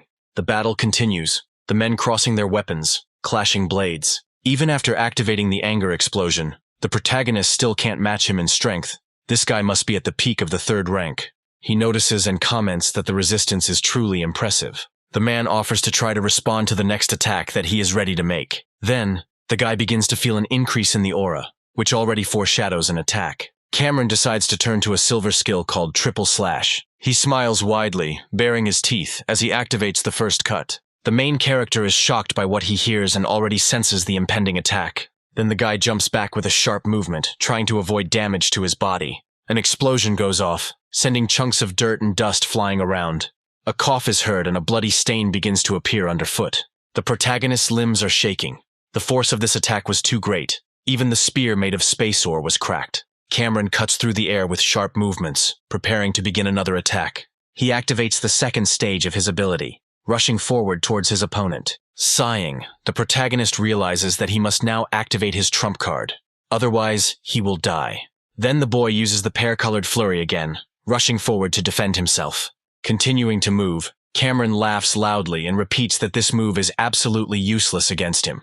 The protagonist's eyes light up with fire, because this is not all that he is ready to show his enemy. The Phoenix Majesty has the property of cultivation, and after a month of continuous practice in a real combat situation, its power has become equal to that of a silver-level skill. And he has also discovered that his skills can combine with each other, and exhibit much greater power when released at the same time. Seeing what's happening, Cameron's eyes widen in surprise and shock. It seems like he's in for a rough time now. A loud explosion rings out across the battlefield. The dark street is illuminated by fire, and clouds of smoke swirl around. Due to inertia, the main character flies away in the opposite direction from the ongoing battle. But despite this, Cameron remains on his feet, the man praising him for the attack he created. Unfortunately, each of his cuts can be strengthened by absorbing the energy of the enemy's skill. The attack John used was very strong, which meant the power of the third cut would be even greater. The man raises the weapon above his head, creating a vortex around himself to concentrate the force for the third cut. Seeing this, the hero freezes in place, horrified by the power of the technique. Only now does the guy truly realize that he could die now. But he gathers his strength into a fist. He does not intend to die. John feels strange emotions. Perhaps they arose from the crossroads between life and death. Or it is due to the activation of the explosion of anger, which gives him a boost in all characteristics. This sensation allows the guy to once again feel that incomprehensible state of unity with the weapon. The main character spins the spear behind his back. Now he will show a real squall of pear color. Now, he finally manages to activate deep cognition for the second time, and use an enhanced form of this attack. After this, the enemy is engulfed in the wind emanating from the activated ability, and can hardly stand on his feet from such a strong aura. At this time, John lands on the ground behind him, having grouped himself well and grabbed the spear. Looking at the enemy, Cameron becomes confused, because the technique is the same, but the power is many times different from the previous attack. He realizes that the enemy has activated deep cognition, but he still feels shocked. The red-haired guy's body is pierced through. He falls to his knees. Finally, the third-rank warrior is defeated, and the system congratulates him on reaching level 15. The protagonist is so exhausted that he can barely stand on his feet, but nevertheless, he feels relieved to be safe. He falls face down on the ground, unable to exert himself any longer in an upright position. The Federation Army plane flies high above the clouds, quickly covering kilometers. The hero gets out of bed. His limbs tremble treacherously. He grabs his aching head and sighs heavily. The commander, who is nearby, is happy because John lay unconscious all day, and now he has finally managed to come to his senses. Slowly touching his own face, he asks the girl where they are. With a smile on her face, Rose explains that they are flying on a transporter. The tasks are completed, and now they can return home. The girl decides to hand the gift to the hero. He looks at the thing in her hands with confusion. Then, the commander explains, on this card there are 3 million in Alliance currency. This is the reward for killing the Traceless Shadow and the Lone Wolf. She helped him with the application for the reward.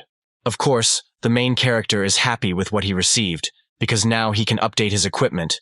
But Rose says with resentment that she had to tinker with this application a lot, and he has no desire to thank her. Hearing this, John scratches his head and remembers that he needs to give something in return. Reaching out her hand, the girl slowly touches the soldier. Nothing comes to her mind. She comes close to him and offers to devote himself to her. But John is still a high school student. He should not fall in love prematurely. Feeling embarrassed, the girl returns to her previous place, not finding what to answer to this. Suddenly remembering one detail, the guy decides to ask the commander what date it is today, to which she gives a clear answer. Today he has his final semester exam. He needs to return to the academy on time. Rose reassures him with the news that there are 2 hours left to fly. The instructor lists how many people survived and died on this mission. The rest of those present wait peacefully. Suddenly the men decide to approach the main character, slowly heading towards him. In this cleanup mission, everyone had to face mortal danger. He expresses gratitude for the work. The state decided to reward everyone with an order. He notes that this is an award that only Federation servicemen can receive. On the back of each such order there is a unique code. The owner can enjoy a large number of benefits and preferences in everyday life. On this building, John showed himself in the most exceptional way. Thanks to his participation in the task, the 10th group had the highest survival rate. In addition, the guy dealt with the fanged dog and other animals. Therefore, he achieved brilliant combat merits. The soldiers standing to the side look at the young man with interest and whisper among themselves. A month ago, John's strength did not even reach the first rank, and now he is already close to the second. The instructor asks if he wanted to become a soldier of the Federation. With his talents, in a few years, he will be able to even reach the rank of Major General.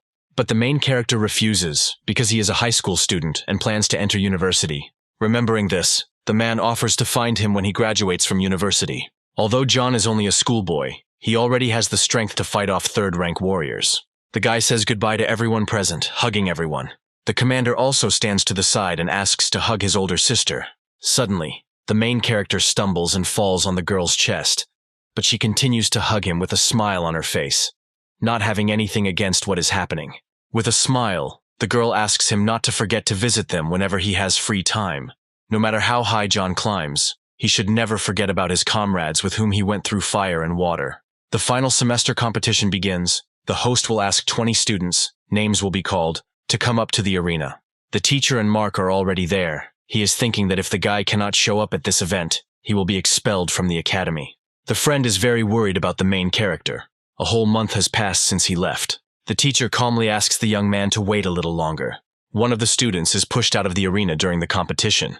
The man gets up tiredly. There is already a medical couch next to him, and workers help him get up. Joseph, number 208, defeated the enemy. It seems the guy left the enemy no chance at all. Someone heard that he came back from a practice called the Path of Death, where it is almost impossible to survive. The next participant is called John. The host asks to go to the 15th arena. The main character's turn came too quickly. He still hadn't appeared there. The man with the microphone continues to call John by name and give his number. The rival, under the name Charlie, did not expect that his opponent would be afraid to even show up. The host warns that a 10-second countdown will now begin, after which the hero will be automatically disqualified. Approaching the arena, the guy shouts that there is no need to bother with the report. Then, the main character jumps high above the ground, showing himself to everyone present. Some people shout jubilantly, calling the guy's name. The teacher smiles broadly and is sincerely happy that his student finally made it. Roger squints his eyes. It seems his classmate has become even stronger during his absence, and his friend is happy about his appearance. Joseph watches the protagonist with irritation. Apparently he did not die in the Fortress of Light. The blonde man is already preparing to kill him with his own hands. The presenter spreads his arms to the sides and asks the parties to prepare for battle. Charlie smiles, hoping that his opponent is not thinking about his own victory. Hearing this, the protagonist comments that he is no longer impressed by the 100th level rating in school. The guy is very surprised by what he hears and looks at him in surprise. Before the dialogue could continue, the man shouted that the fight had begun and waved his hand. As Charlie loses his temper at the last second, he suddenly rises into the air and swings the axe. Then John catches the blade between his palms and holds it tightly. The guy pushes the opponent in the stomach, pushing him away and taking the weapon from his hands, planning to deal with the opponent even without them. The enemy falls on his back, hitting the ground hard. He clicks his tongue, wipes his mouth with the back of his hand, and thinks that everything that is happening is a trifle. While running, Charlie activates a bronze skill called 10 Forms of Falling Leaves. Fire spots light up around the hero, surrounding the battlefield with orange flames. The main character smiles enthusiastically. It's finally his turn to show his strength. He uses a tearing fist to counter the attack. Their forces touch, creating a common bright explosion. The man rolls back. The wind blows at him. The blow from the protagonist is really hard. He is irritated by the fact that John is a former outcast and looks down on him. He jumps high and uses a silver skill called Starfalls. The observers notice that he used one of his unique abilities. No one would have thought that in his very first fight, Charlie would be forced to use such an energy-consuming skill. The main character is waiting for an attack. Now he is starting to like more and more the techniques that only need to be dodged once, and the anger scale is completely filled. In addition, you will only need to fight one battle per day, so you don't have to worry about recharging your anger bar at all. The protagonist uses the accumulated power strike and the ripping fist together. The guy anticipates the onslaught of force from his opponent. A hologram of a real fist appears in the air and hits the opponent in the face. After this, Charlie falls on his back, knocked out. The presenter announces that the main character has won a victory over his opponent. The teacher looks at what is happening with alarm, because John did not use a weapon, and so quickly destroyed the 150th place in the ranking. The main character is met by his classmates and teacher. Everyone greets him and is happy to see him. Mark would also like to travel with the main character, but if he took with him such a burden as he himself would have kicked the bucket. The boys start to fight playfully. The teacher laughs at what is happening. After defeating the enemy, John immediately lost consciousness, so he did not have time to check his status after leveling up. The hero notices that he has accumulated a lot of notifications. Now he has the skill of disguise, which almost openly says that it provides the ability to be better, and the ability to open the genetic lock has also appeared. The system suggests opening the first stage. There is a possibility of death, a possibility of loss of consciousness, and a possibility of unforeseen circumstances. The hero, without thinking, sends 15 points of characteristics to strength. The main character is called back to the arena for battle. A man named Maximus, who is the head of the training department, watches the battles taking place with boredom. He tries to make out what is happening in the arena, remaining silent. Maximus couldn't even imagine that John would be able to return alive from the mission to clear the fortress. He doesn't even know how to explain himself to the clan. We need to find the strongest opponent for the guy so that he can at least be crippled in the arena. The main character and his company approach a table with information about their opponents. Looking at the screen, he hopes that he will be forced to fight an opponent from the top 10 of the rating. Then he finds his name, which is opposite the fighter in 8th place. The hero asks a question about who his opponent is. It is said that he regularly practices in high-risk areas where zombies and evolved beasts exist alongside each other. He has rich combat experience, and he is also evil and cunning. In his first fight, Roger will have to face Joseph, who recently returned from practice on the Path of Death. The teacher puts a reassuring arm around his students and asks them to be careful. One of Maximus's secretaries reports that a gentleman named Richard has arrived. Those present immediately rise from their seats and greet the guest of honor. The gray-haired gentleman raises his hand and greets people. He came early so he could see the strength of the academy students. Maximus is asked to bring a table with information about the best students and let Richard look at it. He asks not to bother. Now he wants to enjoy watching the competition. Joseph smirks at the sight of his opponent, but Roger is not about to give up easily. He asks to forget about surrender, because he does not intend to spare anyone from John's group. The enemy's eyes are burning with fire. He offers to see what will happen. The blonde guy swings his weapon, attacking the enemy, but he skillfully dodges. Joseph grabs his hand, squeezing it tightly. The hero arches and screams from the sharp pain in his limb. His weapon falls to the arena floor with a clang. The man presses his foot into the back of his opponent, and his face shows the pleasure of victory and superiority. He is ready to break the bones of his opponent, because he studies in the same group with his main enemy. Suddenly, a stern voice comes from the side with an order to let the guy go. John appears on the battlefield, standing up for his classmate. The blonde man smiles widely. Sparks of desire to defeat the main character quickly light up in his eyes. He just didn't want to get close to his classmates, and instead deal damage to John. The opponent probably wouldn't have the guts to do that. But Joseph can't wait for their official meeting in the arena to break his bones. He starts threatening. He's going to show the guy what pain means. The main character experiences similar feelings and is also going to get even with him for everything. The presenter approaches the guy and shouts, saying that the rules prohibit interfering with the competition. Irritated, John points out to him that the guy should be watching over the safety of the students. He can't find anything to say and stands in a stupor, looking at his interlocutor. He did not admit defeat, but Roger needs to undergo a medical examination immediately. The girl, namely the school doctor, asks John to hurry up and help his classmate get down. A moment later, the guy is placed on a medical bed and informed that Joseph is taking the victory for himself. The hero asks the doctor why he hasn't seen her in the past few days. She smiles widely and asks him in a playful tone if the guy misses her. The girl explains that today is the day of competition of hundreds of finalists, so it is quite obvious that the degree of ferocity will increase. She was worried about John, so she came here in person.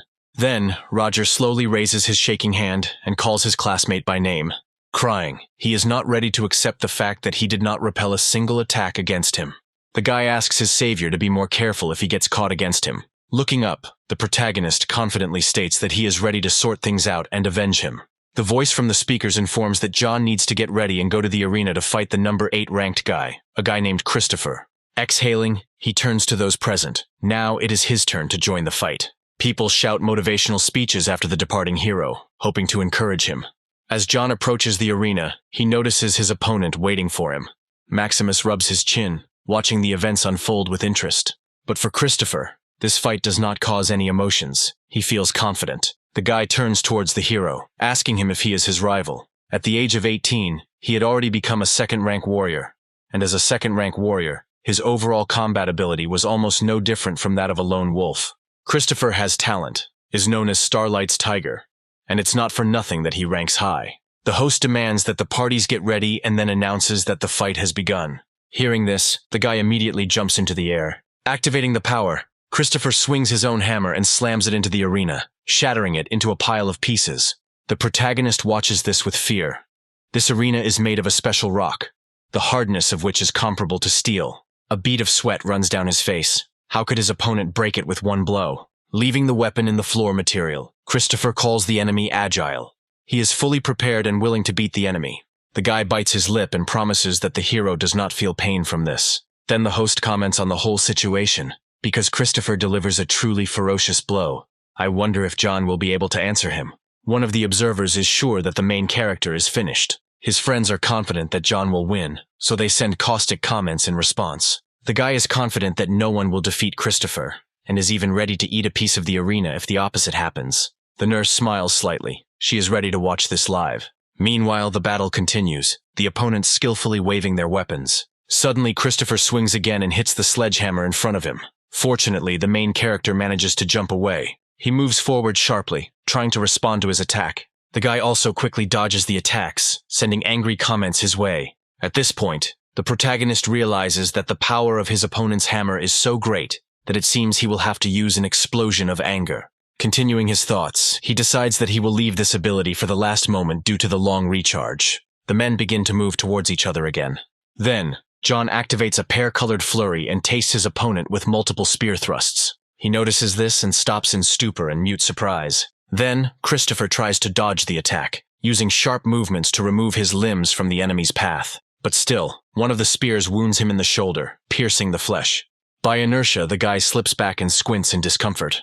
The men watching from the sidelines are horrified, not expecting that their classmate could be hurt. John's supporters smirk and tell him to get ready to eat a rock. He asks them not to rejoice too soon, because Christopher has not yet taken up the matter seriously. The guy starts laughing loudly, remaining in the shadows from prying eyes. He praises his opponent, talking about his good fighting skills. After this, Christopher smiles widely and is now ready to take matters more seriously. He grabs his hammer with both hands, activating some other skill. Then the guy grips the handle tighter, his palms burning from the energy concentrated in them. Christopher stands, continuing to tense up, filling with strength. The protagonist's eyes widen in shock as he uses the accumulation of the source power. An explosion sweeps across the battlefield, sending dust flying high into the air. Jumping high above the ground, Christopher uses a silver skill, namely Mount Taishan Collapse. It turns out that the waves of source energy emitted by the Warhammer were able to suppress the protagonist. His legs begin to shake from the strain of trying to move and budge. Since the guy can't dodge it, he decides to respond with everything he has. Then, John activates two skills, namely Pear Blossom Flurry and Phoenix Majesty, and the air around him bursts into flames. Maximus and the man nearby are surprised by what they see and assume that this is a combination attack. Mr. Richards' face changes in amazement. He didn't expect the boy to be capable of such a thing. A great explosion from the strongest attack passes through. After this, the main character slides on a stone slab, coughing up blood due to the damage received. But Christopher doesn't care. He laughs and considers the situation to be advantageous for him. A hologram of a tiger appears behind him. The guy hasn't experienced such joy from a battle for a long time. As a reward, he promises to give John a painless death. The enemy freezes in shock, realizing what is happening. At this moment, Christopher activates another skill, swinging his weapon. The beast's paw appears above the protagonist's head, about to attack. A classmate is happy that his friend activated his signature move. Now John is doomed to defeat. The nurse screams hysterically, telling the guy that he needs to get away immediately. But the paw is already descending on the stone arena, and a roar is heard around. The guys discuss what happened, because if John had jumped from the arena, he would have lost. But now he would most likely have turned into mincemeat. With shock on his face, the friend watches what is happening, not taking his eyes off the arena. The nurse also opens her mouth in amazement. Christopher screams into the fog, hoping that John is dead this time. But surprisingly, the hero gets to his feet. He was again forced to use an explosion of anger. The shocked enemy cannot understand how this is possible. Rising from his knees, the hero sarcastically asks for forgiveness for the disappointment. He smirks slightly and announces that the warm-up is coming to an end. John crouches again, swinging the spear above his head. Now it's his turn to attack. Christopher feels like he's using the same technique, but it didn't work for him last time. The boy swings his hammer again to repel the attack. But the main character, in turn, passionately continues to move forward, holding his weapon in front of him. Christopher smiles and uses the skill Motorcycle Hurricane, swinging his hammer. The opponent activates the pear-colored flurry ability, which he used to wound his opponent the previous time. The guys clash in attacks, trying to hit the enemy. Clutching the handle of the sledgehammer, Christopher wonders what is wrong with his opponent. He clenches his teeth with effort. His opponent has become several times stronger in an instant. The guy continues to use the previous skill. He is not ready to lose now. Standing opposite each other, the guys continue to attack. The two fight almost to the death. But John is caught in the enemy's onslaught. The girl smiles broadly and asks not to doubt the main character. Christopher will definitely lose. Sweating from the tension, the guy doesn't understand what's happening to him. He uses another tiger-related attack in an attempt to finally gain victory. At that very moment, John comments that his opponent's strength is already running out and activates a blow of accumulated power. The guys merge in the decisive blow. The fight will soon be over. Stopping, the protagonist places the blade of his spear against the enemy's throat. He smiles widely and tells him that Christopher has lost. His friend shouts enthusiastically from the stands, genuinely happy about his victory. The nurse looks innocently at the student with whom they argued and throws jokes at him. The guys silently exchange glances. They are sweating from stress. Watching everything, Maximus cannot believe his eyes, because what happened is impossible. The presenter raises the main character's hand up, and the audience jubilantly shouts out his name over and over again. But his opponent is seething with rage and resentment over his loss. He rises with a sharp movement and throws a large object towards the winner. It turns out that this is a mini-bomb. You need to dodge it as quickly as possible. The silhouette quickly runs away and moves towards the judge's table. A loud and powerful explosion reverberates across the field, illuminating everything around. Christopher, meanwhile, is flying through the air, thrown back by the blast wave. He laughs heartily, not believing that his opponent could survive even now. Suddenly, Mr. Richard appears in front of the main character, having built a certain sphere that protected those inside it. This is an advanced technique of using origin energy. Only warriors above the 6th rank are able to release origin energy from the body to the outside, creating a dome that can hold back all kinds of attacks. Richard turns to check if everything is okay with the guy, and he looks at the gentleman with admiration. He pats the hero on the shoulder and asks him to continue in the same spirit, because he believes in him. Addressing Christopher, the elderly warrior says that the desire to win is a commendable quality, but trying to kill a fellow student without disdaining any methods is too much. He turns to the running secretary, and it turns out that this is the outstanding student who was recommended to him. The man lowers his head, promising that he will definitely be punished for what he did. Observing what is happening, the main character concludes that this gentleman is of a very high rank. The nurse immediately grabs the guy by the arm, but he resists and asks not to touch him. Due to circumstances, the matches are cancelled, so the teacher advises John to rest and gain strength. Standing next to him, the hero decides to find out who Richard is. He himself doesn't know for sure. Most likely he is the scientific director of one of the 5 great academies, who came here to study their educational institution. The protagonist watches the man with admiration and wonders how long it will take him to achieve such strength. Entering the dorm, the guy immediately sits down and opens the system. He received 2 spins, so now he plans to open them. He rejoices and demands that she spin the wheel of fortune. After this, the hero folds his hands in a prayer pose and asks to give him the super prize. The arrow spins and suddenly slowly stops on the weapon. He gets a silver blade skill card, but the guy doesn't need it. The system reports that an excess number of skill cards has been detected. Using any 3 cards of the same rank, the hero can synthesize them into a new combat skill card of the same rank. John's eyes light up. He really likes this new feature. Now the guy has 1 more spin left. He wants to pull out something worthy. He spins his arms wildly, hoping that this time he'll hit the jackpot. When the spin ends, the system congratulates you on receiving the skill card category prize. The main character opens the box he just received. Then, he takes out 3 skill cards, namely Copy Technique, Blade Technique, and Sword Technique. John studies the abilities presented, and comes to the conclusion that the pear-colored flurry is still the best among all, in terms of speed. He decides to try out the synthesis function with 3 silver cards in his hand. The guy turns to the system, which in response suggests designating the category of ability. The synthesis begins. The screen lights up with bright rays. Once completed, the system will congratulate you on receiving a silver spear skill card called a verdict. The protagonist watches her with a smile and thinks that it sounds cool and daring. He laughs and applies the resulting object to his forehead, not going to waste any time. This is a skill that allows you to turn the enemy's combat skill that was used to attack against him. The strength of the ability directly depends on the power of the reflected attack. Using the skill requires the warrior to spend significant amounts of source energy, and also imposes a strict time frame for repelling an enemy attack. If there is a significant difference with the enemy's rank, repelling is impossible. The hero smiles because others use it differently, and now he has a spear for it. The battle continues, and a girl with a hoop named Lily enters the arena. She is at the 520th level of the rating, watching the enemy with interest. The hero is embarrassed and nervously scratches the back of his head, not understanding how he will fight the girl. She raises her weapon up with a sharp movement, her eyes shining with anticipation. Lily throws a hoop over the protagonist's body, trapping him in her web. She smiles slyly, glad that now the guy won't be able to leave her. The girl leans over and kisses John gently on the cheek, closing her eyes. He doesn't understand what happened, and stands in shock in the same place. At this point, Lily raises her hand up and shouts to the judge that she is going to give up, because she does not intend to fight her idol. The main character still doesn't realize what's happening. He stands silently and watches. People watching him also feel embarrassed and confused.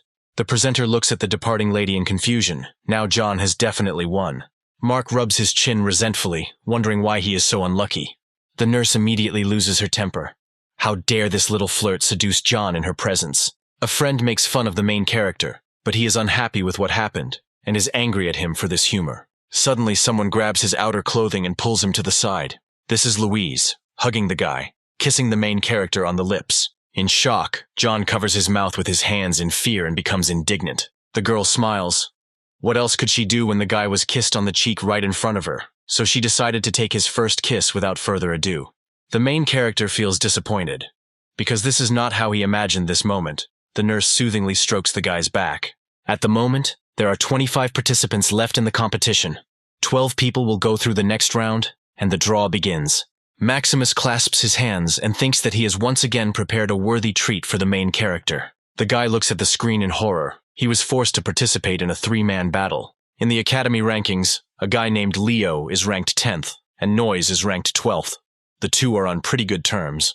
There's a good chance that a 3-on-1 battle will turn into a 2-on-1 battle. Feeling irritated, the main character rubs the bridge of his nose, because everything about the current situation is not very pleasant. However, if they are not that strong, John will be able to gain the upper hand over them. Now he has a new ace up his sleeve. 3 competitors gather in the 7th arena. The referee asks the guys to get ready. Suddenly, he announces the beginning of the test, and everyone present immediately takes up a combat position. One of them uses a silver skill called 9 Claws Judgment. The other guy activates a full arc concussion as he moves forward. The brunette jumps, attacking the main character first. His accomplice approaches John from the side, trying to hit him, but the guy is no pushover and repels both attacks simultaneously. Sensing an attack, the protagonist squats and bends down, avoiding damage. He activates Phoenix's Majesty and dashes towards one of them. The guy smiles and clicks his tongue, not considering the hero an opponent for himself. He spreads his arms out to the sides and uses a lightning whirlwind, spots playing around him. Confused, the protagonist does not understand how he was able to destroy the greatness of the Phoenix. The opponent explains that his ability creates a high-speed spin that can reflect many attacks from other combat skills. The guys have studied its capabilities, so the greatness of the Phoenix can hold its skill. And since the pear-colored flurry can be directed at one of them, his defeat is a foregone conclusion. The heroes activate their abilities one after another, trying to attack John. The brunette spins his spear at a gigantic speed. It lights up green, filling with energy. People in the stands are discussing what's happening. These are the guy's strongest attacks. Louise is furious, because they have no conscience at all. Not only did they turn against one, but from the very beginning they let their strongest abilities enter. The hero smiles without feeling fear. It turns out that his opponent can repel the attack with combat skills. He explains that he also has this ability, so, at that very second, John swings his spear and activates the acquired skill. At the moment when an attack is directed at him, the hero is already in the dome. The attacker's eyes widen in surprise and he looks at this with shock. Suddenly, the attack he had just been creating comes flying at him. The guy flies out of the arena and another calls out to him in horror. There is only one opponent left. John announces that his time has come. Then, the protagonist activates the blow of accumulated power and a pear-colored flurry, with fast and strong movements, delivering multiple blows. The man moves to the edge of the arena, trying to escape the attack on him. After some time, the main character is left alone on the site. He stands confidently on his feet and grins at what is happening. His opponents are knocked out and unconscious, and now he is out of danger. The judge checks the hero's pulse and condition with a serious look. Eventually, he raises John's hand and congratulates him on his victory. The observer looks at what happened with delight. They are rooting for their friend. Maximus is indignant at the guy's victory, because this was not part of his plans. Joseph, standing behind him, asks for one thing, that he be paired with him in one of the rounds. The man turns towards him in fear and agrees to this adventure.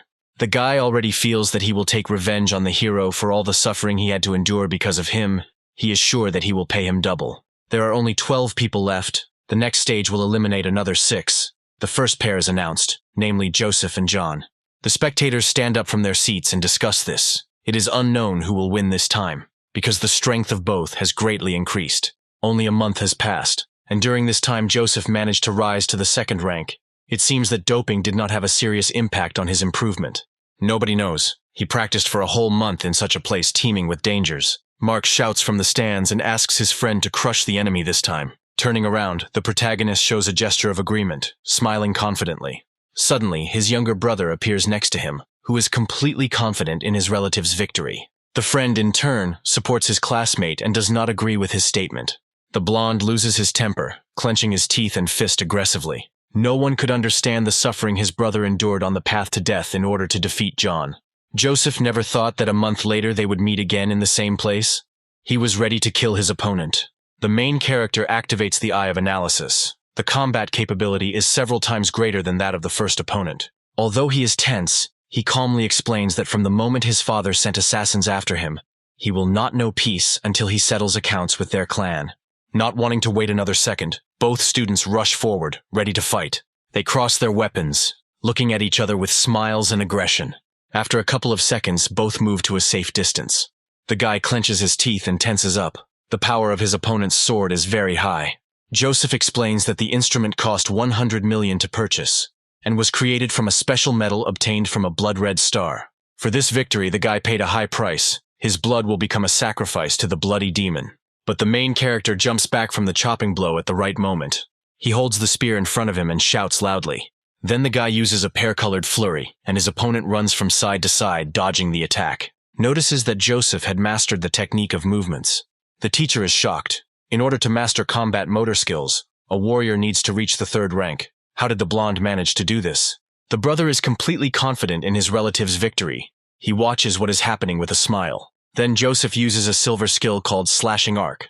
He quickly raises his sword up. The hero follows the trajectory of the weapon. But that's not all. The blonde swings his fist and is about to deliver another blow. This is a splitting fist technique. The hero flies off in an unknown direction under such pressure. John lands on his feet, jumping away from the attack. He coughs, spitting out blood. Joseph's splitting fist became much more brutal than before as the enemy began to use movement techniques. His overall skill had reached the standards of a 3rd-rank warrior. Then, John grits his teeth, the explosion of anger still recharging. It seems a serious fight is brewing. The blonde man continues to move forward, considering his opponent's attacks weak. The hero clicks his tongue and makes a serious face, without commenting on it in any way. Then, he decides to use the Phoenix's majesty by taking a fighting stance. Watching this, the enemy watches this with pleasure. He is no longer afraid of this skill. He decides to attack back, activating the ability, explaining that in addition to weapons, he also bought a bunch of battle cards. Their abilities intertwine and dance, testing each other's strength. Suddenly, Joseph is surrounded by fiery spots, swirling around, trying to get him. The guy suddenly spreads his arms to the sides, driving away the attack. The teacher and Louise watch the events unfold in horror. The blonde has dispelled the skill.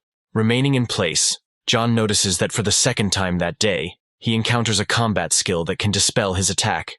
The hero decides to make sure that what is happening is true, so he is going to use his ability again to attack. Then, he activates Pear Blossom Flurry and Phoenix Majesty together, combining these attacks. With a smile, Joseph agrees to check it out. They activate their abilities again, directing them at each other to strike. The hero screams hysterically, straining with all his might. His opponent looks a little more confident, but also tries very hard when activating the skill. Their forces meet again in a dense stream. An explosion goes off, raising dust from the ground. Stopping, John realizes that his opponent is indeed capable of dispelling abilities. Smiling, Joseph chuckles, pleased with himself and his skills. Suddenly he rises into the air, preparing to attack again. The blonde guy cuts through the air with his sword and uses life drain.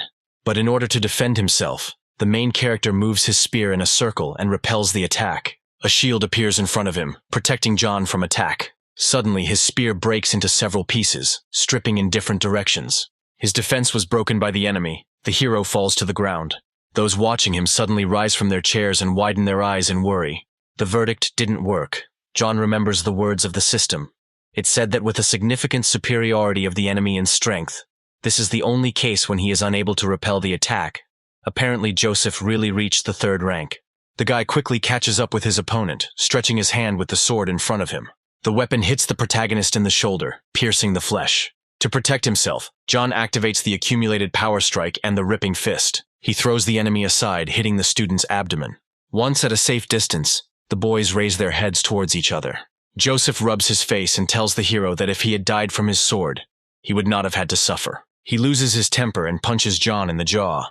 The blonde delivers multiple attacks, intending to break all of his opponent's bones. Mark and the others believe that the protagonist must admit defeat, otherwise he will not survive. But John is not ready to give up. His conscience simply won't allow it. Receiving another attack to the face, his eyes darken.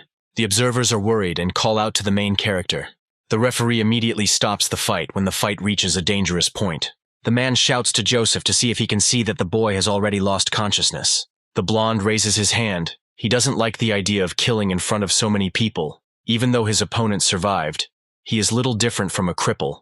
The main character coughs up blood. catching himself thinking that death is surely awaiting him. The system again prompts you to activate the hygiene lock, informing you of the risks. John immediately agrees because he must destroy Joseph's clan at any cost. The initialization of the opening of the genetic lock occurs. All characteristics of the carrier's organism will soon increase. The system also congratulates the owner. The attributes of strength, endurance, and speed are greatly increased. Standing in the arena, the judge prepares to award the victory to Joseph as he begins his speech. Suddenly, a trembling hand rises from behind them. They shout from the stands that the main character is still conscious and ask the presenter to pay attention. When he looks back, John is already on one knee, slowly rising. He smiles, feeling as if every cell in his body is filled with explosive power. Richard thinks about the hero. Just a few months ago, he was a failure on all counts, and now his physical fitness almost reaches the level of third-rank warriors. Those present are surprised by this. This simply cannot be. Joseph considers his opponent annoying.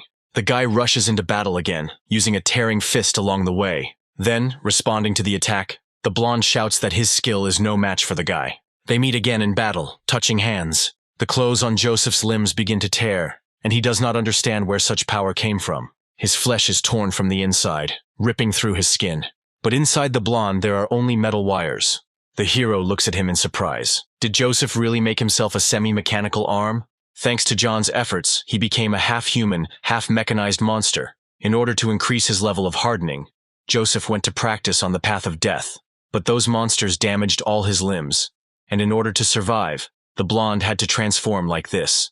Even though the guy now has the rank of a third-rank warrior, this is the limit beyond which he cannot rise. He keeps catching up with the hero. All this happened because of him, so Joseph wants revenge. The guy cuts the air with his sword, but John manages to duck. He responds to an attack by kicking the enemy in the chest if he deserves it. The man flies high into the air above the arena. Finding himself in front of his opponent's face in a moment, he is surprised by the speed of movement. Then John again begins to deliver numerous blows with his fists with quick and accurate movements. The fans of the main character shout even louder, trying to cheer him up.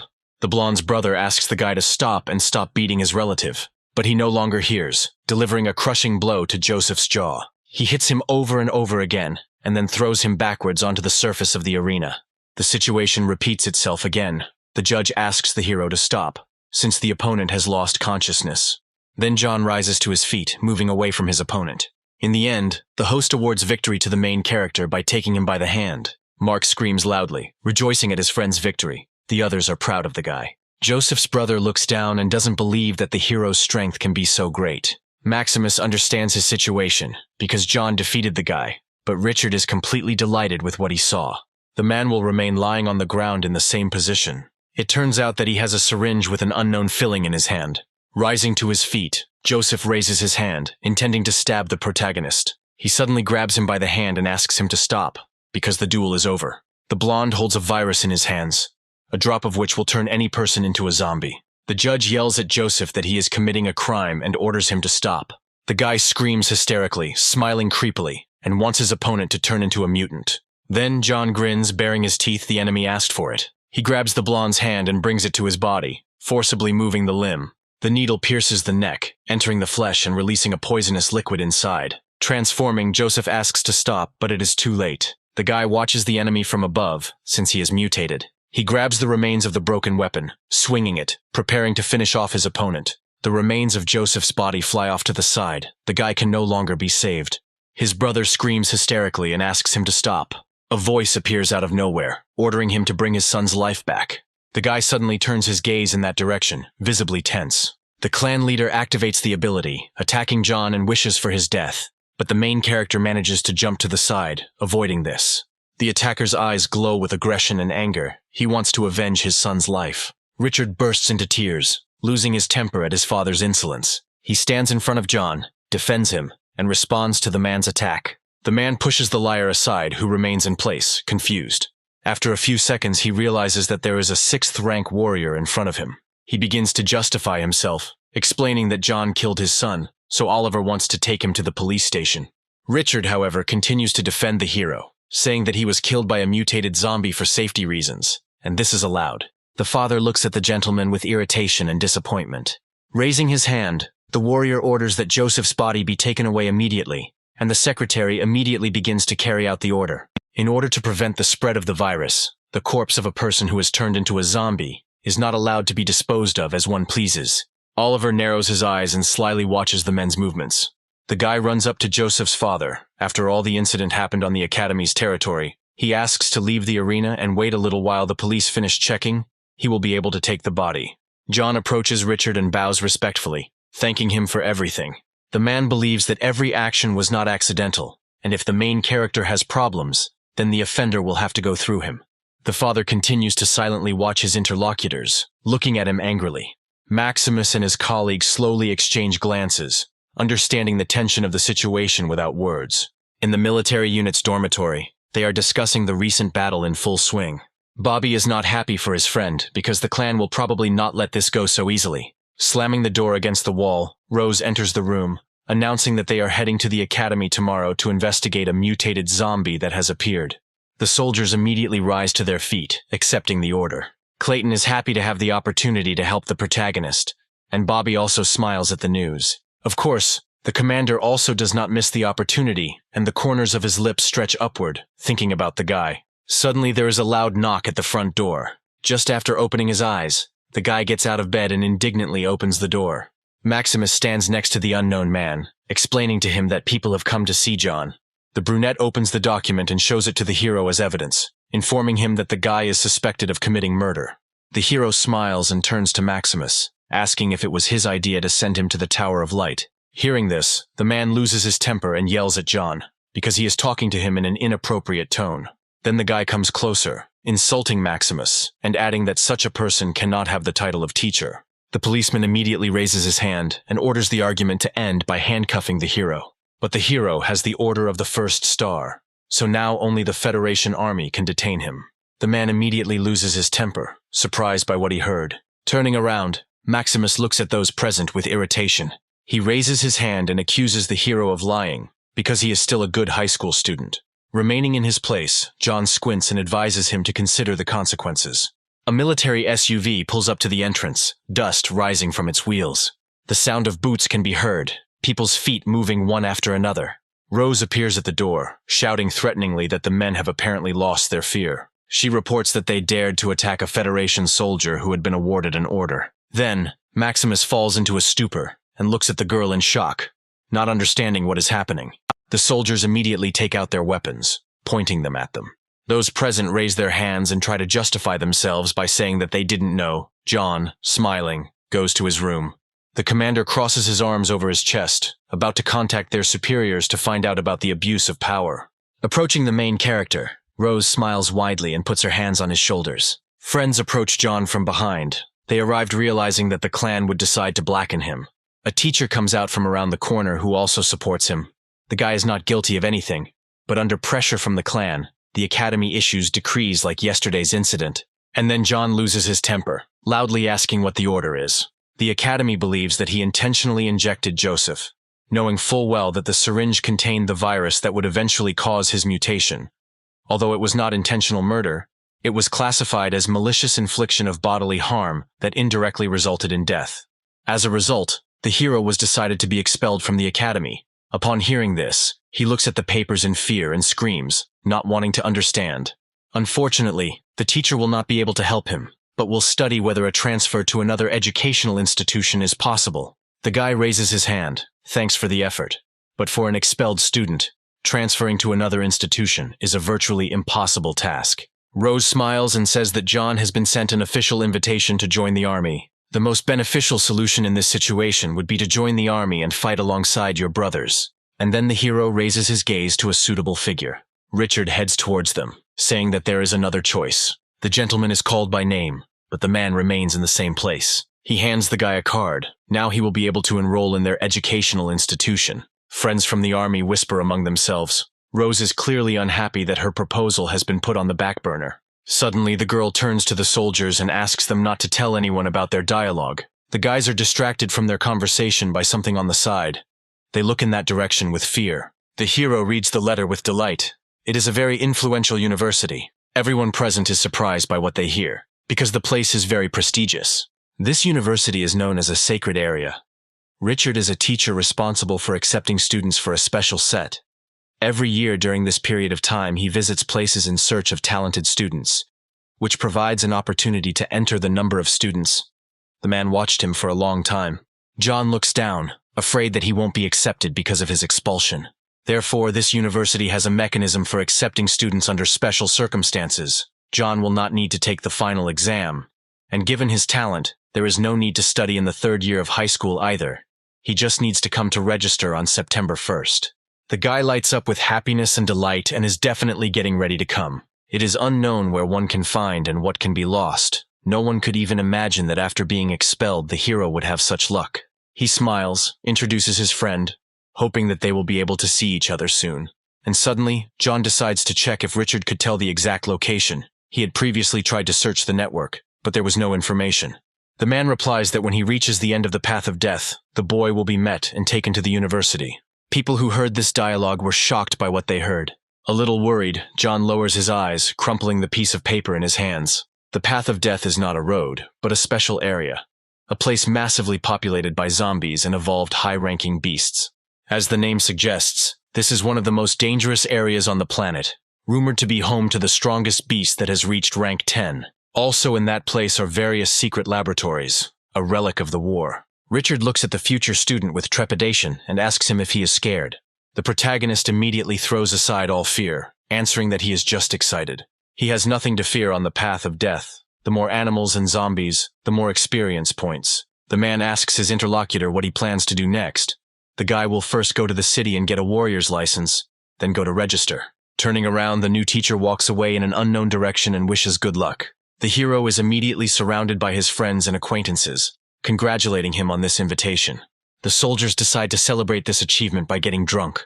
Bobby turns to the teacher and also invites him to join. He wants to invite his friends. The main character doesn't mind, because the more people, the merrier. Clouds are gathering over the city. The sky is darkening. Only the stars light up the streets. The nurse wishes John to fly to the skies. She drinks to the guy. Acquaintances cheerfully clink glasses against each other, creating a kind of ringing sound.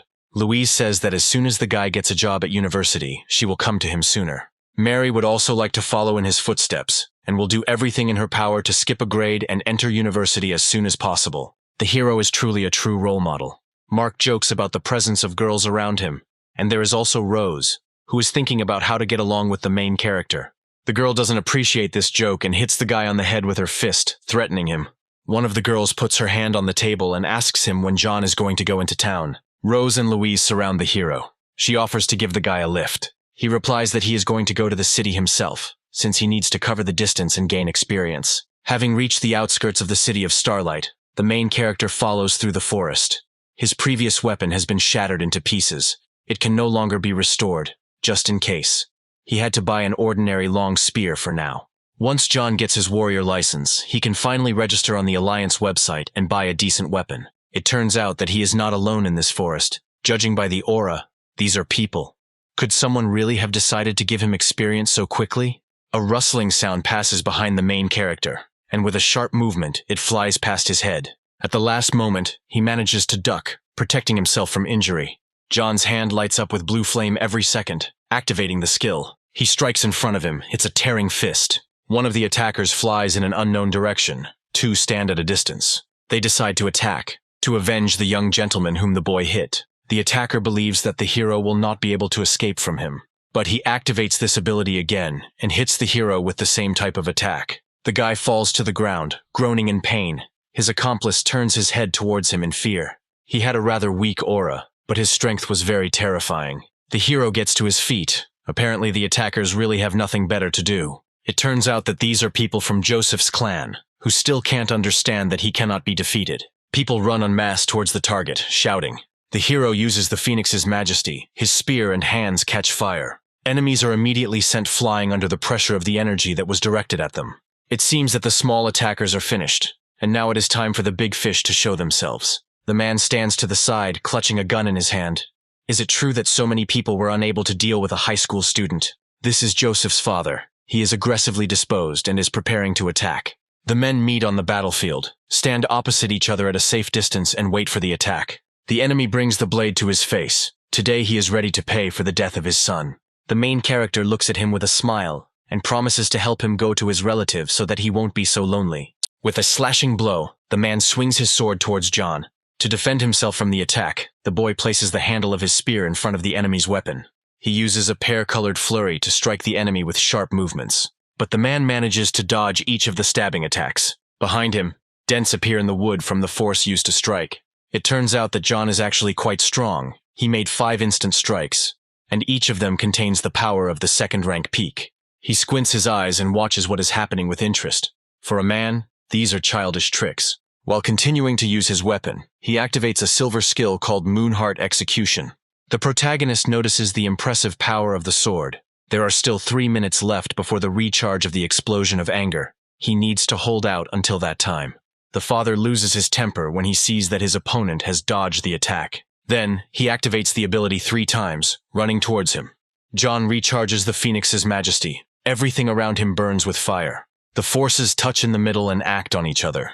After this, multiple explosions occur due to the excess energy. There is a fire burning around. The man remains in the center of smoke and the elements. Then he takes it all in and twists it around his hand and weapon. Seeing what is happening, John watches in surprise. The attacker thanks the fire. Now nature will be able to make his attack much more powerful. The enemy decides to activate the golden skill. His eyes turn white. Bright spots swirl around his hand. At this moment, the lights are burning all around. He directs the attack towards the enemy. The main character is in a hopeless situation, because he will not be able to dodge at this moment. Then John grits his teeth and decides he needs to hold on. To avoid dying, he activates a skill that can reflect an attack towards the enemy. A wall in the form of a shield appears in front of him, which protects the hero from this. It seems like the guy is starting to get the hang of it. He looks up with effort. The man does not understand how this could happen, and does not believe his own eyes. When bent, the weapon begins to crack in the middle, at the bend. Therefore, the hero receives the damage that the golden skill inflicts, and then flies in an unknown direction. He hits the rock hard, splitting it with his body. Now John has lost even his weapon. I wonder if he will be able to continue fighting. Les can pierce the hero's shoulder, painfully cutting through the flesh. The attacker looks at him with anger and indignation, wishing only for death. But the main character holds the blade of the sword with his hand to prevent injury. It seems like his ability is already charged. Now it's time to get started. He immediately activates an explosion of anger, becoming many times stronger than he was before. The enemy's eyes widen in shock at what he saw. Finally, it's John's turn. He uses the ripping fist to attack. The guy hits his opponent in the chest with all his might, and his weapon flies away. He failed to notice John taking the drugs, and did not feel any flows of energy from the origins of using special combat skills. Suddenly, the man realizes something. The guy continues his attack. Lightning plays around. The opponent sits down on his knees, grimacing in pain and disappointment. The hero slowly approaches him, and decides to pick up the man's weapon. He doesn't believe that he can die, because he is the head of a clan that will never let his murder go unpunished. But these people always treated him with disdain. John tells the attacker that he is entering university. Then, the interlocutor falls into even greater shock, because he wanted to be excluded. A third-rate family can't even dream of reaching the heights that the hero will reach in the future. With a sharp movement, John delivers the final blow, and the third-rank warrior is finally destroyed. Having experienced a sharp decrease in strength, the guy exhales, because he managed to do everything as needed. But be that as it may, the path that awaits him ahead will be even more dangerous. Finding himself in a forest area, near destroyed buildings, the hero decided to make a short stop. He needs to increase his efforts, because when his combat capability reaches 2,000, he will become a third-rank warrior. When that moment comes, he will be able to improve his movement techniques, and his combat potential will become an order of magnitude higher. And it turns out that he has accumulated 4 rotations. Opening the window, John doesn't understand why he sees only question marks in front of him. The system congratulates you on the opportunity to participate in the lottery. It turns out that there is a chance of receiving multiple winnings. The guy is waiting for the fastest stop on the field, interested to see what will happen. When the arrow stops, John watches the wheel with interest, intrigued by the final win. It turns out that he receives a large amount of abnormal crystal. Multicolored stones lie near John. He examines them. Now they are of no use, but later he will be able to sell them for a tidy sum. Having put the loot in his backpack, the hero decides to continue spinning, seeing what happens next. The system congratulates you on receiving the legendary weapon called the Blood Moon. Holding in his hand the gloves, which are made of soft metal, John is sincerely happy to receive it, because it is not like everything else. Now, hand-to-hand combat technique is the only thing he can use besides spear technique. This weapon is just perfect for the destructive fist. His spear was broken, and the hero is not yet accustomed to old Oliver's sword. Now these gloves are like rain during a drought for him. Distracted, John returns to the wheel and points his finger, asking to continue while he has such luck. When he stops, he wins a massive amount of combat skill cards. The main character has a large number of abilities in his hands, but none of them are related to the spear technique. So the ones he has are of little use. After some thought, he decides to send 3 cards into synthesis, wanting to get the most beneficial ability. Now John has a sky-bearing skill for his weapon. I got a silver one from the bronze cards. It seems that I can get a gold one from the rest. If necessary, I can sell it. While examining the card he won, he notices that the ability is similar to the accumulated power strike, so it doesn't bring any benefit. The main character continues to synthesize cards, improves them, looking for the best option. The system congratulates him all the time. Even if something went wrong, he is clearly unhappy with the chosen words. Now John has 6 silver cards in his hands and only has 2 attempts to synthesize them. He folds his hands in a prayer pose, hoping that everything will go well. The system congratulates its owner again, who happily raises his gaze. The system once again says that the synthesis of silver category combat skill cards has failed. Hearing this, the main character loses his temper and starts shouting at the screen, demanding that everything he invested be returned. He begins to bow and asks the system to successfully complete the synthesis next time. After a couple of seconds, John already presses the button and begins to combine abilities. The process happens and the system gives the guy a gold spear skill card, which he is incredibly happy about. The fall of the Milky Way is in the speed, as well as the rapid flow of a colossal amount of energy. Despite the fact that the warriors of the second rank are not able to improve the golden combat skills, John is happy, because sooner or later he will still reach the 3rd level. He has one last spin left, so the hero decides to take a chance and hopes that the system will be able to convince him. At that very second, a box with a gift for rapid growth of the 2nd degree appears in front of him. It contains weights, each of which weighs more than 40 kilograms. The hero reluctantly puts on the equipment and agrees to endure for the sake of 50 stat points. When the rapid growth system starts, the hero feels the full weight of the weights, but he still has a long way to go. Someone is running. The grass rustles under their feet. They are chasing after him. An unknown guy runs away from a 2nd-rank clawed black bear. He tries to cover his tracks by following a zigzag line. Suddenly, John appears in front of him, attacking the beast using a melee skill. After this, the main character continues to follow towards his goal. The legendary weapon he obtained greatly increased the power of the ripping fist, which was why he was able to defeat the 2nd-rank beast so easily. A guy runs up to John from the side, thanking him for his help. His name is Luke. Heading towards the beast, the hero also shares his name. The new acquaintance does not understand how he killed the mutant while having the aura of a warrior candidate. It turns out that the guys are heading to the city to get a warrior license. During the dialogue, John activates the Eye of Analysis and notices that Luke is a 1st-rank warrior. A group of people running towards him are worried about their friend. Luca rolls his eyes, explaining that he only ran away from the bear because he was tired from fighting. Then the guy introduces John because thanks to him, he stayed alive. Since people are heading to the city for the same purpose as the hero, Luca suggests that they follow together so that they can help each other in case of danger. Embarrassed, the hero lowers his eyes and agrees to this proposal. Rubbing his face, Luca explains that there are 5 of them in the company. But there is another person they met along the way, although his manners are not very good. He points to a silhouette on the tree and adds that he was talking about this young princess. At this moment, a girl is having lunch. Her name is Camilla. After a few moments, she deftly descends to the ground, stepping on the ground with her shoes, introducing herself once again. The girl cuts off her palms and asks her interlocutor his name. As Camilla approaches, the hero noticeably tenses up, but tells her the forbidden information. She believes that he has good strength and meets the criteria for the girl to accept John as a student. Smiling broadly, Camilla asks if the hero would like to join the ranks of her students. Luca whispers to the hero that their acquaintance began with the same topic.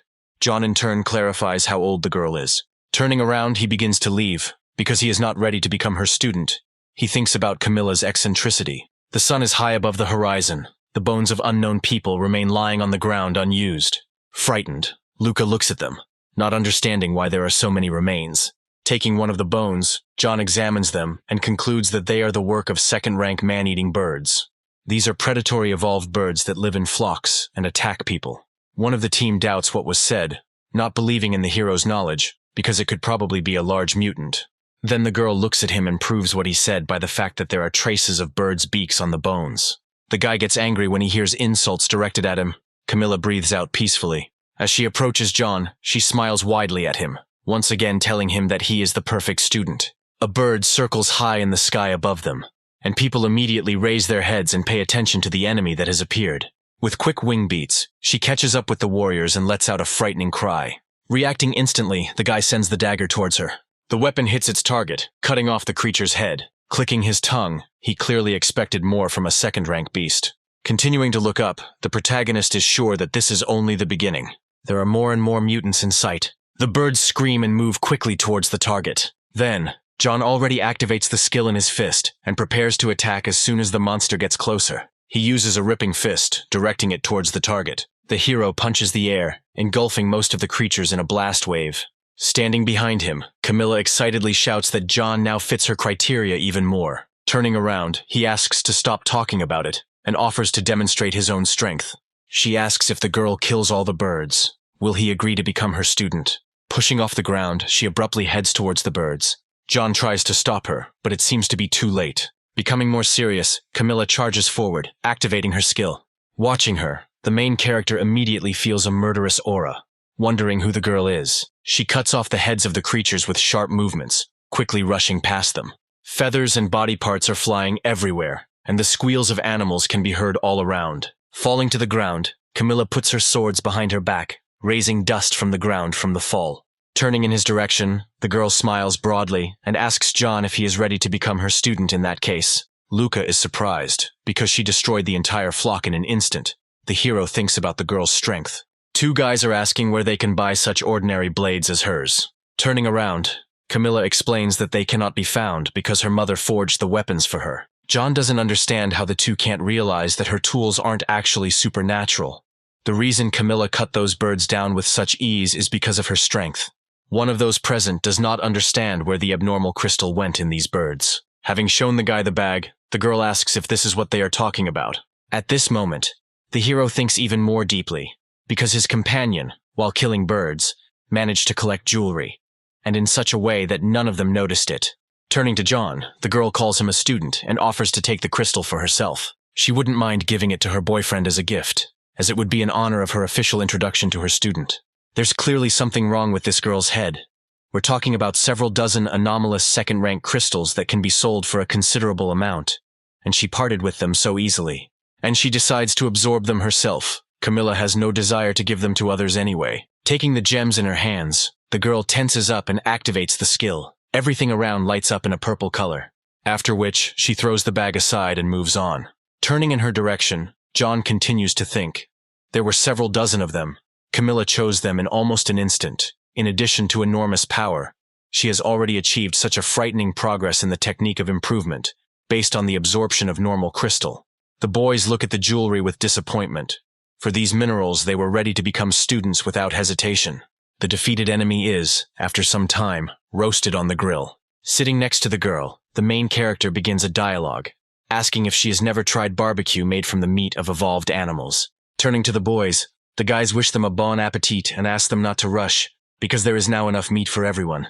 While John is in dialogue with Camilla, he activates the analysis and notices that the girl has the 4th rank. System analysis couldn't determine her strength, meaning she's almost on the same level as one of the previous enemies. Suddenly, the girl makes a frightened face and turns noticeably pale. It seems that she is becoming ill. She falls to her knees, as if all the strength had been sucked out of her body in an instant. Turning to her, John watches with fear, assuming that the girl might have overeaten. His eyes wide open, he senses something and is surprised. Falling to his knees, he feels it too. His body stops obeying him completely. Then the main character turns to the guys and asks them whether this feeling is the work of those present. Sweating from the strain, Camilla asks her fellow travelers if they poisoned the meat. Approaching the people, the guys explain that they are not murderers, but just want to save up some money. Luca secretly added Arlen to their shashlik, which is a kind of liquid without color or smell. Just a couple of drops can completely drain the strength of a first-rank warrior for a short time. This drug only works against entry-level fighters, so its power is not great. However, it can only be purchased on the black market. Smiling, the guy boldly raises his eyes towards his opponents. Apparently, the large expenses clearly do not frighten them. Considering their strength, the guys don't run into those who are higher in level than them, so they can only attack warriors. Every year, many people pass along this road who go to the city to get a license. As for the expenses, it is the easiest thing to cover them. It is enough to just meet a couple of people like them. The guy squats down, bringing the blades to John's face. His combat gloves are clearly not simple things. They are probably legendary weapons. He asks to give them to him. And he's also very interested in the backpack. There are probably a lot of valuables stored there. Turning his head towards Camilla, he continues the dialogue, now addressing her. His gaze slides over her body. He playfully watches the girl's curves. He puts his hand on her face, asks her to give him her blades and equipment, then is about to do something to her. John, smiling broadly, says that they will have nothing because the smell of meat attracted the uninvited guest here. The silhouette of a huge animal appears behind the guys. Turning around, people immediately recognize the evolving beast by its eyes. They are blood-colored. The creature opens its mouth wide, revealing a row of sharp fangs. The wolf immediately jumps up from his place, piercing the neck of one of the guys present. Luke was clearly unhappy with this. He couldn't let his guard down. The survivors immediately activate their abilities, beginning to attack the creature. The wolf suddenly lunges to the side, bouncing off all skills thrown at him. The beast is extremely agile. It is necessary to attack it by surrounding it, one of them commands. Luca's body is shaking. He is breathing heavily, because he put a lot of effort into the previous attack. Frightened, someone realizes that 3 people are no match for the mutant. Turning towards the powerless warriors, something comes to his mind. Running towards Camilla and John, the guy hopes that now the wolf will change its focus to the heroes. He moves his legs quickly, following a deliberate trajectory. Jumping over John's body, Luke laughs and hopes that the creature will now attack him. The wolf continues to move forward, its mouth wide open. Then the main character grins and clicks his tongue, confident in his own luck. He gets up and uses a ripping fist to attack the oncoming mutant. Finding himself opposite him, he begins to conduct a dialogue. The beast's defense is not bad. It is not for nothing that he is a third-rank monster. Surprisingly, his head did not burst under the onslaught of his ability. Rising from the bushes, Luca is shocked to find that John is able to fight, but the boy is a rank 2, and the drug is designed to combat the rank 1. Confused, Luca asks why he needs to go to the city if he should have gotten his license a long time ago. Raising his hand to his face, the hero comes up with an excuse about his family not having much money. While he is talking to his interlocutor, the wolf sneaks up from behind, trying to attack. John turns sharply to the mutant, holding the wolf's paw with his hands, protecting it from attack. The creature flaps its claws, trying to injure its opponent. Looking down at his body, the hero thinks that because of the kit, he will not be able to realize his power at all. Then, turning to the girl, John begins to shout at Camilla, because she is also pretending. She looks at him and smiles, because she knew that this was far from all his abilities. But apparently the time had come to support her student. Rising from the ground, she explains that she did not go to the city to get a license. The girl stands on the ground and confidently says that her goal was to fulfill the duties of an examiner. John's eyes widen, and she can't believe that this is a real teacher standing in front of her. While the boys are arguing, the animal watches from the side. After realizing this, the beast immediately pounces on the girl in order to tear her to pieces. She just smirked, took out her swords and headed towards the target. She likes fights. Activating the silver skill and directing it towards her feet, the girl bounces off the ground upwards. Then, with sharp movements, she cuts through space and cuts off the mutant's tail. Turning to John, she asks if her speed is good. But the hero, who was watching what was happening, was unhappy, because it was necessary to cut off the neck, and the technology did not give anything. After hearing this, Camilla clicks her tongue, because she simply set an example for her student. Confidence and bloodthirstiness are visible in her eyes. She asks to look carefully at what will happen. Activating her new ability, she quickly rushes between the creature and slices it. Stopping after the attack, an explosion rushes behind her, blowing everything in different directions. She distributed the energy of the origins simultaneously in her legs and blades, thereby significantly increasing her own speed and the power of the twin blades.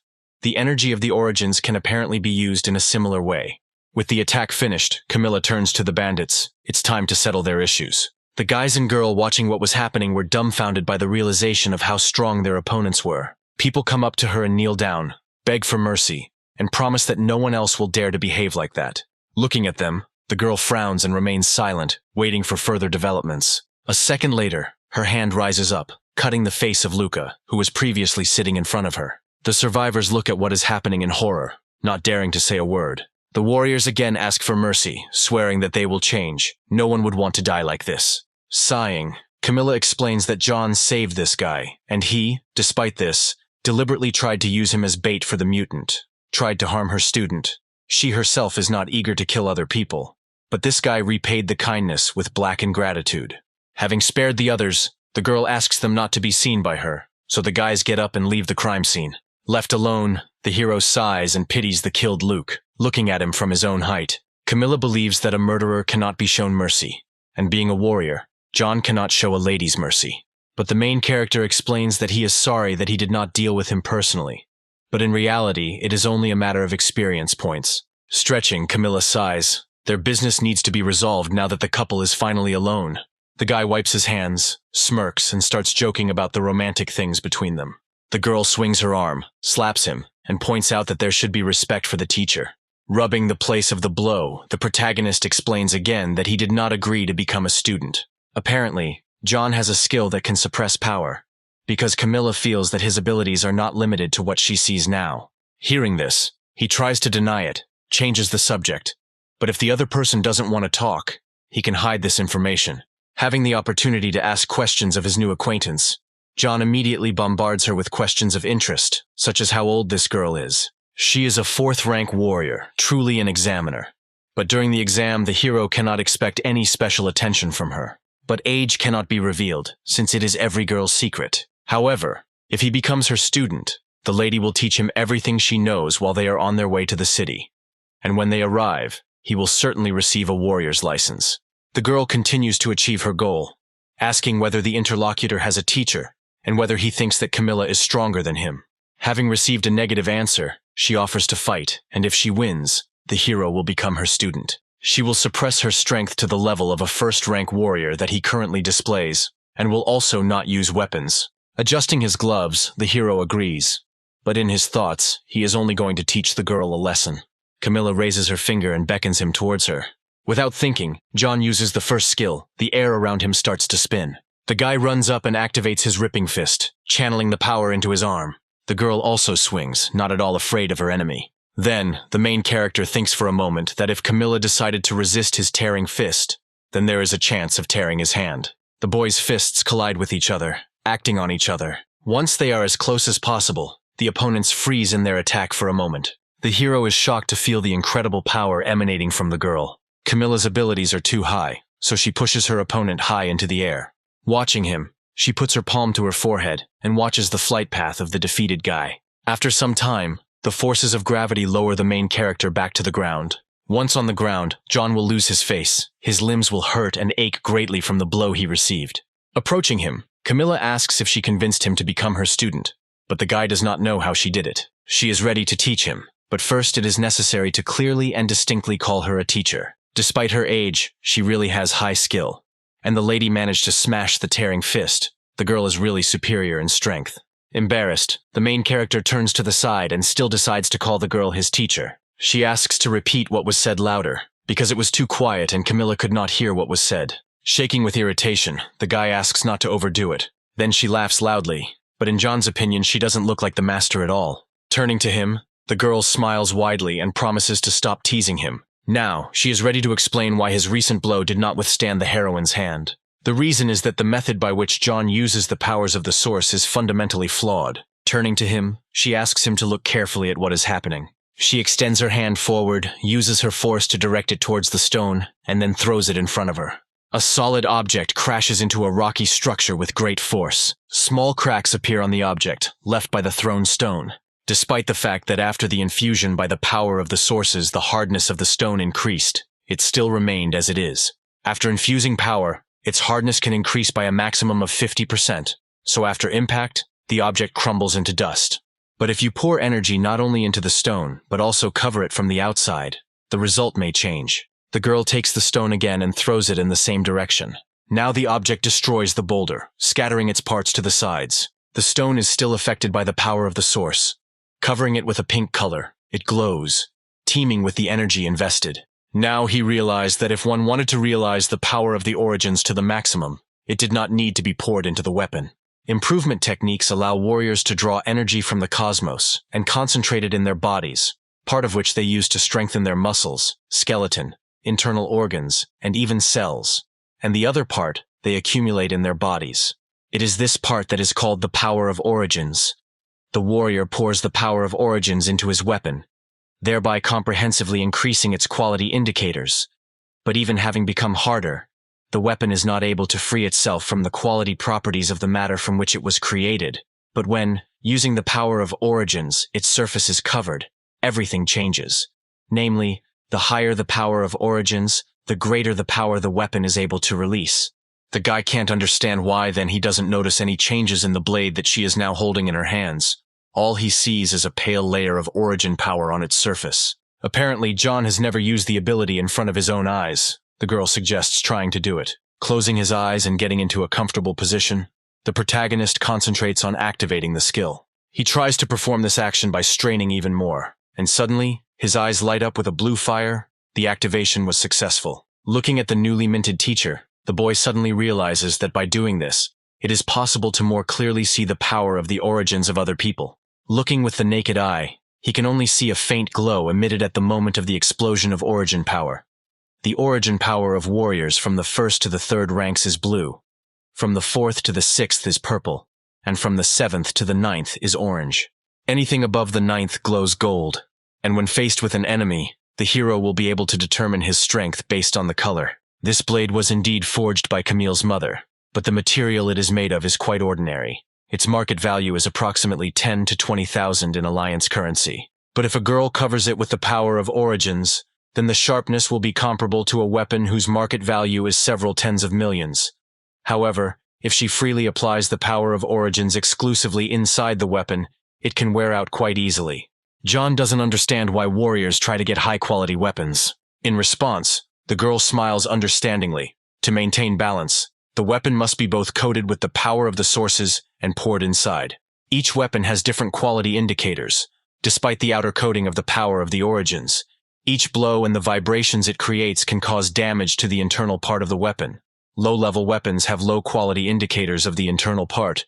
It is much easier to damage it when struck than high-rank weapons. Suddenly, the boy was struck by a thought.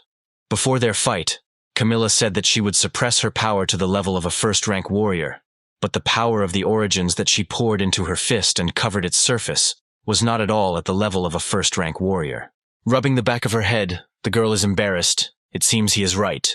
Hearing this, the main character gets angry, because she cheated, and in this case the bet cannot be counted. Camilla explains that he called her a teacher, so he can no longer change his mind, but asks him not to worry. Their cooperation will not turn out badly for him. She hands John her blade and suggests that he try to wrap the power of the origins around him. Taking the weapon into his hand, he examines it, preparing to activate the skill. At first, the guy directs the power only into his hand holding the dagger. Straining even harder, the hero glares at the weapon, his forehead covered in sweat. Having let go of the attempt, he realizes that it is much more difficult. Now he managed to cover only 1 part out of 5. The girl encourages him, explains that this is not such an easy task even for 3rd-rank warriors. Looking at him, Camilla thinks that she has a real talent in front of her. The hero thinks about the past, and catches himself thinking that Oliver did not use such a technique during their fight. Returning to his studies, he decides that he simply must learn this skill. The night came to an end. The sun rose above the horizon, illuminating everything around. The girl sits over the unsuspecting sleeping hero.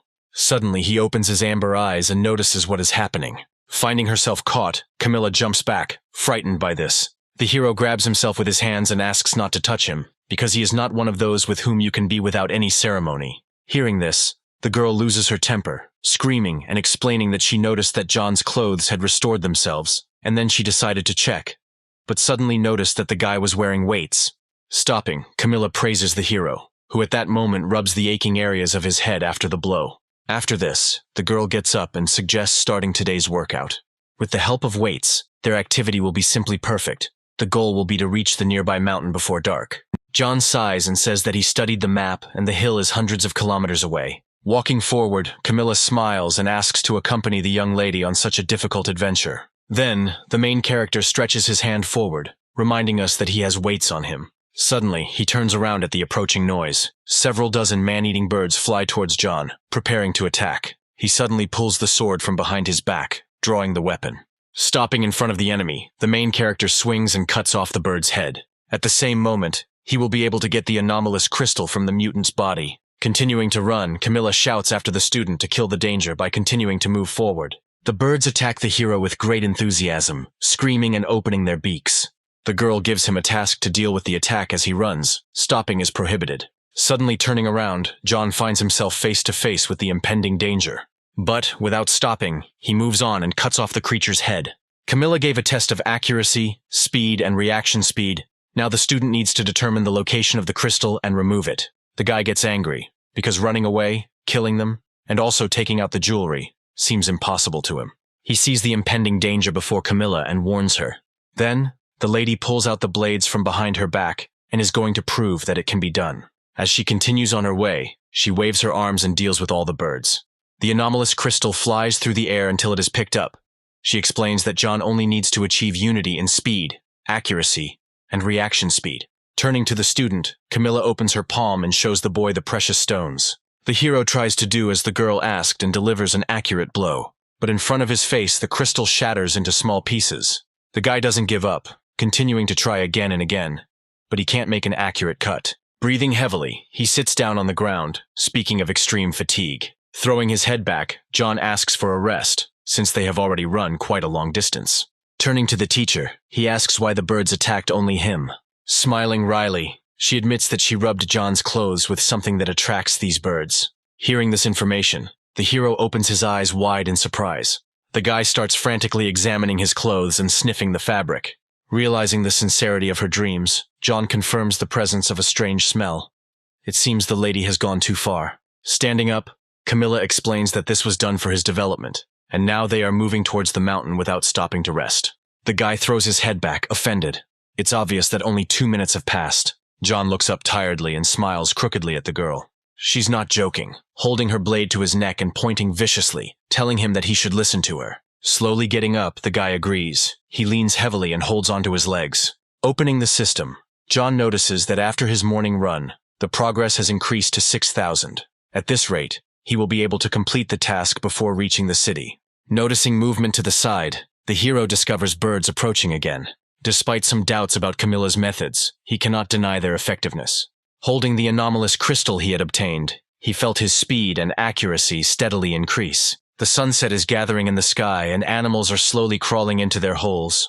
Already completely unable to feel his legs from fatigue, the hero laughs hysterically. He has finally reached his goal. As he lands on the ground, John is outraged by the route he had to take. Approaching him, the girl does not understand why he is indignant, because she herself has run thousands of kilometers. Turning towards the landscape, Camilla adds that there are ruins in front of them, and they will go there to make camp for the night.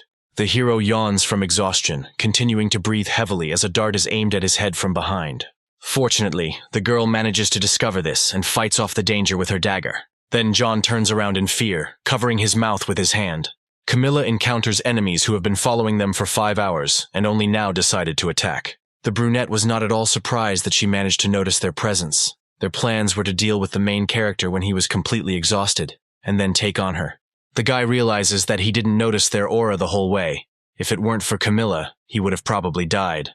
These are brothers known for attacking warriors in the Starlight area for the purpose of robbery. The Federation has declared the men wanted, and the reward for their heads is approximately 50 million.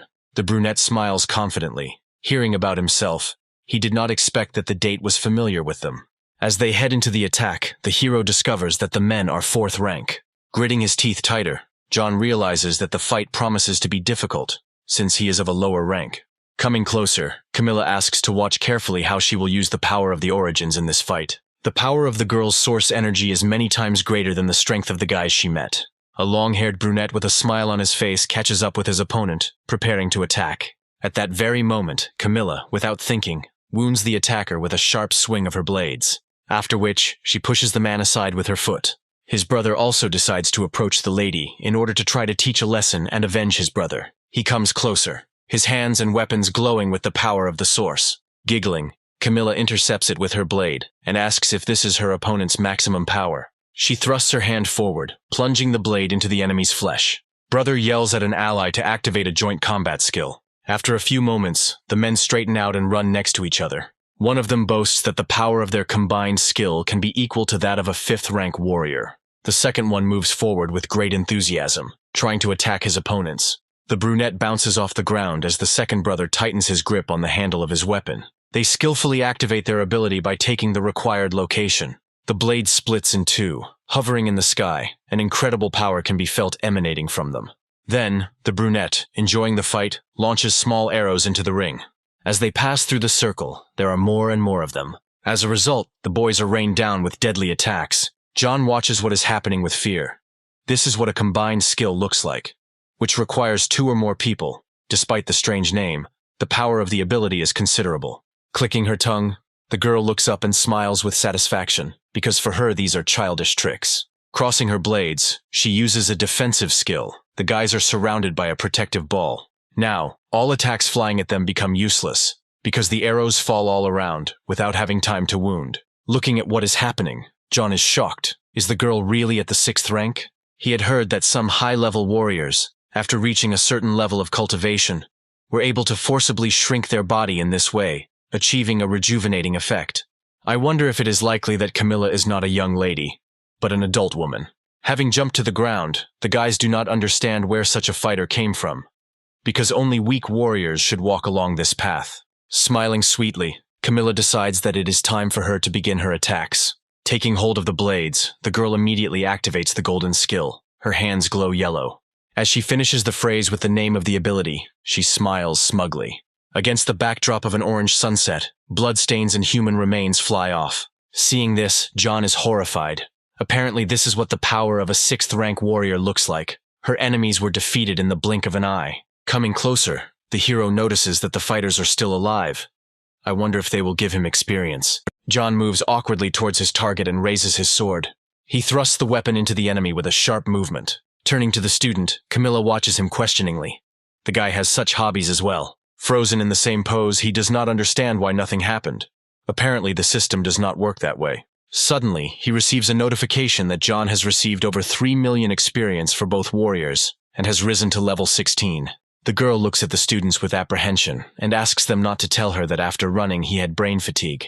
The hero sheepishly asks if it is possible for him to deal the finishing blows to the girl's enemies. She rolls her eyes and says that if he wants to earn some pocket money, then let him go kill himself. The fact that the boys came across criminals for whom the federal government has put a reward is pure chance. Because the reward just happened to be at hand, Camilla does not understand how he has the conscience to try to appropriate this pittance for himself. The hero, making an offended face, listens to everything, but his experience points are nowhere near the money. Suddenly, the system sends a message about a system error being detected, and the correction process starts. The carrier has inflicted less than 40% of the damage to a warrior who is at a high level relative to the carrier. For this reason, the amount of experience learned will be 1/10 of the total. So the carrier's level is reduced to level 15, and the characteristic points are removed. The hero speaks out loud to the system, which informs him that due to the detection of an error, the carrier receives a reward in the form of 3 spins. The carrier's 16th level will be saved. Noticing this, Camilla is truly frightened by the student's condition, but he denies everything. In that case, the girl suggests continuing to run in order to reach the city by tomorrow before dark. Having collected the meat, the boys light a fire and cook it to replenish their strength. The girl pounces on the prepared food. Then John decides to voice his question and asks if she has tried it before. He looks at Camilla and asks her not to rush. Looking up, the girl is indignant in her tone. As punishment after dinner, they will go to evening training. Since they will reach the city tomorrow, they cannot miss the opportunity to improve their skills. Looking suspiciously at the girl, John asks if the girl will deliberately put a spoke in his wheel during the exam. She waves her hand and says that she can't be so careless. Today, the hero will continue to train his control of the power of origins. Having given him her weapon, the girl asks to cover the blade with energy. He does it well, then asks to cover his body with power. Looking at him from the side, she smirks. His abilities are not up to par. The girl smiles, clenching her hand into a fist. His progress should be tested with an attack, after which the girl hits the hero in the stomach. The guy's face contorts in pain and surprise. He bounces in the opposite direction, hitting a tree he encounters on the way. At this point, an explosion occurs from the collision of 2 objects. Getting up, the protagonist loses his temper, assuming that the girl wants him dead. Smiling broadly, she asks if he felt his defenses strengthen. Stopping, the heroes think. Because if the girl hadn't said so, he really wouldn't have noticed something like that. The force of Camilla's blow was quite high, logically. He should have been injured. But he only feels a little pain. Right now, the protagonist's energy is still quite weak. As it becomes stronger, covering his body with the power of the origins will provide him with even greater protection. A special part of their evening training will involve taking beatings. Hearing this, The main character is seriously frightened and looks at his interlocutor with wide eyes. He doesn't have time to react when a fist flies into his face. Then the guy starts running from tree to tree, trying to avoid new attacks, asking for mercy. John is offended and indignant because he asked not to touch his face. The girl is going to somehow make amends. Then the interlocutor laughs and offers to pay with his body. Stopping, the girl raises her hand and hits the hero in the face again. Suddenly, she stops walking and suggests starting today's workout. Before evening comes, he needs to run to the city in front of him. Without thinking, the teacher pushes the hero forward and shouts for him to begin. They head towards the buildings, joking and laughing. The sun is already high above the horizon. The luminary illuminates the marble columns and buildings. Oliver's father sits in a chair and reflects on his son's actions, because he died at the hands of a high school student. The butler comes up and says that there is no way this guy could have done something like this on his own. They suspect that someone was helping him from the shadows. According to the information available, he is on good terms with the Federal Army and has also been awarded the Order of the First Star. Initially, he was an ordinary loser, but in just 6 months his powers increased significantly. The hero not only reached the second rank, but also received an award. Such a person cannot be taken lightly. Clutching the handle of his chair, he believes that the clan cannot lose more than it has already lost. So John heads to the city to get a license, and he just happens to have a friend in those parts. He has already enlisted his support, who in turn agreed to destroy the hero. Finally, the guys reach their goal, walking freely through the city streets. They approach a prominent building called the Hall of Hidden Treasures. The girl suggests looking around the place, and the guy in turn gets indignant because she calls him a student in front of people. Turning around, Camilla teases the hero, continuing to call him that over and over again. A pretty salesgirl greets people who have arrived. Her assortment includes combat skill cards, anomalous crystal, weapons, and combat equipment. Camilla confidently moves forward and asks John to follow her. The teacher will pick out a couple of combat skill cards for him. Looking at the display case, the girl is outraged by the presence of only silver cards. Looking up, she decides to check if they have any diamonds, but such things cannot be found in the whole city. Those present in the store rudely discuss her behavior, believing that the girl does not understand what she is talking about. Then she turns her gaze to her student and asks him to look at the cards he has. The men continue to discuss all this sarcastically, coming closer and addressing the people. John closes his eyes and explains that they use a spear, and these cards are sharpened for swords and blades. Surprised, Camilla asks where his weapon is, since he has been carrying a sword all this time. He explains that the weapon broke during a battle in the Starlight area, and after receiving his warrior license, he planned to buy a new one through the Warrior Alliance network. Looking at him, the heroine silently agrees. Turning to the seller, Camilla asks him to sell her all the selected cards, poking at each of them. Bowing slowly, the girl takes the money in her hand and promises that everything will be done now. The total amount for purchasing the 8 silver combat skill cards was 2,500,600,000.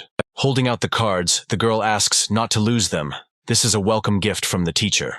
The protagonist looks down and begins to examine the available abilities. Something tells him that these cards are unlikely to surpass those that are already there. Returning to him, Camilla adds that she did not see his fight with a spear. If the guy thinks that the cards do not suit him, then he can sell them.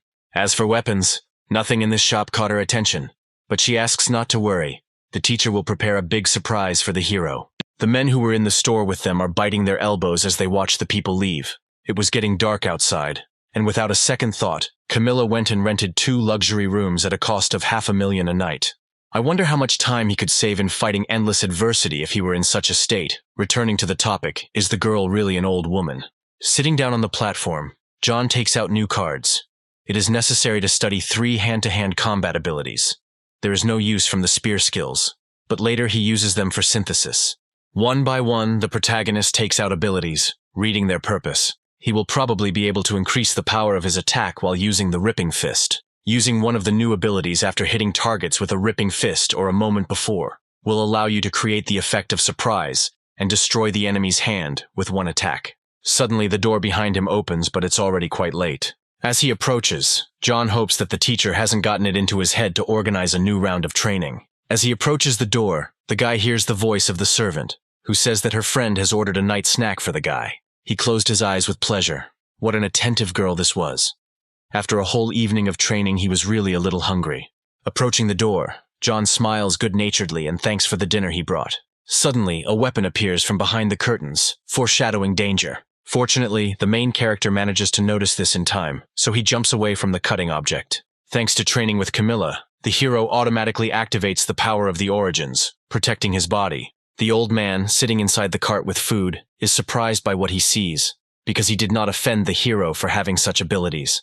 Then, the guy immediately uses a chain of blows, which is a skill he just learned. But the attacker jumps back and climbs the wall, avoiding a new attack. Then, the hero tries to touch the old man with his foot, waving it near him. But the opponent is very fast and elusive, so he climbs onto the ceiling, planning to attack from behind. Jumping down from above, he again takes out his dagger and aims at the enemy, trying to wound him. And here, John again protects his body with energy, preventing possible damage. Stopping, the old man widens his eyes, not understanding at all where the second-rank warrior got such amazing protection from. Then, the hero activates another skill. Sparks of fire dance around as he reaches for the enemy's hand. At that moment, the opponent's limb bursts into flames. John at this moment extends his hand forward, and his opponent jumps back to a safe distance. Shaking his burnt limb and trying to brush away the fire, the old man thinks that the information about the guy was unreliable. Suddenly, he opens his eyes and sees the protagonist's fist catching up with him in a new attack. The guy delivers another blow, activating his honed skill. Then, the enemy flies to the side by inertia due to the applied force. The second-rank warrior is destroyed. The observer from the sidelines grits his teeth, catching himself thinking that John should have specialized in working with a spear. Suddenly, the protagonist turns his head towards the second target. He looks at him with fear, afraid that the same fate awaits him as the allied fighter. Suddenly, the hero runs and rushes towards the warrior. It uses a burst of accumulated power and also activates a new melee ability. Having fallen to the ground, the man looks at the hero in fear, because he was pinned down by just one impulse. He stretches out his hand and asks him to stop, because he is a member of the Palace of Deification, so he cannot kill him. But after a few moments, the second-rank warrior was already destroyed. The man is slammed into the wall, his structure being destroyed by the incredible force. Looking at the dead warrior, the protagonist thinks that the Palace of Deification sounds quite impressive. Without hiding his power, John would hardly have been able to deal with his enemies so easily. This is probably the clan's trick. Watching everything from the side, Camilla praises the hero for being able to cope so quickly. In an instant, he was able to cover vital points with energy and prevent the blade from injuring him. Apparently, the training was paying off. Coming closer to the girl, John asks how long she had been watching him. Smiling, she replies that ever since man raised a weapon. Hearing this, the hero quickly loses his temper, because the teacher watched as two people attacked him. But Camilla continues to calmly finish her tea, because she is completely confident in his abilities. Asking from the railing, she promises to arrange for the guy to be given a new room, and for the bodies to be removed. As she leaves, the girl asks not to worry. Everything will be done to the highest standard. The day comes. The sun rises into the sky, illuminating the streets and buildings. The Warrior Alliance branch is in full turmoil, with many people standing in line. I smile peacefully at the girl and tell her that the certification will begin exactly at 9 o'clock, and ask those who have already registered to go to the side to confirm their participation, after which people need to head to the northern pavilion, where their combat capability will be measured. The girl says goodbye to the hero and wishes him good luck. She needs to go to the examiner's room and report her arrival. Turning towards the departing woman, John is convinced of her position as an examiner. Pushing everyone around, the giant asks to go forward to the window. Some in the crowd are indignant, while others, on the contrary, are afraid of the man who has arrived. In fact, this man already has the rank of warrior, so it is advised not to mess with him. Approaching the main character from behind, the giant begins to get indignant and reaches out to the guy with his hand. He grabs the man by the hand and demands that he not crowd and stand in line like everyone else. He is surprised by what he hears. No one had dared to say such a thing to him before. He sighs, not understanding why every year he meets warriors who think they are immortal. But still he likes to put people like John in their place. Those watching from the sidelines understand what to expect from the giant and are afraid of the future outcome. Despite all that has been said, the protagonist continues to hold the new rival's hand. He loses his temper and swings his fist towards the guy. He, in turn, immediately uses a tearing fist to respond to the attack. Their forces collide with each other, creating a wind current around the opposition. Then John smiles confidently, knowing for sure that he will win. The giant clenches his teeth even harder from the strain and emerging pain. At that moment, the attacker's arm is twisted, bruises appear on it, and the hero smugly says that the enemy won't get a license this year. Turning to the others, he asks if there are any others who would like to skip the queue. People standing to the side smile tensely, looking at the main character. The observers wave their hands politely and say that they had no intention of going forward. On this important day, Many people have gathered in the arena to receive warrior licenses. They line up to prove their combat readiness for further examination. The controller looks tiredly at the tablet screen and calls John to come to him. He thinks that the combat readiness of the warriors undergoing certification here is on average plus or minus 800. In other words, they have only recently reached the first rank. The guy wonders if the machine will be able to determine his true strength if he activates camouflage. That is, the ability to hide his true capabilities. After some thought, he slowly approaches the device, which lights up blue. After a few seconds, the robot voice says that the hero's combat capability is almost 1,500. Then, John exhales, just a little more, and it would have been the second rank, and a warrior who did not have a license at that level would only have caused laughter. The observers look at him from the side, and now understand why the main character was able to defeat the giant with such ease. A voice from the speakers asks the warriors to enter the hall for a strength test. Camilla, already dressed in a red suit, asks those present to line up. The hero is convinced for the last time that the teacher did not deceive her in her position. He refused to believe this until the very end. She adds that the test will be considered passed if the force of a single punch reaches 1,000 kilograms. The man who came up, lowering his head, asks if Camilla is the examiner. The girl looks at him calmly, asking if he has any problems. Then the candidate laughs, turns around and receives support from the rest of those present. Looking at her, the men continue to tell jokes, trying to offend the lady. Lowering her hand, Camilla begins to speak in a calm tone. She decides to prove her strength to her offenders. Remaining in the same pose, the girl hits the device with her fist. Without taking her eyes off the men, Camilla asks them to open their eyes wider and take a closer look. The device displays the largest number available, which is 99,999 kilograms. With their mouths open in surprise, they look at the screen of the device with shocked eyes. One of the guys present comes closer and asks to let him try it, because he doesn't believe the device is working properly. He swings his fist and hits the right spot. A smaller number appears on the screen, namely 895 kilograms, which is not enough to pass the test. Turning to her, the candidate shouts at the girl, believing that she had deliberately set it up. She seriously repeats that his strength level is unsatisfactory, so the guy can go free. He loses his temper in rage and swings his fist to strike, but Camilla intercepts the blow with her hand. Without looking up from her tablet, she coldly twists her offender's arm. He screams hysterically in pain, holding onto the injured limb. The girl turns to the candidate once again and says that he has only 30 seconds to leave there. After a slight pause, she continues that otherwise, he will remain in this place forever. The candidate stands up abruptly, apologizes and immediately leaves the scene of the crime, smiling embarrassedly. Turning to the others, Camilla asks if there are any other doubts that need to be cleared up. Returning her gaze to the list, the girl frowned and her eyes darted over the names. Suddenly she looks up and excitedly calls out to her own student. An indignant John approaches the heroine and again asks her not to call him that. Rubbing his forehead, he talks about his doubts about the girl's position. She smiles widely and continues to brag, saying that she is also a 3-star member of the Warrior Alliance. The guy's eyes widen in surprise.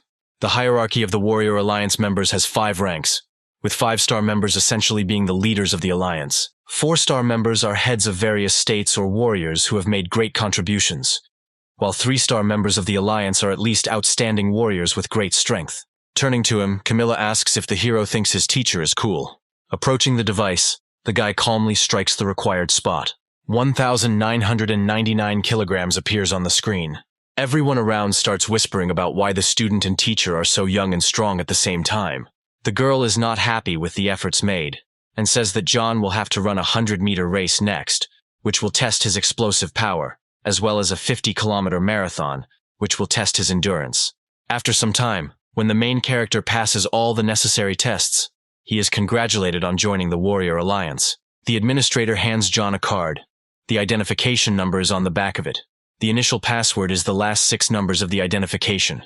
With this card, he can log into the Warrior Alliance network via phone or computer, where it is possible to make information requests, purchase weapons, or accept various tasks. Taking the new thing in his hand, the guy smiles broadly and thanks the girl. Finally, Camilla finds her student and asks in a welcoming tone if he has received the necessary license. She takes the guy by the hand, saying that a couple of minutes ago she received a new task from the Alliance, so she will have to leave soon. But the hero is only happy about it. Turning her head towards her student, the girl asks why he didn't try to persuade her to stay. The guy immediately falls to his knees and pretends to ask her not to leave, but to continue watching the training. After watching, Camilla slaps the student for this, and then asks where John plans to go. He tells that he was accepted to the university, so in order to get there, he will have to cross the path of death. After all, nowadays you can't go anywhere without a diploma. This is a very dangerous business, being as uneducated as the hero is now. However, refusing is not an option either. Pointing to the box, the girl says that she has prepared a gift for John in honor of his successful certification. This spear, Camilla convinced the local Alliance branch head to part with it. Despite the effectiveness that the weapon achieves when a person turns it into source powers, having a high-ranking weapon will still have a serious impact on the increase in combat effectiveness. Looking down, the protagonist asks her if this is a high-ranking weapon. This spear is called the Black Ray, and it originally belonged to a master of the art named Carl. Turning towards his teacher, the main character looks at her thoughtfully. The protagonist turns towards the gift again and remains silent. He shouts that Carl is really the head of the branch of the Warrior Alliance, to which he receives a negative answer. Then, John makes new assumptions. Camilla is his daughter, and the man gave this spear to the head of the outer branch of the Warrior Alliance. But the girl returned it. She exhales tiredly and refutes what was said. Why would she be this man's daughter? Is she really that old? After a few moments, John calms down and says that she could be his granddaughter, but the girl loses her temper and yells at him, after which she finally offers to try out the gift. Taking hold of the spear handle, the boy feels the weight of the new weapon. He shakes with effort and turns bright red, asking how much the instrument weighs. Standing next to him, the girl smiles, saying that the weight is 500 kilograms. No wonder the main character can barely lift it off the ground. This is as it should be, since the spear was forged from a special iron material. There is no other weapon in the world made from this metal. Are we really talking about the meteorite that fell to Earth 100 years ago and destroyed an entire city?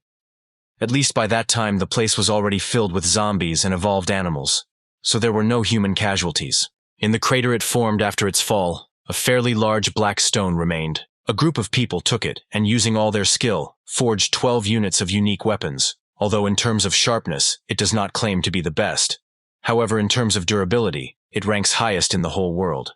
Having realized all this, the main character turns to Camilla and asks if she is really giving him such an expensive weapon.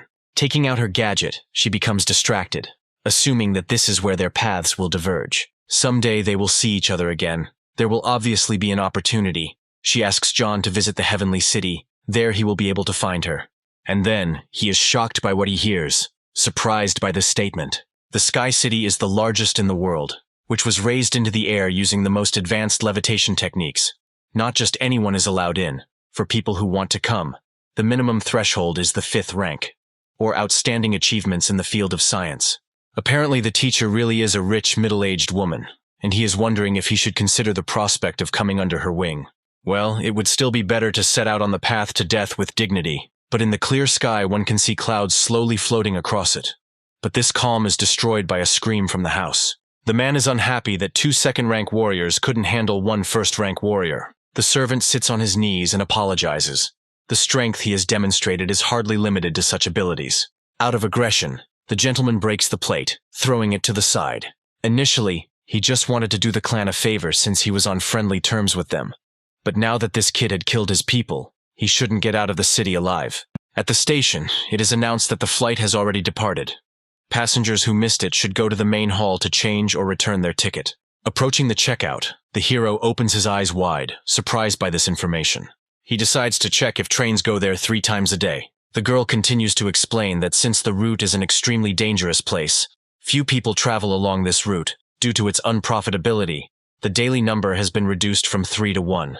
Without thinking twice, John decides to buy a ticket for tomorrow. Since his transport leaves tomorrow morning, he should spend the night in the same hotel. The price is, of course, steep, but the conditions are really comfortable. Turning back, he notices surveillance. Apparently, the Palace of Deification decided to give experience again. Without thinking twice, the guy picks up speed and runs down the street at high speed. And then, a group of people stands in his way and makes sarcastic jokes about his desire to run. Standing in the middle of the street, John asks if they are tired of following him all the way from the station. All those who came are warriors of the 2nd rank. Although there are stronger ones, it seems that the Palace of Deification decided to take it seriously. Suddenly, he receives a notification about the completion of the rapid growth task. The system congratulates him on receiving 50 points. The hero activates the Eye of Analysis and studies everyone present, also seeing their names. One of them, whose name is Peter, is glad that his rival understands everything that is happening. At this point, John takes off all his weighted equipment and throws it on the floor. Finally, the guy freed himself from such a burden and asked the system to convert all the points he earned into strength. Those present are surprised because he was wearing such heavy equipment. Peter doesn't worry. He rushes into battle and asks not to fool the others. He cuts through the air in front of him, swinging his sword from side to side. But suddenly something happens. There is no one in front of him. Although a couple of moments ago the hero was standing right in this place. Suddenly John appears behind his opponent, ready to strike. Then the guy uses a hand-to-hand skill, thereby pushing the enemy in the back. Those watching from the side are surprised by what they see, but are still ready to stand up for their friend. John doesn't give up his position, swinging his legs and pushing away the approaching danger. He smiles widely and continues to beat up everyone present here. The guy also uses a tearing fist, dealing with the second-rank warriors one after another. Two fighters jump at the main character from different sides, swinging their swords. Then the guy grabs their hands and manages to intercept the attacks. After that, he uses a silver skill and sets their limbs on fire with a bright flame. And again, two notifications come from the system, talking about the destruction of second-rank warriors. The onlooking fighters watch what is happening in horror, because John's strength is clearly greater than what they were warned about. Peter is also impressed by the hero's abilities. If not for his defensive technique, his spine would have already been broken. He is willing to do anything to destroy the enemy, so he uses movement techniques. Many silhouettes of Peter appear around the guy, surrounding him from all sides. Without a second thought, the protagonist rushes at one of them and activates the ripping fist. And then, he passes through matter, finding himself on the other side of man. He becomes frightened when he realizes that it was not a real body. Peter sneaks up behind him, raising the cutting weapon high above his head. Looking at the enemy with a cold and empty gaze, he again delivers a slashing blow with his sword in front of the protagonist. As his opponent dodges, Peter looks down and clicks his tongue in annoyance. Then John drops to the ground after the jump, holding his hand. And then, he looks up, and a lot of noise can be heard from the outside. At one point, the opponent raises his sword up to activate the golden ability. It's called the execution of 1,000 illusions. Many silhouettes simultaneously move towards the opponent. The guy is very confident in his own skill, promising that this technique will cut the enemy into thousands of pieces. But John is not worried at all. He smiles sincerely and says that this task is very simple for him. People are getting closer and closer, wanting only one thing, namely the death of their enemy. At one point, the protagonist decides to use the eye of analysis and discovers that the attackers are using embodiment.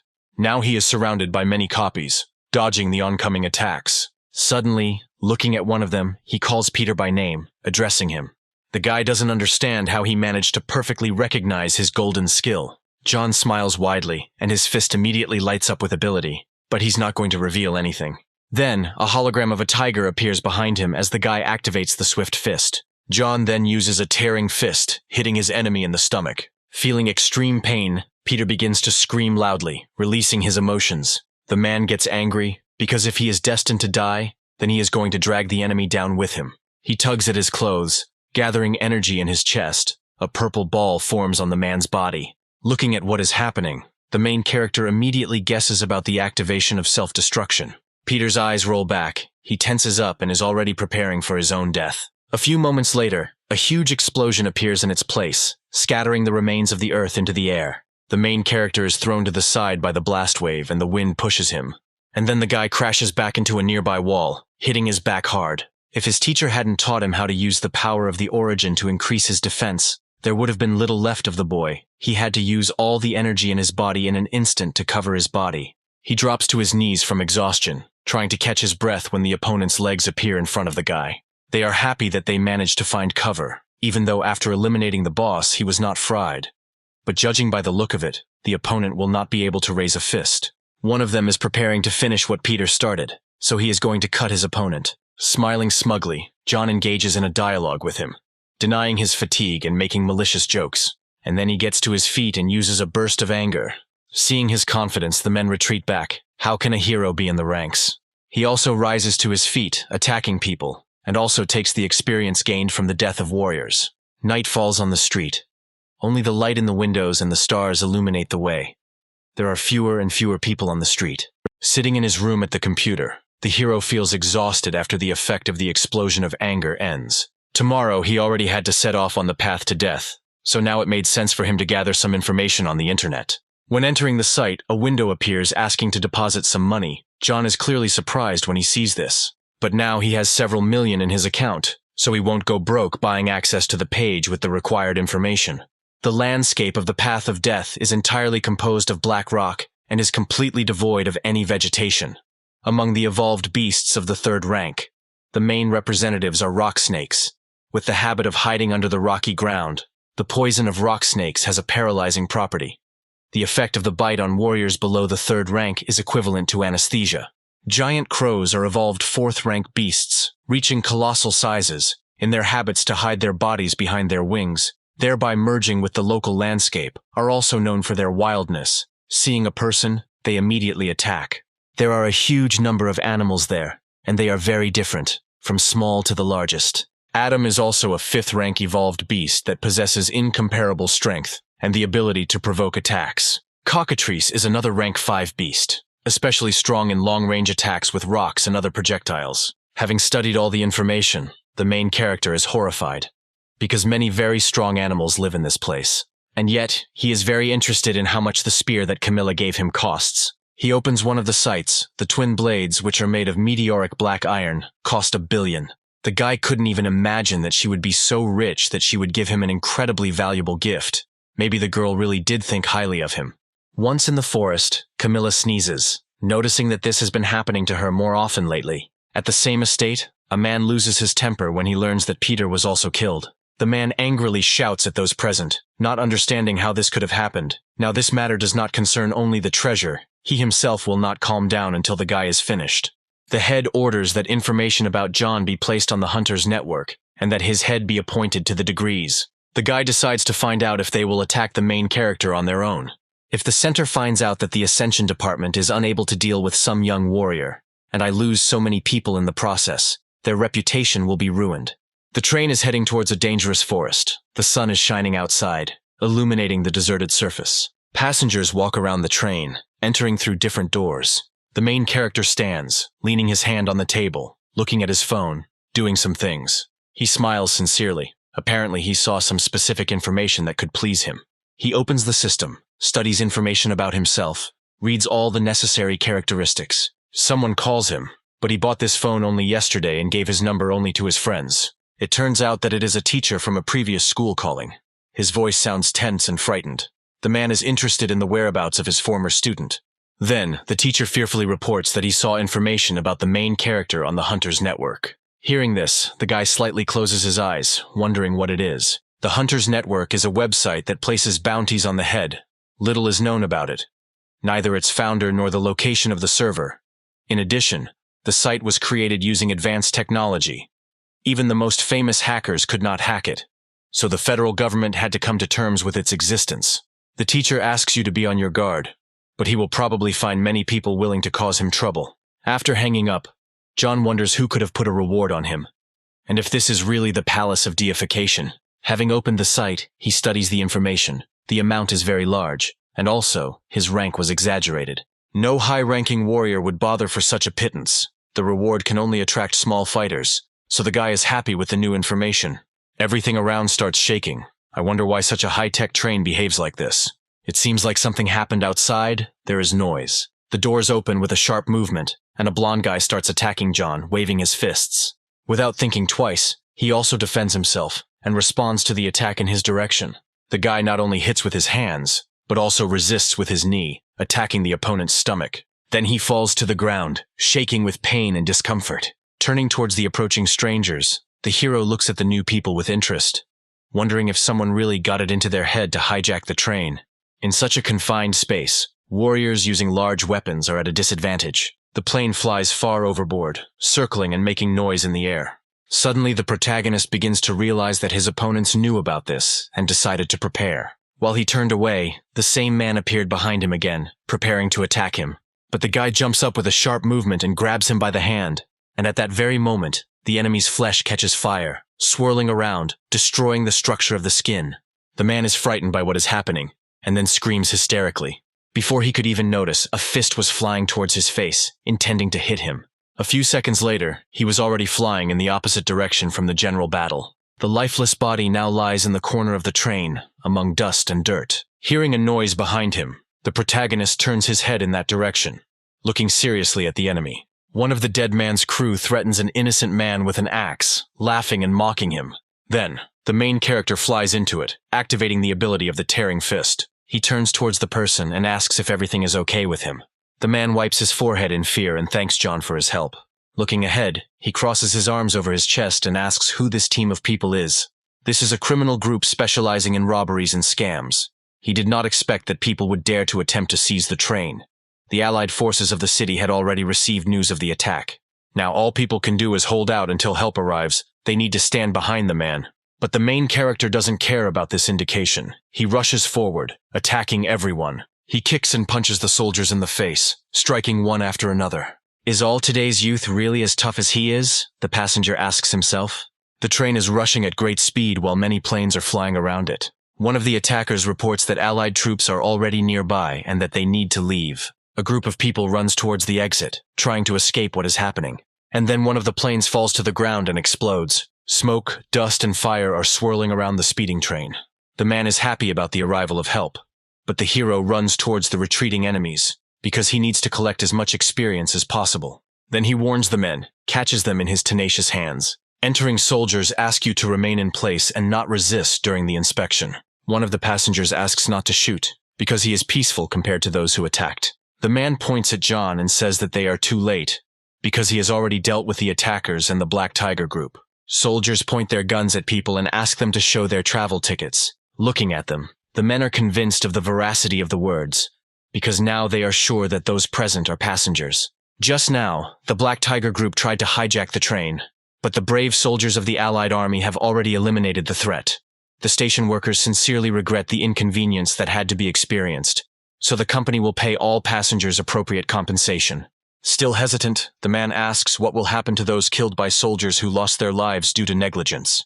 The girl bows shyly, asks for forgiveness again, and promises compensation. Turning around, John comments on the situation, saying that if a person is heading down the path of death, he must be prepared to die at any moment. Hearing this, the man runs after him, introducing himself as Omar, and offers to unite. Turning around, the protagonist asks what he can offer for their cooperation. 3 years ago, Omar was already there with a group of adventurers, so he knows the first half of the route well. With him, he will be able to avoid many hidden dangers. From the very beginning of the route, the path of death has many branches. Any wrongly chosen road can lead to death, and without a guide, it is difficult to take even a small step. Then John thinks about agreeing, and then asks why the other person is going to this place. But the man says he plans to find a rare plant, so he needs help in the fight against the evolved beasts. Returning to his compartment, the hero promises to think about it, and asks to find him when the people reach their destination. And finally the train reaches its destination. Then dark clouds gather in the sky, foreshadowing death. The guy's starting point will be the only place on the way where people live, namely the Iron City. And then they start moving forward, trying to get there as quickly as possible. Suddenly, an unknown hand approaches the main character from the side. The guy explains that the path of death is a dangerous area, and then offers to give him everything valuable for safekeeping. Smiling, John decides to clarify whether he wants to rob him. The hero thinks that now he can get precious experience points. But at that moment, their dialogue is interrupted by an unknown creature that stands between them. A second-rank animal pounces on the guy as he falls to the ground. The mutant roars loudly, opening its mouth to reveal a row of sharp fangs. And then, when the guy's screams die down, the beast comes up and begins to sniff the killed victim. John, watching the events, mocks, quoting the dead man's phrases. Suddenly, the beast turns towards him, looking angrily at its new target. From the side, a man asks to be careful when the mutant begins to advance. The protagonist is curious whether the attacking creature considers him weaker than the previous target. And then he activates the ripping fist skill, swinging his arm. The guy suddenly cuts through the air and hits the enemy in the face with an attack. An explosion flashes in front of him, showing the power of the damage inflicted. Omar, watching everything from the side, is shocked, because he did not expect this from the hero. This happens in this place. Sometimes animals get through the fence and attack civilians. And yet, there are people who decided to stay and live in this city. Those present look after those leaving, discussing where John is going, because he is strong, and the aura feels very low. The girl didn't think that the main character would be so nice. She would like to join a group with him. An unknown old man sits on a chair, not understanding why today's youth is so eager to meet their own death. The warriors are outraged by his words, and ask him to tell them about the evolved animals that live along the way. There are a huge number of animals, and his memory is not very good, so he will not be able to answer the question. And then the fighter knocks the smoking pipe out of the old man's hands, shouting that he must answer his question. But the old man is a fourth-rank warrior. There can be no lower in this city, otherwise the person will become lunch for an animal. The offended man reaches for his pipe on the ground, looking down. The bald man swings his leg again to hit the old man. He is furious at the thought that he is ignoring his questions. Then John sneaks up behind him and pushes the offender. How can such a grown guy not know about basic respect for elders? Holding the painful area, he looks up and prepares to fight the hero. John looks at the enemy with cold blood and offers to either get out on his own or leave the human world. And then the bald man clicks his tongue and steps aside to his company. As he leaves, he advises to look back more often, otherwise it could lead to trouble. Turning to the old man, the main character asks him how he is feeling. And then, having heard a positive answer, John is already getting ready to leave and says goodbye. But the grandfather asks to wait, after which he takes the pipe in his mouth again, clouds of white smoke hovering around. Few young people respect age, and the old man would be sorry if he died prematurely. So he advises that after 500 meters of travel, he should start taking a detour. Omar ponders what is happening. The hero must have intervened on purpose and seen his grandfather's strength. As John heads towards the path of death, he watches the departing company. And then, when 500 meters have been covered, the guys follow the advice and take a detour. Turning around, the bald man criticizes this act. Who would turn off the straight road? And then, the guy is tapped on the shoulder and called hesitantly. The man looks ahead in fear, not understanding at all what he encountered on the way. He sees a huge dark silhouette on the rock, but he can't make out what it is yet. And then, people notice that it consists of a bunch of insects that are looking at the target with interest. When danger approached, the warriors believed that they were facing second-rank black locusts. Suddenly, a squad of dangerous insects attacks one of the warriors, who screams in pain. In a few moments, all that remains of the person is a gnawed skeleton. One of the fighters runs towards the rest of the team, in horror, demanding that they leave quickly. But he doesn't have time to catch up with people when insects attack him too. The entire attack takes place far from the protagonist and his companion, so they watch it without unnecessary tension. The man who saw everything from the outside was very pleased that the boys decided to listen to the old man and turn off the road. The protagonist puts forward the truth. One should not mock a person who seems weak. The pair of people continue their journey between the rocks, moving slowly forward. John is confused by the difficulty of finding his way because of the stone pillars. Hearing this, Omar reassures him that those passing by usually leave marks. You just need to try to find them. Unknown people run towards the moving guys. The girl gets angry because the main character didn't tell her about the danger, even though he knew. He puts his hand on his hip and explains that it is none of his business. She is outraged by this, because she is in shock from the loss of her commander. And then, Omar appears from the side, waving his hand cheerfully and rejoicing that he was able to find the mark. And then, they both again begin to move away from their interlocutors, continuing on their way. The girl decides to follow the guys, assuming that they know the area well. They find a way out, making their way through the rocks. John thanks his fellow traveler, but all thanks to the people who once walked this path. An azure thicket appears in front of the guys, the name of which comes from the fact that all the trees there are blue. Be that as it may, it is inhabited by many evolved animals. You will have to keep your eyes open. As they move forward, the protagonist notices that a group of warriors is following them. And then, he hears a familiar sound. So he immediately activates the analysis eye to check. A number of locusts emerge from behind the rock. The man is seriously scared when the hero, on the contrary, is pleased with the opportunity to earn experience on the trail. Insects fly after the retreating group of people, quickly catching up with them. The guy immediately jumps up and runs towards the danger, smugly thinking about how warriors are afraid of animals just by looking at them. Although due to their numbers, size, and bloodthirstiness, the creatures can indeed be difficult to defeat. A few moments later, when the bag is opened, the spear jumps out, ready to begin the fight. With a sharp movement, he grabs the weapon by the handle. Then, the guy swings his spear, cutting through the air, activating the greatness of the phoenix, when everything around lights up with a bright flame. Under the pressure, insects die one after another, and the system sends notifications about this. Continuing to move, the hero thinks that little experience is given, but the number of animals should compensate for this. The dead beetles fall to the ground as their delicate wings burn out and smolder. After the fight ends, John falls to his knees, hitting the ground with his knees. Even with a little skill, one can obtain over 100 pieces of rank 2 abnormal crystal. So it is no wonder that the path of death is called a place where one can make a fortune. Those present who saw this fight stand aside, shocked by what they saw. Omar thinks about what happened, hoping that he will be able to get the right plant this time. As he moves on, John shouts enthusiastically and suggests that they continue on their way. It turns out that Omar needs to go through the azure thicket and get to the Black Lake to find that flower. Some of the evolved animals were influenced by the terrain and took on a blue color, so you need to be careful. During a rest stop, the main character opens his phone and begins to study the hunter's website. Seeing the reward for salt crystals, he decides to ask Omar where he can get them. The gem can be mined at the bottom of the Black Lake, but they are very rare as they form once every 10 years. The fellow traveler's target was in that area, so John decided to try his luck and take on this task. Suddenly, the hero is distracted because he feels a thirst for blood. And then a dangerous beam of light flies at the men, but they manage to jump away in time. Having moved to a safe distance, John asks his friend to be careful. They are dealing with a sniper. The hero begins to move forward, avoiding being hit. Raising his head to the tree, he carefully examined his surroundings, thinking that he had noticed an enemy. Then, John begins to climb the tree in order to reach and defeat his opponent as quickly as possible. And then, in a few moments, he finds himself opposite a man who had recently been safe. The man turns pale, experiencing shock and surprise from the unexpected guest. But he doesn't have time to say anything when John's spear pierces his head, and the system reports the experience earned. It seems he was not alone, but for the main character this is only a plus, because now he has the opportunity to receive even more rewards. While running away, Omar guesses that this shooting is the work of the Black Tiger Group. Apparently they operate even in these places. Once he's collected, he activates the skill in his hand as he reaches for his weapon.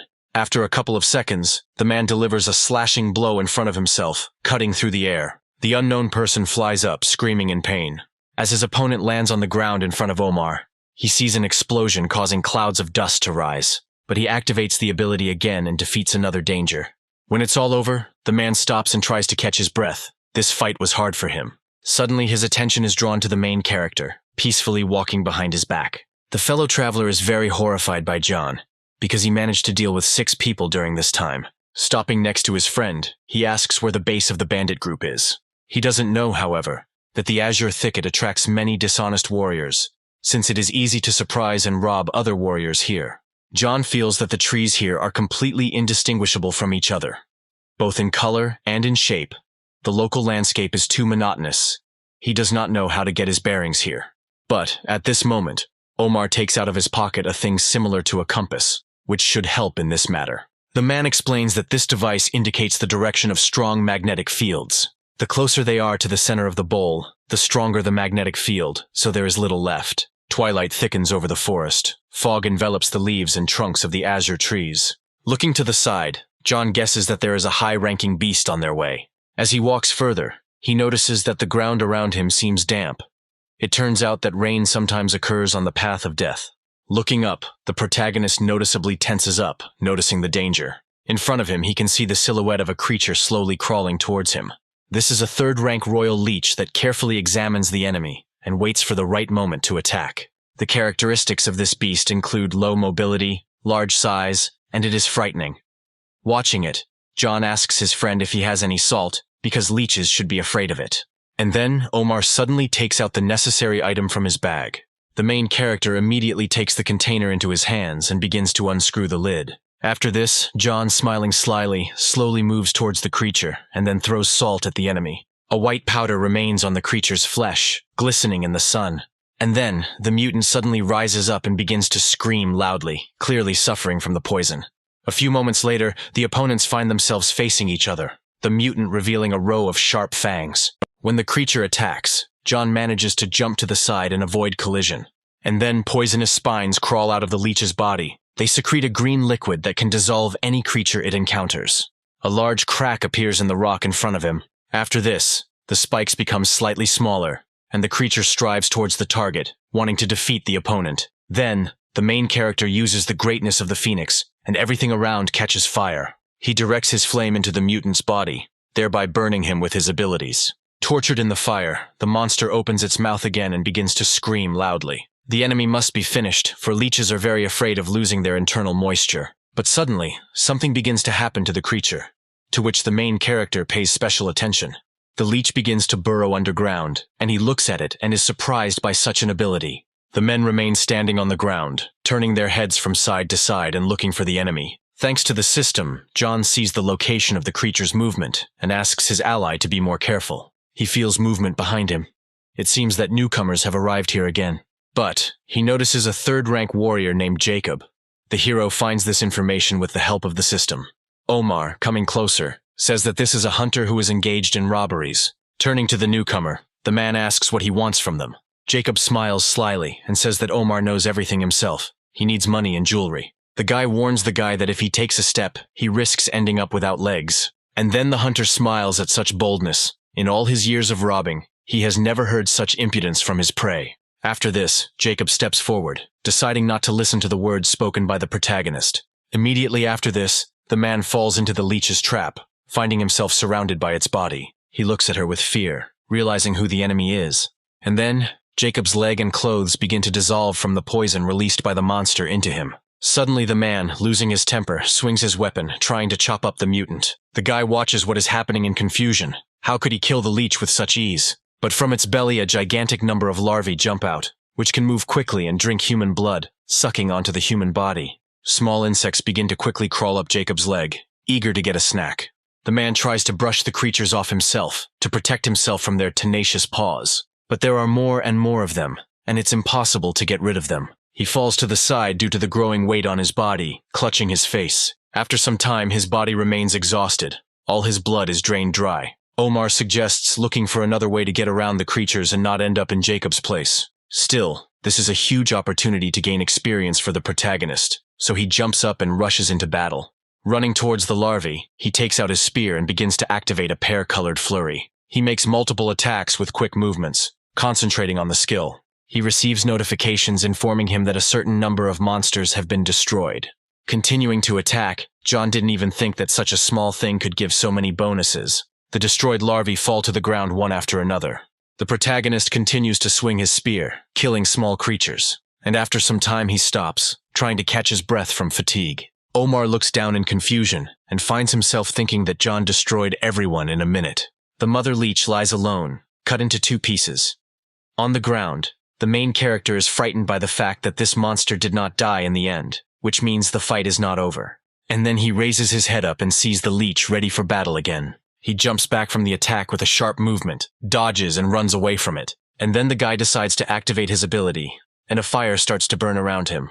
The protagonist once again uses the greatness of the phoenix, trying to roast the leech with his flames. He feels movement behind his back and turns his head in that direction. Now, the mutant runs away from John, who catches up with the enemy and screams. Afterwards, in order to finish off the creature, the main character activates his ability again. He decides to hit the ground with his spear in order to burn the leech. The turf bursts into flames, heating the surface to high temperatures, and finally the royal leech is defeated, and the guy's level finally rises to 17.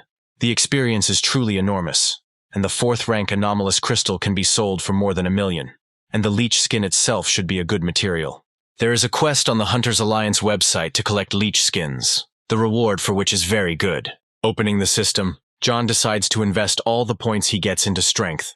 The men continue their journey. Following this road, they will soon reach the Black Lake, and so closer to dusk, the guys reach this reservoir. Finally, Omar confirms that in front of them is the very Black Lake they were so eager to reach. Approaching it, the main character puts his hand into the water and notices that its temperature is very low. Then, the fellow traveler falls to his knees and begs the protagonist to get the salt coral from the bottom of the lake. A man cries. His daughter has been infected with a deadly virus that is gradually destroying her immune system. When its symptoms finally manifest themselves, even the slightest cold can take her life. In recent years, the lobster had been rushing from side to side, asking questions, looking for information, and finally found out that the salt coral growing at the bottom of the Black Lake could cure her ailment. There are certainly strong evolved beasts in this lake, but their strength should not exceed the 4th rank. In time from the journey he had a chance to see what John is capable of. Finding this plant should not be a problem. The guy listens to his ally, silently watching the events unfold. He turns to Omar. Without such a person nearby, the hero would not have been able to get here, so he is ready to his movement in front of him. It turns out that it is an evolved beast. This is a huge fish, ranking 4th. The guy noticeably tenses up and becomes more serious, because he is in a disadvantageous position, especially with such a strong enemy nearby. The creature swims past him, pushing with its tail. The speed of the mutant is enormous, so the main character will not be able to dodge his attacks. And then, he decides to activate the explosion of anger in order to save his own life. At the last moment, the guy avoids the creature's claws and swims away. He finds himself again at a small but safe distance. And then John swings his fist, concentrating all his strength on it. Suddenly, the guy activates a tearing fist and rushes forward at the enemy. Once he gets in his face, John hits him with great force. And then, under pressure, the monster flies to the side. Due to being underwater, the tearing fist was unable to show its strength. It is unlikely that this fish died. There was also no system notification of its death after it. At the bottom of this body of water, there are many bones, most likely killed by this creature. There is something shining among them. These are probably the salt crystals that the main character needs. Taking a closer look at the area, he notices that there is also the required coral there. Swimming closer, John is happy that he has finally managed to find the necessary resources. But he doesn't have time to take the jewels, because the guy is overtaken by a mutated fish. The protagonist suddenly opens his eyes, seeing the approaching danger. It turns out that his fist-splitting skill was useless. The guy uses the ability again, aiming at the creature's body. After this, he begins to swim away when he realizes that it has not affected the fish in any way. She opens her tenacious claws again to catch the protagonist. The guy realizes that his attacks in the water do not cause any damage, and as soon as the timer of the explosion of anger comes to an end, the chances of surviving in the water will greatly decrease. Then he decides that he needs to get to the shore immediately, and begins to surface. The creature in turn continues to pursue its goal. Do not leave John behind. He starts to panic, because he is fighting with life at this moment. And then, a brilliant idea comes to his mind as the guy turns and looks at his opponent. The claws click loudly, squeezing the protagonist's body. But it turns out that this was a diversionary tactic, and John was alive and well. He hopes that this combat gear will be durable enough, because it costs several million. The boy narrows his eyes and prepares to swim out. And then, the main character finds himself high above the water, dragging a giant monster with him. Omar, seeing this from the side, is horrified by the size of the creature. And then the guy grabs the animal and throws it forward, throwing it to the ground with such force that sand and dirt from the shore fly high above the ground. Now, the creature cannot resist in any way and finds itself in a losing position. The main character squats down, preparing to attack the fish. It deals a crushing blow, after which the system reports the destruction of the creature and awards well-deserved experience points. Omar moves closer to his ally, dragging his things behind him. He was very worried about his friend and wondered if everything was okay with him after this battle. Becoming serious, John says that he got some salt crystals and coral. Returning from the water, the main character drags the items he obtained with him. He comes closer to the man and asks if this is the plant the man was looking for.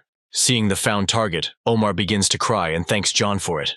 Now his daughter will be saved thanks to the help of the main character. And then, the man also decides to thank the main character and hands over the skill card that he got from his ancestor. But Omar has no opportunity to master it. He sincerely wishes to give this precious thing to his savior. But John starts to refuse, because this is a gold-level movement technique card. Too long a present.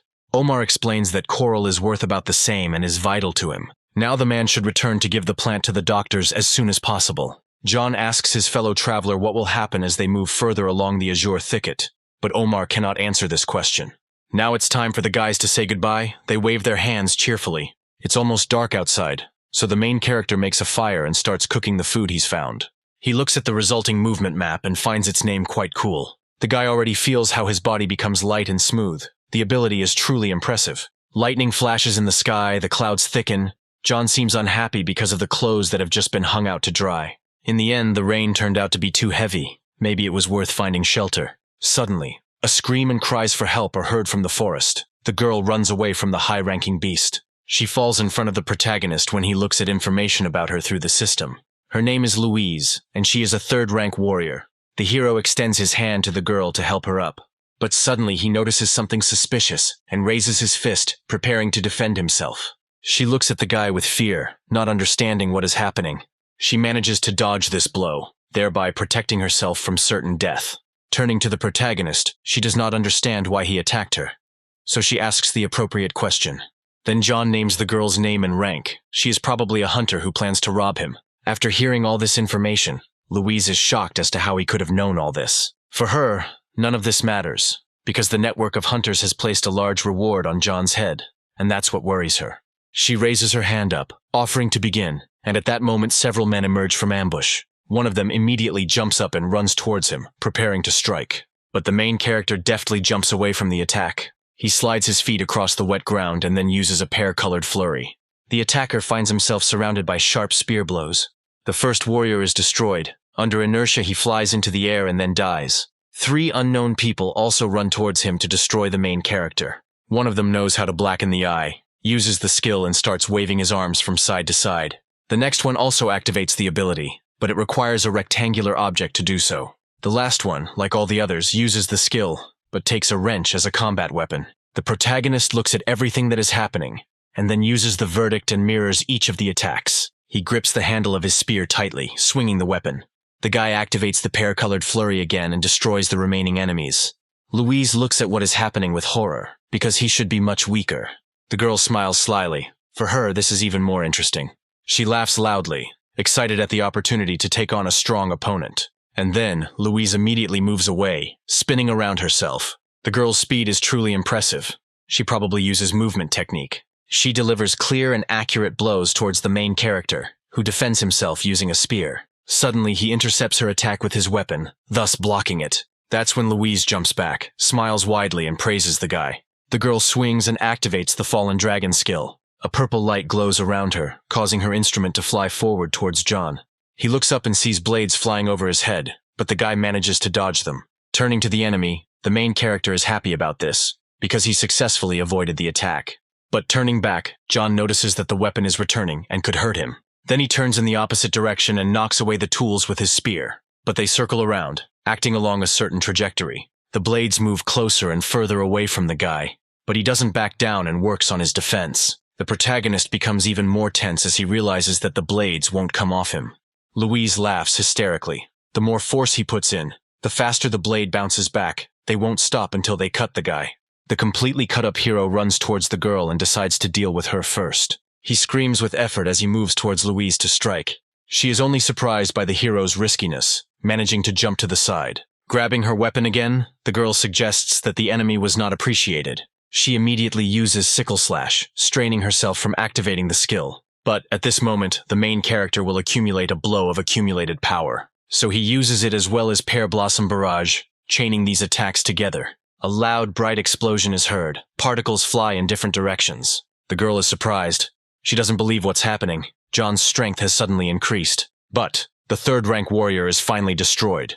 The system says so. The tired hero finally emerges from the forest and continues his journey across the field.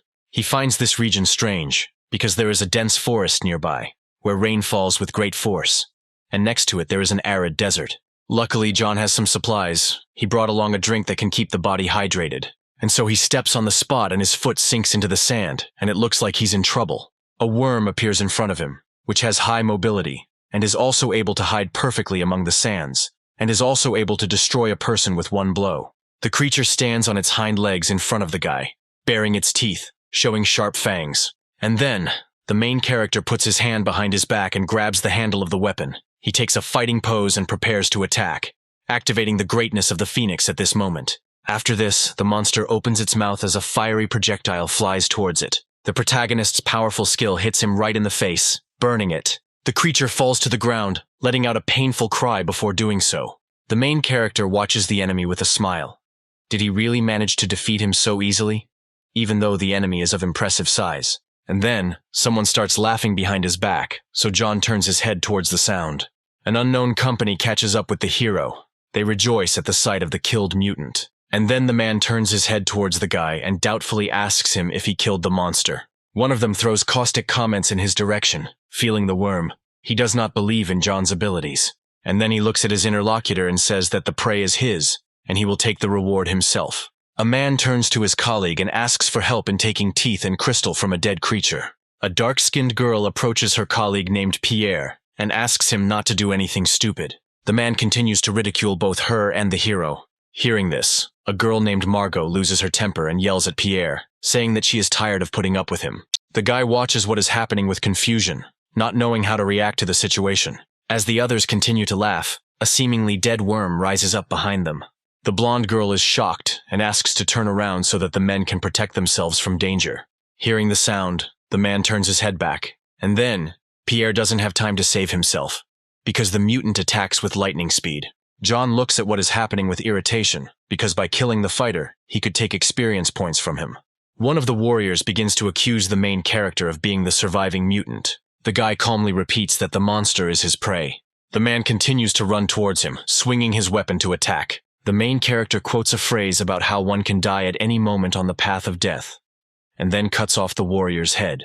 Margot, seeing all this, opens her eyes wide in surprise, and then John turns to her and asks if the girl will attack him. She begins to explain that the men were only traveling together, but were not in league, and in any case, Margot herself wanted to finish him off. The blonde looks towards the main character again, screaming, trying to warn about the approaching monster. The guy looks down in irritation. Apparently the creature wasn't satisfied with his previous attack. He grips his spear tighter, waves of fire swirling around him, surrounding his hand. The guy looks forward confidently, activating the ability.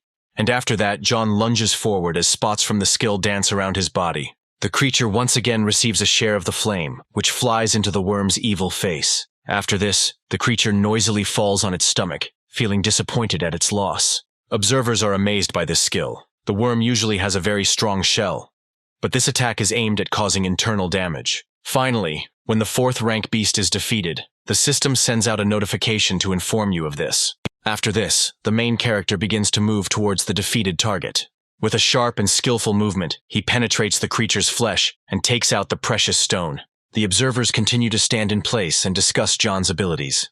The dark-skinned girl still decides to head towards the guy to discuss some things with him. She becomes embarrassed and asks to leave some of the worm's teeth for their company to sell later.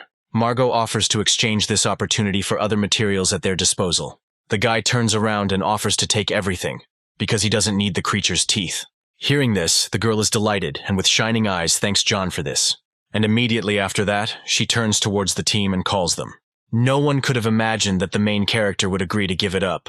The blonde girl suggests that he might have taken a liking to Margot. People immediately begin to extract the worm's precious teeth in order to sell them later. The remaining fighters look out from behind the victim to check if the protagonist has left. The guy who defeats the animal continues on the path of death, heading off in search of new adventures. Suddenly, the ground beneath his feet disappears, and as he falls, John assumes that he may have run into the worm again. Having stepped onto the ground, the hero takes a fighting stance and prepares for battle. Suddenly, the ground disappears from under his limbs again and he begins to fall. The main character flies in the darkness, screaming hysterically from fear and surprise. And then, after some time, he finds himself on the floor, having hit it. The guy gets down on his knees and clutches his sore head. It seems like he fell into some kind of hole. Looking up, he sees a carved door, decorated with patterns. It looks like a secret passage. It is possible that the boy found himself in the ruins left from the war between humanity and alien invaders that took place in the last century. Many places along the path of death are relics of this war. There is a strange switch on the door that may be some kind of switch. Turning his head to the side, John notices a multitude of red lights in the passage. He noticeably tenses up, becomes serious, and it seems as if something is approaching. An animal runs towards him. With the help of the system, the guy determines that it is a 3rd-rank yellow-covered one. The mutants are becoming more and more numerous with every second. They are advancing towards their enemy. The protagonist grabs his spear, looks at the mutants, and gets ready to fight. He immediately activates a pear-colored flurry to defeat his opponents in one fell swoop. One rat is defeated. The system awards experience points for defeating it. With full concentration, John swings his spear and kills one animal after another. Having finished with everyone, the guy relaxes, breathing heavily from fatigue. There can be no threat from the enemy, but their numbers are very exhausting. However, his efforts were not in vain, because John managed to earn a lot of experience and anomalous crystal. The rats probably ran towards him out of fear. As he walks further, the guy thinks that there might be other people in this place. A threatening dagger blade suddenly appears in front of his face. The protagonist holds out his spear, defending himself from the oncoming attack. It turns out that Margot is standing in front of him, and she is very surprised by such a meeting. Seeing her, John gets scared and doesn't understand who the lady in front of his eyes is. He asks whether it was because of them that the rats ran in this direction. The girl smiles awkwardly and says that the team fell into the sands by accident, and they really did scare off a pack of animals recently. Since they met, it was probably not by chance, so Margot decides to introduce her friends, namely Vager, Morgana, and Smith. John also introduces himself and offers to continue the journey together, since they had the chance to meet at the end of the world. Morgana goes on to suggest that they found themselves in the midst of historical ruins left behind in 2554. Hearing this, Margot is surprised by her knowledge. More than 100 years have passed since that moment. Also, the main character adds that he saw a strange seal on the wall while passing by. He thinks the shape of the notch looks very familiar. Suddenly, a brilliant idea comes to the guy. He smiles radiantly from the realization of something. John takes out an abnormal crystal from his bag. It belonged to a killed yellow rat. Having met them, he could not understand where the animals came from. But it seems that the enemies are the key to the solution. Taking the precious stone firmly in his hand, the protagonist brings it to the opening in the wall. And then it fits perfectly and lights up with a bright light. As it turned out, the guy's guess was correct. The door in the truth opened thanks to the jewel. In the last century, humanity has widely used anomalous crystal as a new source of energy. At that time, people used it not only to strengthen their energy sources, but wherever possible, it seems that these ruins work on this stone. As they move on, the warriors see a lot of trash on the ground, scattered and broken things. Most likely, the guys ended up in an abandoned laboratory from the last century. They stop in the middle of the road, greatly surprised by the effects of time they see. They notice a mutant. During the war with alien invaders, Earthlings created new species of people by combining human and animal DNA. The strength of the new people turned out to be unusually high, but due to their extreme cruelty, they were very difficult to control. Therefore, ultimately, research in this direction was curtailed, and all mutants were eliminated. Who would have thought that after a whole century, such terrifying creatures still have not completely disappeared? An unknown liana crawls along the ground between the legs of those present, who do not notice it. Suddenly the creature attacks the man, wrapping itself around his leg, and then Smith is pulled to the side at great speed, causing him to fly downwards. People immediately turn towards him and scream, frightened by such an outcome of events. At this time, the plant continues to appear from all sides, becoming larger and larger. The guy gets scared and fear appears on his face. At the moment when the heroes drag him into their lair, he screams and asks for help. Margot is going to meet her friend. She asks him to hold on. But at this moment, the plant already lifts the guy high above the ground. He cannot resist it. The creature squeezes Smith's body with great force, and he is unable to resist or fight. Morgana and Vhagar watch in horror. A dark-skinned girl screams at her friend, very afraid for his life. Suddenly, the main character jumps up from his place and rushes to help the guy, cutting the vines with a sharp movement. When the man falls to the ground, the guys start to come closer to him to find out if everything is okay. But there is no help for Smith. This is a very strange place. We need to quickly find a way out and get out. The hero's hand still moves, his fingers shaking, showing signs of life. The man breathes. Even though his body is pierced through, Smith's name continues to sound in the air. The boy slowly rises to his feet, his body deformed. Seeing this, the main character immediately understands that it is all about the virus contained in these plants. John shouts from the side that the guys were looking for an exit. They need to leave immediately. Then John grabs Margot's hand and pulls him towards a safe place. A fire appears behind them and the mutant crawls out of his cage. The creature screams loudly, trying to catch up with the heroes in order to attack. At some point, the guy turns in his direction and looks back in fear. He demands that the boys move faster, because the enemies are catching up with them. Stopping, John puts his spear in front of him and tries to hold back the mutated Smith. The distraught boy raises his hand higher, swinging at his target. But at this moment, the main character manages to swing his spear and cut off the guy's limb. The virus is unusually strong, and infected warriors immediately turn into monsters of the same rank. In addition, even if the head is cut off, the infected person's body will continue to move, and the slightest bite will result in instant infection. To deal with him, you need to completely immobilize them, John says, continuing the fight. Suddenly, out of nowhere, plants appear, moving towards them at great speed. Fortunately, the main character manages to dodge at the last moment and is not injured. But there are more and more vines appearing around that can infect it. John doubts that these are ordinary vines, more like a peculiar unknown species of evolved beast, whose body contains a virus. Taking a fighting stance, he asks to be careful no matter what happens. The plant moves at an indescribably high speed, enveloping all the space around it. The runners use sharp movements to cut through the attacking creature, trying to avoid infection. But suddenly, Margot is surrounded by vines on all sides, enveloping her body. Fortunately, John comes to her aid and destroys the mutant with a sharp movement. He notices that the danger is high, and it will be difficult to cope with the plants. It is necessary to check whether they are afraid of fire. At least the creatures resemble plants. Therefore, the protagonist activates the greatness of the phoenix. The vine begins to burn. Having confirmed his theory, he smiles widely, realizing that he has a new weapon to fight the danger. And then, John uses his skill again, launching a fire attack at the enemy. He notices movement behind him, and then turns around to warn of danger. It seems the plant is about to break the tanks in which the mutants were placed and release them outside. John shouts, ordering the other guys to stop this or they will get into trouble. People around are fighting hard, trying to protect their lives. Suddenly, the fragile glass cracks under the force of the vines, and they are about to destroy the cage. At this moment, a previously developing mutant begins to fall from the flask. He hits the ground face first, remaining lying there. The rest of the monsters also appear outside, leaving their hiding place. They open their bright eyes, their gaze directed forward. Little by little, the monsters begin to come to life, putting their hands in front of them and starting to rise. One of them opens its own mouth and lets out a loud howl. At this point, the guy activates the system and learns that mutants have explosive power, as well as immunity to pain. At the same moment, the main character orders the guys to leave, but suddenly, the enemy's paws appear near his face. He manages to dodge in time, crouching before the creature's attack. The guy is very worried because he could die at any moment. To protect himself, the protagonist uses a pear-colored flurry, activating multiple attacks. But since mutants do not feel pain, the enemy does not stop and continues to move forward. Therefore, the enemy hits John, and he in turn flies forward. Seeing this, Margot becomes very scared and calls her new ally. Evolved beasts run forward, trying to cause as much damage as possible to their opponents. The girl actively swings her weapon, cutting through the air with attacks. But the mutants do not give in to this and move forward at great speed.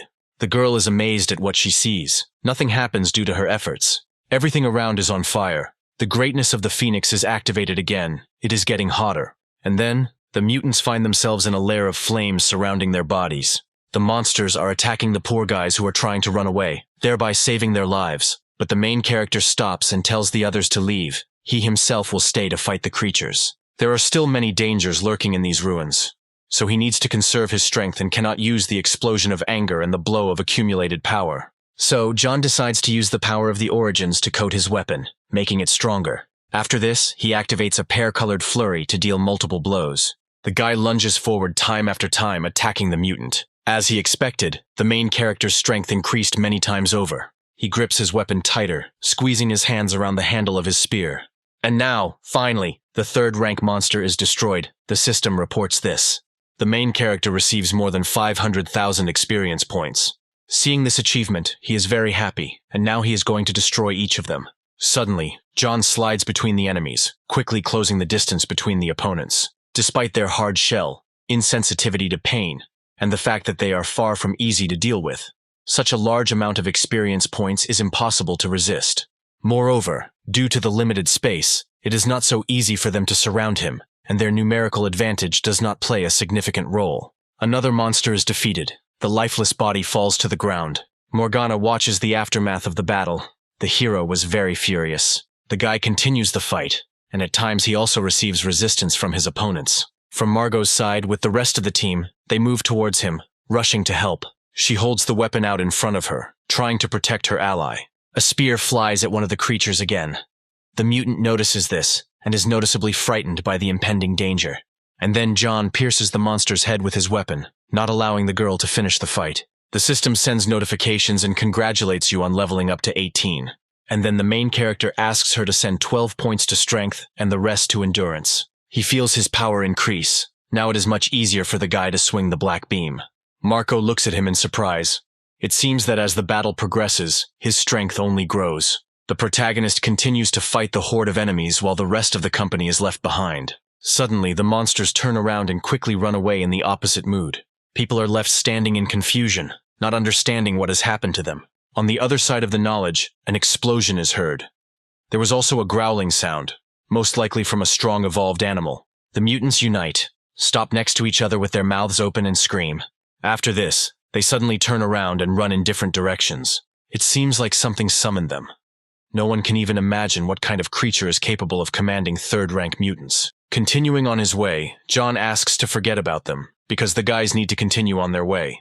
Approaching the door, the company opens it, finding themselves in a dark room. Only the light behind them allows them to see the space a little. Vager turns his head from side to side, looking around the room. It seems to be an armory. This place contains old-style guns and grenades that can be sold for a good amount of money. First, they need to be removed, because the company doesn't know if they can get out of these ruins. Morgana puts her fingers to her mouth, asking to be quieter.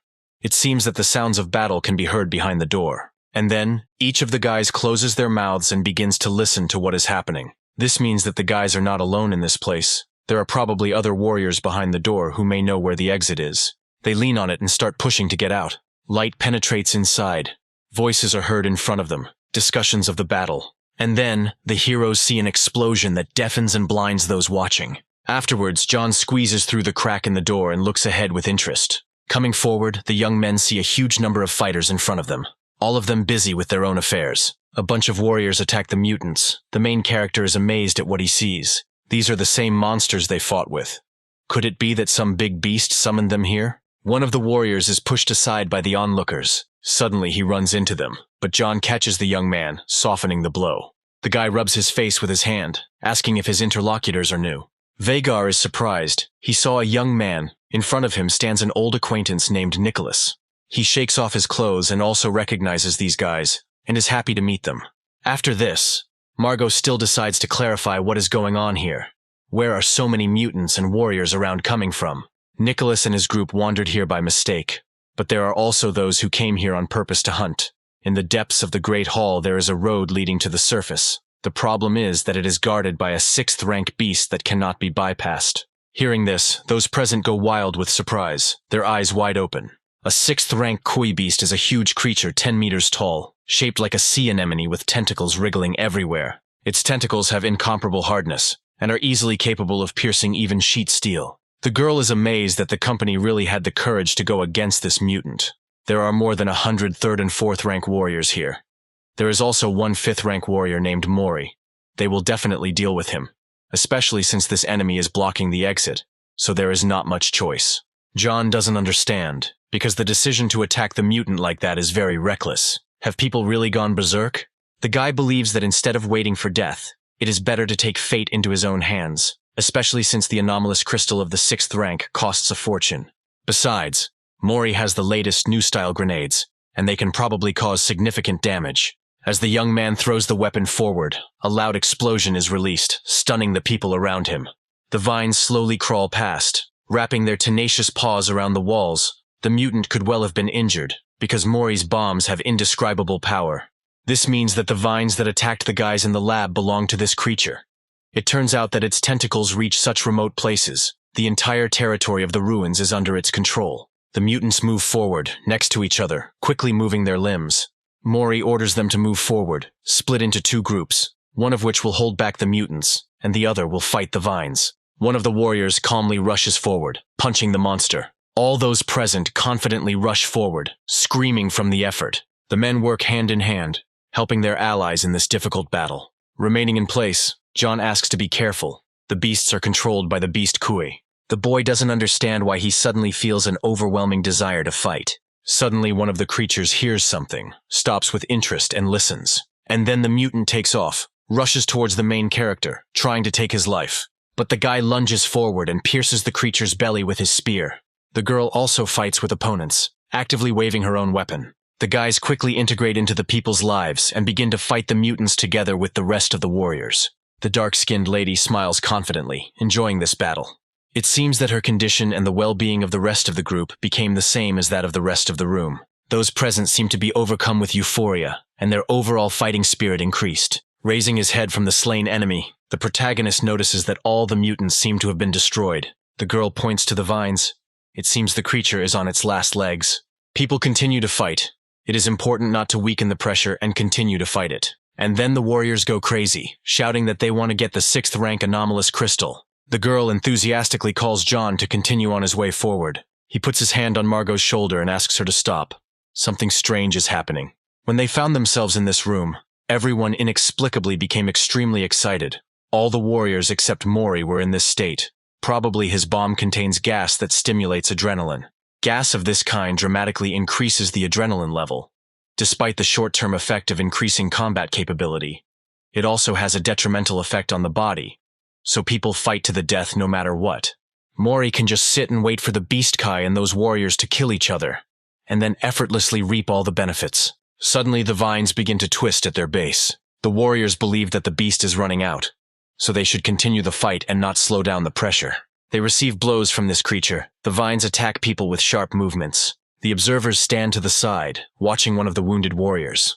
But now only an infected zombie, no longer human, is looking at them. The newly minted ones are slowly moving towards them, ready to attack. One of the guys shakes the girl, trying to bring her to her senses, but it turns out to be a futile exercise. A new wave of battles begins. People around fight with zombies, killing their own friends and allies. As the fighters got rid of all the mutants, the creature used the humans closer to create new puppets. Be that as it may, judging by the monster's condition, he doesn't have much time left. The man shouts for people not to be afraid to kill the mutants, because they are no longer friends. At that moment, Mori jumps high into the air, raises his own weapon and cuts through the air. He cuts off part of the vine, continuing to fight the mutant. And then the beast begins to fall backwards, no longer able to move. The creature's body is cut open, revealing the internal organs that previously supported its viability. The boys look at this in surprise and see the gem inside the defeated one. They immediately jump up and run towards him to take the crystal. Mori smiles widely and says that the jewel can only belong to him. And then he goes crazy, heads towards the enemy, and cuts up people's bodies as he moves. A group of people watch in amazement. But John believes that Mori does not deserve the crystal. He runs to the target and begins to dig into the creature's internal organs. When Mori laughs, the protagonist is already flying behind him, ready for battle. He swings his spear behind his head, looking at the man with a cold expression. Mori turns to look at him, looks at him slyly and thinks that he probably decided to covet his anomalous crystal. And then the boys circle around in battle, swinging their weapons. The protagonist reveals Mori's identity, talks about the man's plan, and shares his observations about the bomb with psychotropic substances. The surviving fighters discuss this with discontent, not believing that the guy could have deceived them. Then, the warriors unite and decide to attack Mori en masse and take the reward for defeating the monster for themselves. They run towards the man, taking out their tools for battle, wanting him dead. But the enemy is not ready to retreat. He is also preparing to attack, smiling with pleasure. Watching what is happening, John analyzes the situation. He is not able to repel the attack of a 5th-rank warrior, but the enemy must have spent a decent amount of strength in the battle earlier. Therefore, the hero decides to test his strength and activates the skill, after which a small wall of protection appears in front of him. Mori subsequently receives the same attack to the face, flying into the air from the force directed at him. An explosion passes through, illuminating the space with a bright flame and throwing up dust from the ground. The angry warriors still seek to attack Mori for his betrayal. The boys' faces twist into a furious grimace as they try to overcome him. One after another, the fighters rush at the man, who actively dodges the series of attacks. The guy runs from the side and warns John of imminent death in case of resistance on the way to the anomalous crystal. But in order to protect himself, the protagonist activates a pear-colored flurry, directing the ability at the enemy. The vines of the evolved beast lie on the ground and move slowly. Noticing this, the guy turns his gaze in that direction, watching the small movements. It seems that the creature is still alive, since it is able to move. Watching, the protagonist is happy and relieved, because he still has the opportunity to gain experience. After this, the inspired guy activates the Phoenix's majesty and rushes forward. He kills a strong creature, gaining some experience. The system informs about it in a notification. And then the main character is amazed, thinking that the reward is rather meager, considering that the enemy is very strong.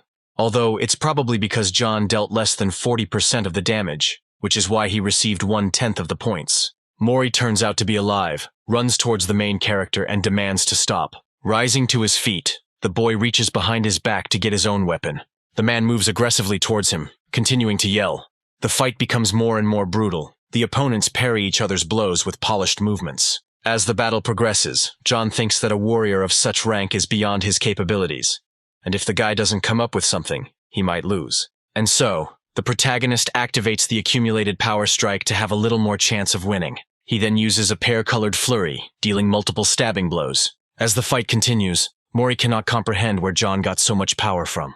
And at this moment, the main character becomes more confident, feeling his own strength. He begins to activate another of his abilities, offering Mori to test his strongest skill. Hearing this, the man noticeably tenses up.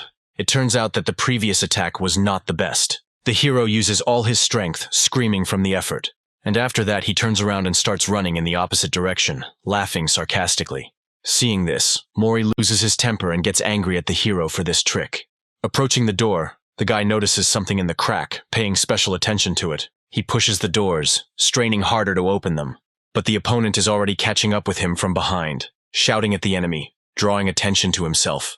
And then, the protagonist clenches his teeth even harder, straining with all his might to clear a path for escape. Suddenly, the door gives way and opens, creaking slowly. The man at this point comes close to John, putting his sword behind his back. And at the moment when he strikes, the main character jumps back sharply, saving himself from injury. Mori is pinned in the door at this point. He twitches and grunts. Rising to his feet, the man curses out loud, cursing his opponent for such a cunning trick. At that moment, the main character throws a bomb towards the enemy, giggling cheerfully. And then, when the weapon is in front of Mori's face, he says his last word, realizing the sadness of the situation. The moment the bomb explodes, a notification is sent stating that a 5th-rank warrior has been destroyed. Finally, the main character reaches level 19 and receives well-deserved stat points. The guy rubs his head. The bomb saved him a lot. Without it, he wouldn't have had a chance to survive. Once safe, John distributes his points, putting 10 into strength, 7 into endurance, and 2 into speed. Familiar guys appear in front of him and run towards the hero in fear. He smirks because he's not hurt. Margot asks about Mori's health. After this question, John confidently points to the landscape behind him and also shares details of his victory. Nicholas is horrified by what he hears, and the girl smiles sweetly and compliments the guy. Now that no creatures are blocking the way, nothing is stopping the guys from getting out of the ruins. The lifeless bodies of the defeated enemies lay on the ground, and the hero thought that only they remained alive. The team decides to heal the wounds and only then move on. Catching his breath, the hero gets the idea to search the monster's body, as well as the dead warriors. The hero asks his team if they are ready to move out. Morgana, with positivity and some joy, replies that they are ready to go. Then, he asks the team if they can leave the ruins by moving only straight ahead. New team member Nicholas replies that he has already managed to go around all the ruins and thinks that they will be able to get out this way. The group again comes across a huge iron door, and the hero is struck by the thought that the creator of this place could have been more creative. Under the hero's loud command, the entire group presses on the door, and it gives way. The hero looks through the opened door, his eyes widening in surprise. He sees the control panel. Everyone goes inside and Margot asks Nicholas if he can start the control panel, to which he replies that the technology used here is too old, and he doesn't know how to use it, and also advises him to figure out how to turn everything on. The protagonist says that this whole place is powered by anomalous crystal, and they should find equipment with connectors for them. The guy sees a box on the wall and assumes that it is the power supply. Opening it, he sees slots for crystals that he needs to fill. Immediately, one by one, he begins to put them in place. After about 6 crystals, nothing happens. The hero shouts with the utmost displeasure that the control center is using too many crystals. Some time passes, he only has 2 crystals left to insert. The entire shield is filled with crystals, but nothing happens. Enraged that nothing happened after 20 crystals, the hero punches the shield. The shield lights up, emitting red lightning, and after a few seconds it finally turns on. The hero notes that to launch it, he really had to hit the shield. Margot asks with joy on her face if the hero found out how to turn on the remote control, and he replies that he had to sacrifice 20 crystals in order to start it. Nicholas, full of joy, cries out that they have finally found the central portal and they will all be able to get out. The hero asks if Nicholas can turn it on, and he replies that he will try. After some time, his ally pulls the lever on the panel. The room is illuminated by the bright light of the opened portal. Nicholas speaks of his genius. He claims that he is confident that the portal will lead them to the surface. Together they run to the center of the opened portal. Nicholas shouts that the energy from the crystals will not last long, and they should hurry. The whole team stands in the center of the portal. The heroes dissolve in the bright light of the portal's rays, moving on to their upcoming adventures. An explosion occurs, raising a cloud of dust, and the heroes fly in different directions in disarray. The protagonist lands perfectly on his feet, which cannot be said about Nicholas, who sobs from the fall. Lying on the ground from the fall, he says with relief that they got out. A joyful Nicholas says that they finally survived. Vager notes that they survived again. The hero decides that it is time to part ways with the team and says goodbye to everyone. Turning her head towards her interlocutor, Margot wonders where the main character will go next. He replies that he plans to move only forward, without stopping for a second. Margot wonders if the hero is heading in the same direction as she is. Morgana asks if Margot will be bored, and if she wants to catch up with the guy. The girl, looking at her ally, discontentedly notes that Morgana talks too much. Smoke enveloped the small campsite, and sparks from the burning fire hung in the night air. The hero, sitting by the destroyed wall, notes that it is quite cool in the desert at night. During the battle, the hero never learned the 6th level crystal, and that is what he intends to do tonight. Opening the bag, he sees that the crystal has acquired some human features. The crystal absorbs other crystals located in the hero's bag. And then, the guy, perplexed, wonders about the crystal acquiring a spirit, He doesn't believe that this can happen. Suddenly, the creature hides the crystal it was about to eat behind its back. Then, the guy, perplexed, wonders what he is looking at now and notices that the creature has no manners, as well as no fear. The hero takes it in his hands and asks if it is some kind of beast that simply ate his crystal. With an evil smile, he says that he will cut open his belly and take out his crystal. Suddenly, he notices that horror appears on the face of the strange little animal. The hero reports that, according to his assumptions, a certain creature is able to understand him. And then the guy takes out his own phone and tries to find all the necessary information about this animal. He notes that nothing was found, but is not at all surprised, immediately wondering if it is just some kind of creature resembling crystal.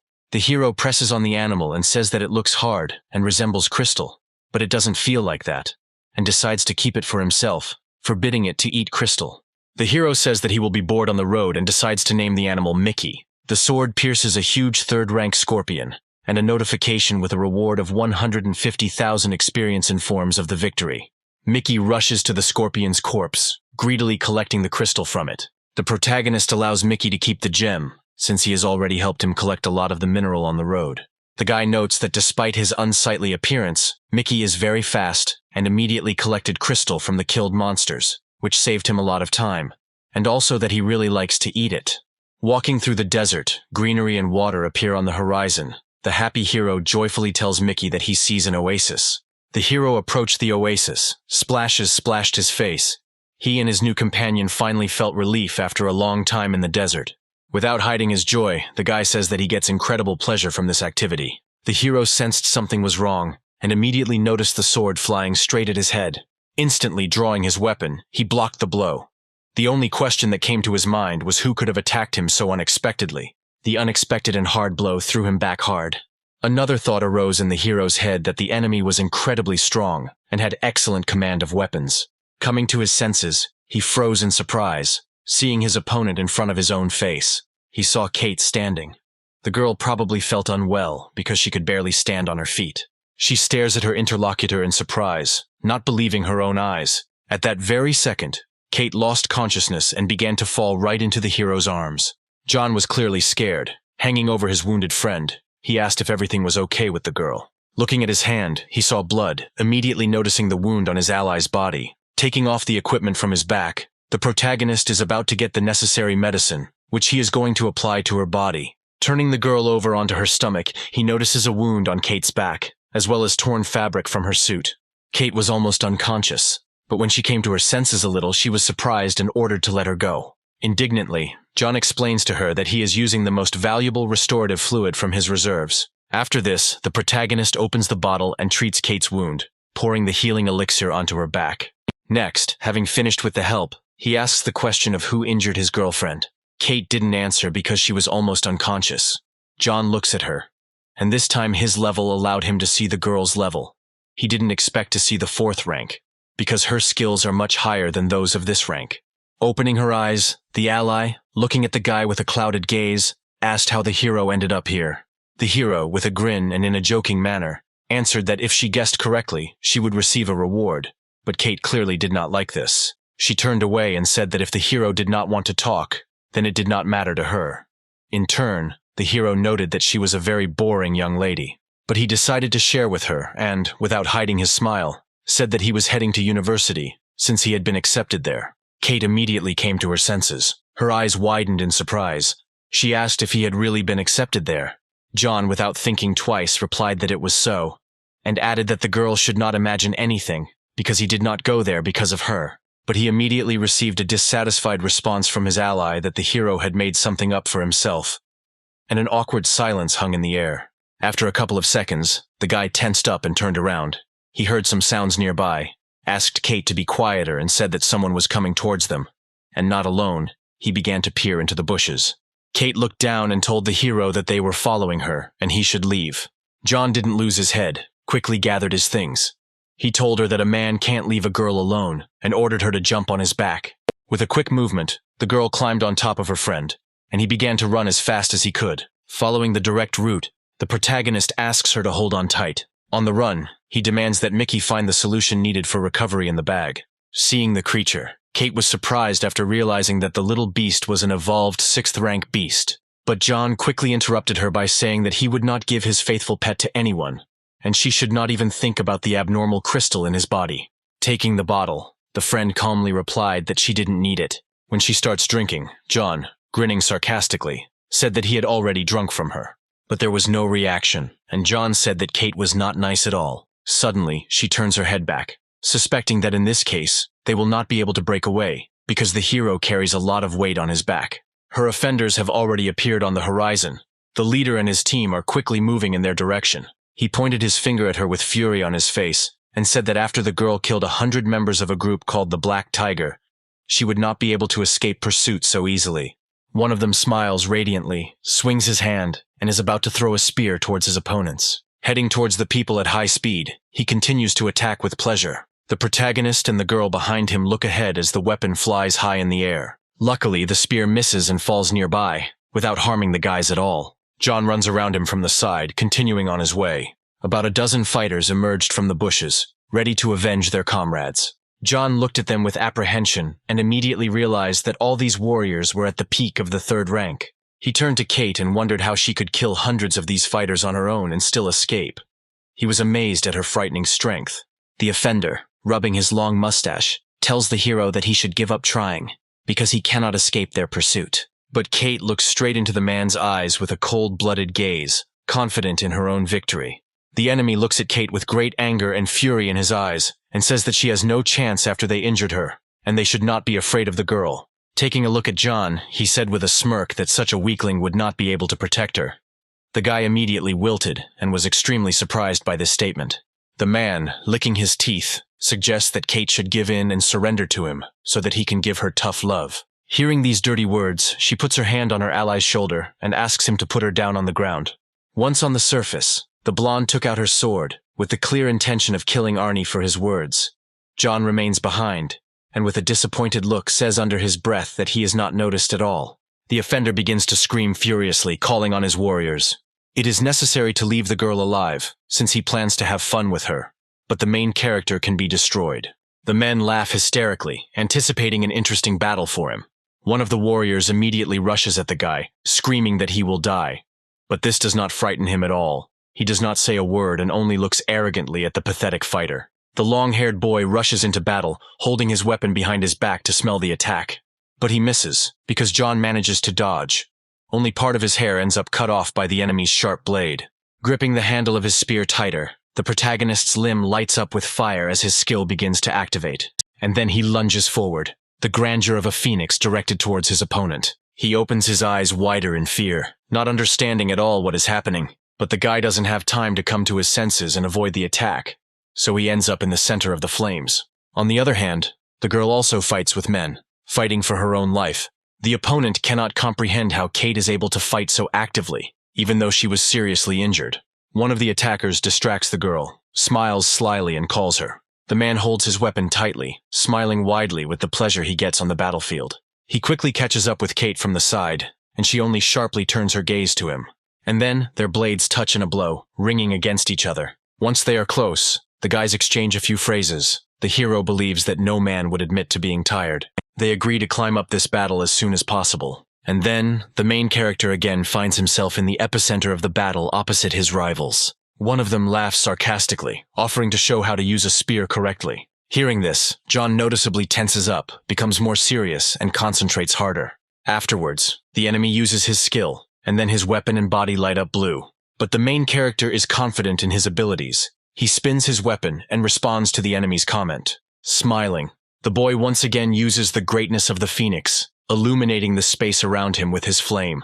A huge explosion passes in front of him, sending chunks of earth and dust from the floor flying into the air. The rival, having survived, slips through, rejoicing in the presence of a strong opponent. The main character, in turn, is not going to give up and explains that the blow he used was only a small part of his skills.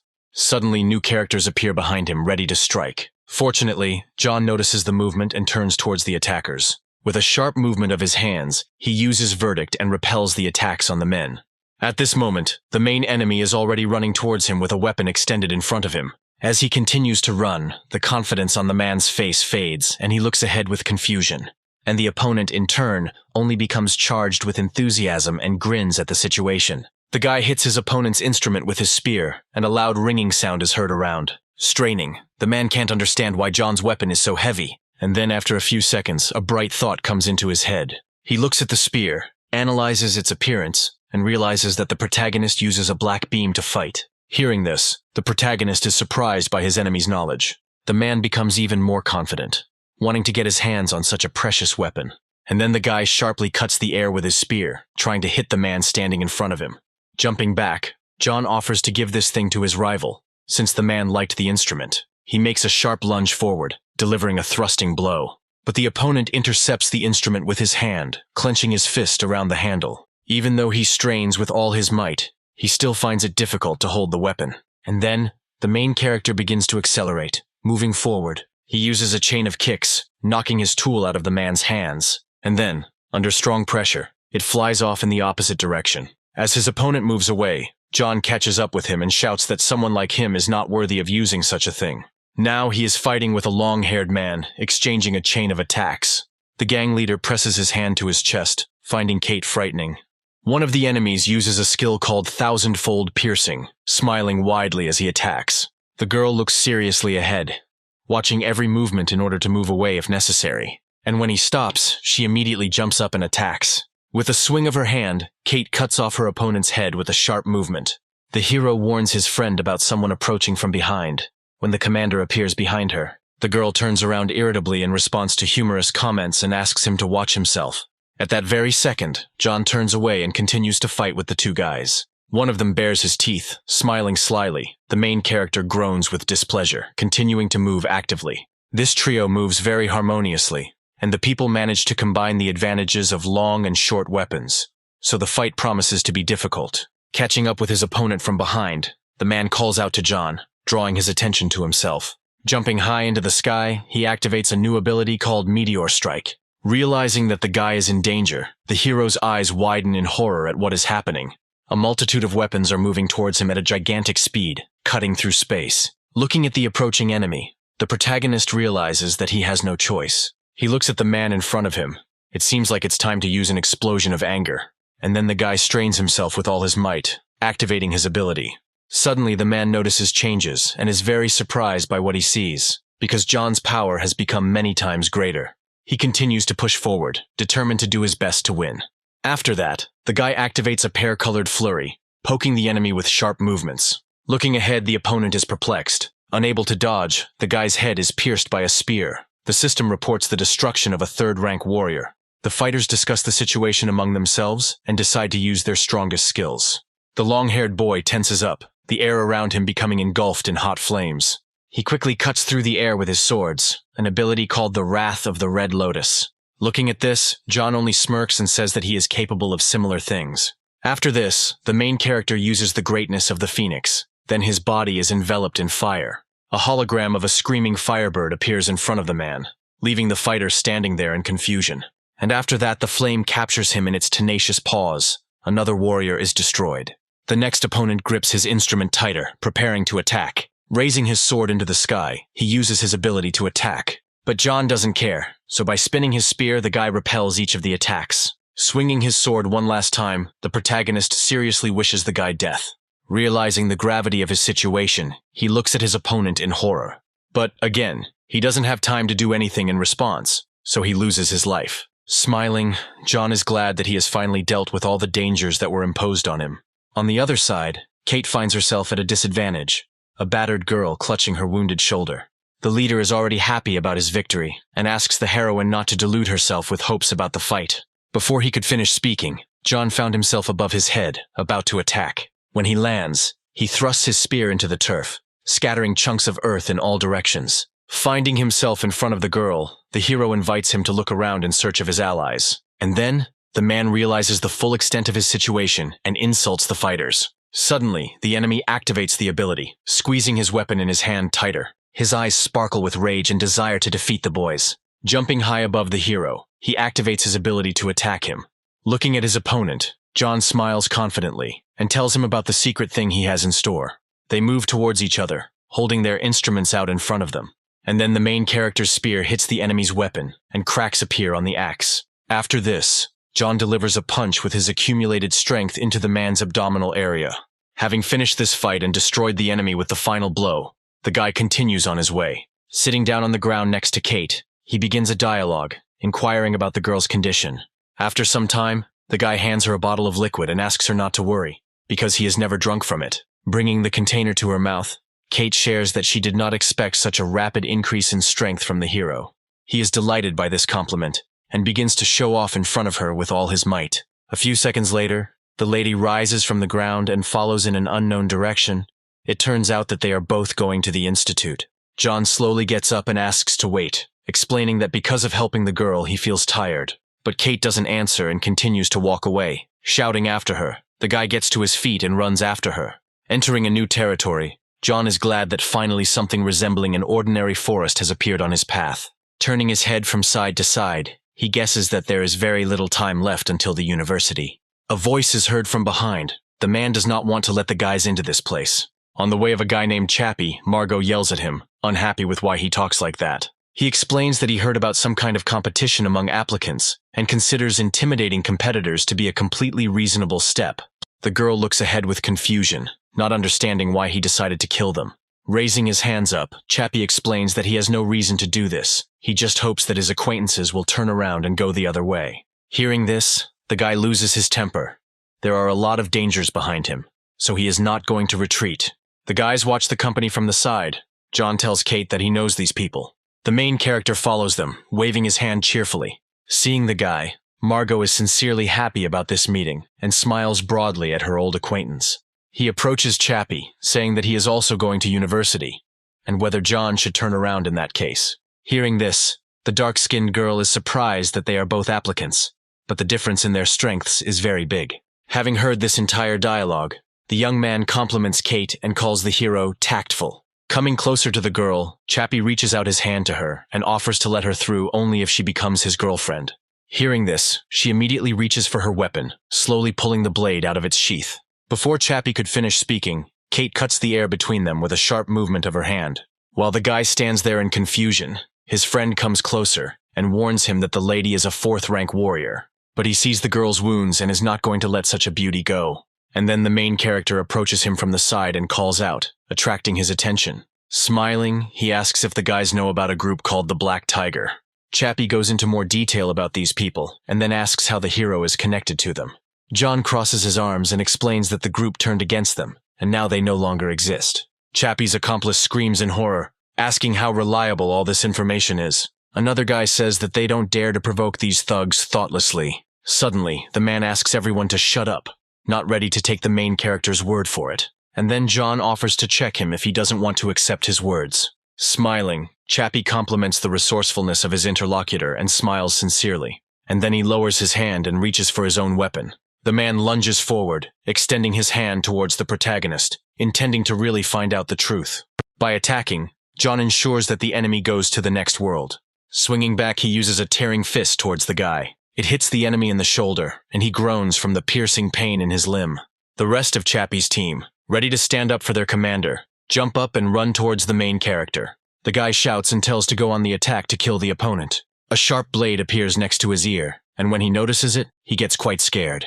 Holding the weapon in front of him, Kate threatens him with the slightest movement. One of the attackers raises his hand towards her and demands that she release his commander. And then John shows his fingers to the enemies and says that they have 3 seconds left. He smiles, clarifying what he will choose, death or will he decide to leave. The observing allies agree to help their friend in the planned battle. The guys are also charged up for the fight, become serious and look confidently ahead. The company gathers in a circle around the main character, wanting to help him in any way. And then, Chappie realizes the disadvantage of his position and announces his retreat, looking back at the people standing behind him. The guy offendedly clicks his tongue. Margot thanks the protagonist for standing up for her, because the enemy is quite strong and has a depraved character. Turning shyly to Kate, the dark-skinned girl says thank you. Smiling politely, John says that they are one of them, so there is no problem with this. Turning to the girl, the hero asks whether they will reach the end of the path of death if they continue to move forward. Awkwardly placing her hand behind her head, Margot asks if their group can join them, and then he agrees to this. He is going to look after each other. People reach a small camp in the forest. Many people are sitting around fires, gathering strength to continue their journey. It seems that they are all heading to university as well. There are really a lot of applicants. Turning to the boys, John asks them approximately how many enter the university each year. Margot, lost in thought, says that there were 5 people selected from their academy, and about the same number from Chappie's academy. It turns out that only 10 people came from her city, and only John was taken from Starlight. She shyly says that they are all very far from the strength of the main character. This year, a person from the Sky City who reached the 5th rank was enrolled. Kate intervenes in the conversation, saying that she studied with him in the same academy. Everyone present screams in great surprise and bombards the girl with questions. Morgana is thrilled, as most people don't even get a chance to visit the city in the sky. At the edge of the rocky surface, a crowd of warriors who deserve to be here gathers. The number of applicants has exceeded 1,000. Even the weakest of them are at the initial stage of the 3rd rank, and all those gathered here are around 18 years old. Margot thinks about how the path of death ends in a steep cliff, and wonders where the entrance to the university is. The guy guesses that the passage uses a teleportation mechanism, and perhaps his guess was correct. A giant aircraft appears in front of the applicants. The ship's ladder is pulled out from a certain compartment, slowly lowering in front of the people. A teacher named Mason appears before them, the man tasked with escorting the newcomers to the university. Before that, he decides to warn the boys, since the school is not located at the final point of the path of death. The reason that they were required to go through it was to weed out the weak. Students scream hysterically, feeling disappointment about lost friends and comrades and the difficulties they have experienced. Mason looks ahead coolly, saying that the university does not accept the weak, so the scum must be weeded out. One of the people present runs furiously towards the teacher and screams loudly, intending to release his own emotions. Looking at their chests, John just crosses his arms over his chest and calls them idiots. One of the incoming students was very hurt by this news, and screaming about his life, rushed at Mason with an axe, but he did not even move, and a slight smile appeared on his lips.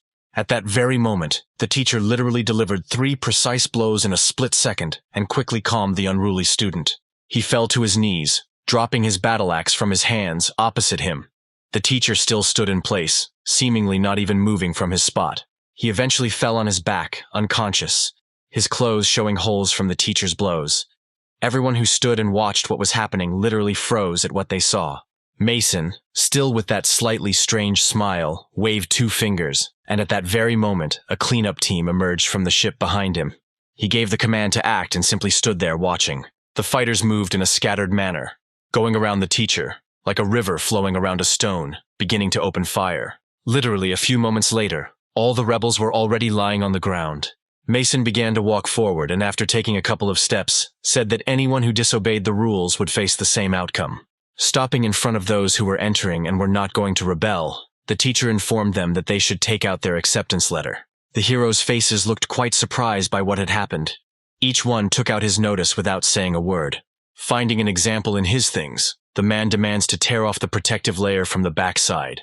Grasping the thing more firmly, he says to apply it to his body. He looks ahead with a cold, grinning expression and says that it is time for the final test. The main character looks at him with an anxious heart and sometimes waits, guessing what will happen. And then Mason raises his hand and shouts that only the person who has received 3 notices will have the right to board the ship.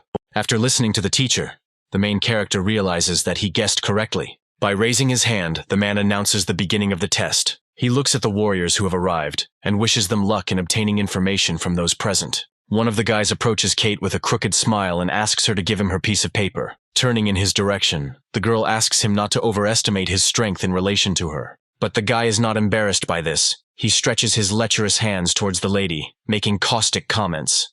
And then, Kate stops standing on ceremony and with a sharp movement of her sword cuts down some of the fighters. Stopping after using the skill, she absent-mindedly looks straight ahead. Seeing this from the side, the other warriors bare their teeth and watch the girl's new movements. Having taken a whole stack of the necessary sheets, Kate hands them to the main character. But he refuses, so the girl suggests that Morgana take them. Seeing this, the lady is delighted. Sparks play in her eyes. She thanks her savior. One of the guys applying to the university takes away her acceptance letter, hitting Margot hard in the shoulder. At that very second, the blonde comes up to her and offers to take the sheets. They are enough for 3 people. Rubbing her face, Margot says to share them with Vagar and Nicholas, and plans to get her own.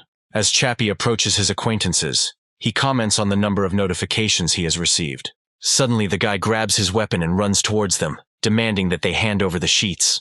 But Margot stands in front of the girl. thereby protecting the prey. The sound of heels on the ground can be heard as the stranger moves straight ahead.